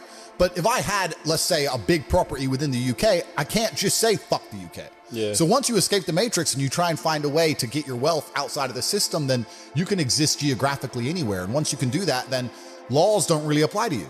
If they made a law in the UK I was unhappy with, I'd just leave. And if they made a law in Romania where I live I'm unhappy with, I would just leave. I don't have to be a law breaker. I don't have to be a criminal. I'll just go somewhere else, right? So property kind of ties you down, things tie you down. And if you look at the real high levels of wealth, if you look at the billionaires and stuff, they're trying to do the same thing. They don't own anything. They have a share in a company which owns a shell company in the Cayman Islands, which owns this subsidiary of a company in Dubai, which owns a boat that they can use. Yep. It's that Aikido. It's the same thing. Get out of the matrix. That's what everyone's trying to do. You're always, as an individual, you always have to make a trade-off. And the trade-off is usually between laws and the strength of the government and the judicial system and your safety, right? This is the usual trade-off. So Dubai, which I love and I spend a lot of time in, the judicial system is extremely harsh. The laws are extremely harsh, but it's very, very safe. I'll accept that trade. If you give me a powerful government and a powerful police force, but you give me my safety to wear a $5 million watch, I'll take that all day. But you have countries like America and England where the judicial system and the police are dangerous and they can mess you up at a whim, but they don't even give you your safety. So now I have to be scared of the cops arresting me for no reason and the criminal killing me. So they don't even give me a fair trade-off. So in my view, if I'm going to live in a country with a strong judicial system and a strong legal system, I want them to provide me my safety on the street and the safety of my family. And if they don't do that, I don't see why they're seen as so strong. There's countries in Africa and Southeast Asia, etc., where the judicial system's a joke. Then fine. The streets aren't safe. The police ain't doing their job. That all makes sense to me, right? When the police are going to come along and mess you up for not wearing a mask or catch you for speeding and wreck your life, but they can't even offer you safety, then fuck them. So I decided to move somewhere else. And there are countries in the world where there's a really interesting, delicate balance of a government and a police force which are not strong. And when I'm saying that, I'm not saying I'm breaking the law. I'm not saying it in that way. I'm saying that minor infractions or tiny things I'm not going to be persecuted to the end of earth I would in the UK for a parking ticket. Right? And this is what I even said. Like in Romania, you don't get parking tickets. You just fucking park. You just dump the car, nobody gives a shit, right? So it's just a different way of life over there. But at the same time, Romania and a few other countries in the world, a lot of them are in Eastern Europe, they have a strong morality because they're very religious countries. So although the police are not seen as a strong police force, they're not like the English police, they're not as well funded, they don't have as fast cars, whatever. It's actually very safe because people just have a different view of life. So it all adds up. So I moved there purely for small things, bro. Kept getting parking tickets, kept getting this, that, a letter. When you're living in the UK, bro, you get a new letter through your mailbox every day. Someone wants money for something. You did something wrong. You had some fun. Yeah, you were breathing that day. Give us money. I was just like, fuck, why am I here? Bounced. So I just left, and I had really good friends in Romania. I went to visit and ended up staying. But I never thought I'd buy one. But then they tried to keep telling me to put a mask on. I couldn't have it. So I had to get one. And then once you get one, it completely changes how you view the world, because now you can time travel. If I wanted to fly to, let's say, Vienna from here on a normal airplane, let's say the flight's at midday, I get to the airport at 10 a.m., sit around for 2 hours, fly at 12, land at 2, another hour. By the time I do the passport, get my bag, my whole day's gone, right? But if I want to fly to Vienna with my plane, I send a text message, say we're leaving at 12, I get there at 11:59, we take off at 12, I land, and by 12:01, the BMW's on the runway, I'm back on the motorway, right? So it literally only takes 2 hours. All the things on the other side are gone. It takes 2 hours to get in and out of central London in a car. So I can get to Vienna. To me, going to Vienna now is the same as going to West End. It's like, cool, it's an hour, it's 2 hours, hour and a half, 30 minutes, boom, boom, boom, whatever it is. So it changes how you view the world. And that's why I end up jumping around all over the place. Oh my God, something to do here, there. So it's 4 or 5 countries in a day sometimes, and you're like, bro, let's organize this thing. I'm like, I don't even know what I'm doing by 6 next week. Mike Tyson walks in here and tells you he's going to teach you how to box, and says you can't fight, you're a pussy. If that upsets you, then you can't learn, right? It's Mike Tyson. Just shut up and listen. If someone, Richard and me, comes along and says, Andrew, you don't know shit, you're a dumbass and you're a brokey, I'm going to sit there and go, okay, maybe I'm a brokey, Elon. Tell me something.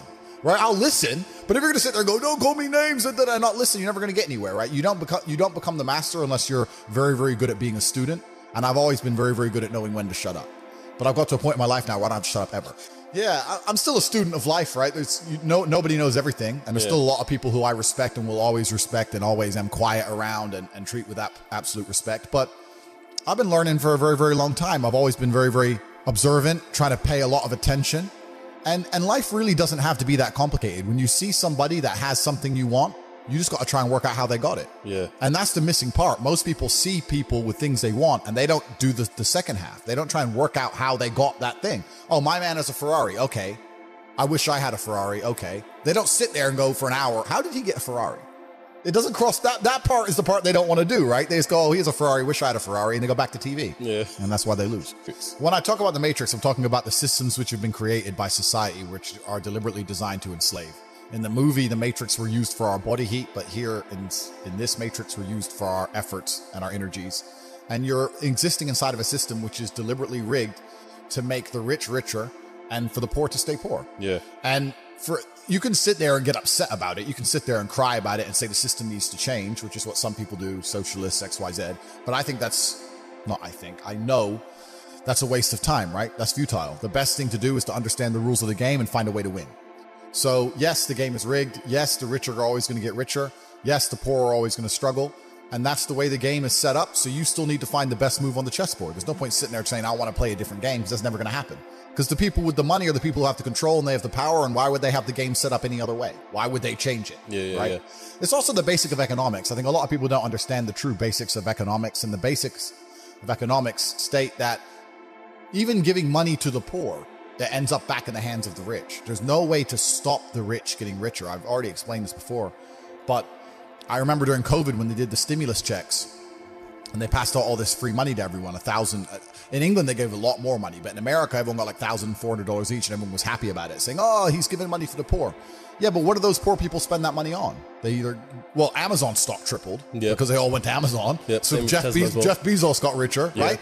But the fact is that there's less companies than there are people. All those $1,400 checks amongst all those people at the bottom ended up in the hands of a few companies, and the rich got richer, and you can't stop it. Doesn't matter if those people invested their money, doesn't matter if they bought stocks, doesn't matter if they bought crypto, doesn't matter if they bought a house, whatever.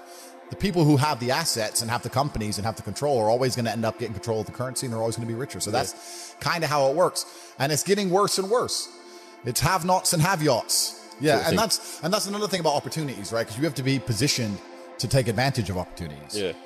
It's like in chess, they say good moves come from good positions. It's true. You can't find a good move from a terrible position, right? If you're sitting at home with no money, it's hard to invest in Bitcoin at $1. Doesn't matter what it goes to, right? You got to be in a good position to take advantage of things. So you've always got to be in a position where you have a good network, you have good information, you have some kind of liquid money, you have the ability to survive without that money, you can take a risk. Like, it's hard to set yourself up. I'm in a position now where I'm in the NBA. I'm an NBA player. I can never go broke again. So it doesn't matter, right? Once you're in the NBA, I can throw $1 million at something. It doesn't matter if it works or not. So for me, it doesn't make a difference. And that's why it's so much easier. They always say the first million is the hardest, and they're completely right. Once you get to a certain point, you can gamble to a degree, right? I always knew that the Matrix existed, and I always knew that the traditional systems, even when I was going to school and they're sitting there going, you're not going to get a good job if you don't get good grades, I was the one sitting there going, you're a liar, shut up. I just knew the teacher was lying. I knew school was bullshit. I knew college was bullshit. I knew university was a lie. I always knew it was a trick and a con. I didn't truly understand things to the level I understand them now, but I had an intrinsic understanding, and I think everybody does. If you're in a gas station and it's 3 a.m. and a Lambo pulls up and a guy gets out of it, you're thinking criminal, drug dealer, gangster. You're not thinking, he has a uni degree, because you're not going to think that. So when you see money, people don't even associate the money they see with university. But then they go, I want to make money, so I'm going to university. It doesn't make sense. It doesn't make sense at all. So I think everybody knows that the system and the path they lay out for you is not a path that's going to lead to where you want to be. And I didn't know what the other path was, but that intrinsic distrust for the system and that distrust for the things they wanted me to do made me search for other avenues. And then I found them, right? And if you speak to the people who are richest, if you speak to the people you know, this is for everyone at home as well, if you speak to the people you know who have the most money and go up to them and say, hey, what made you rich? None of them say school. Do any of them say school made me rich? I got an A in GCSE. Like, who gives a shit? It's bullshit, right? So it's all indoctrination. So I knew it was indoctrination, and for that reason, I was always searching. And if you're searching, you're going to find. Join us on Patreon for no ads videos.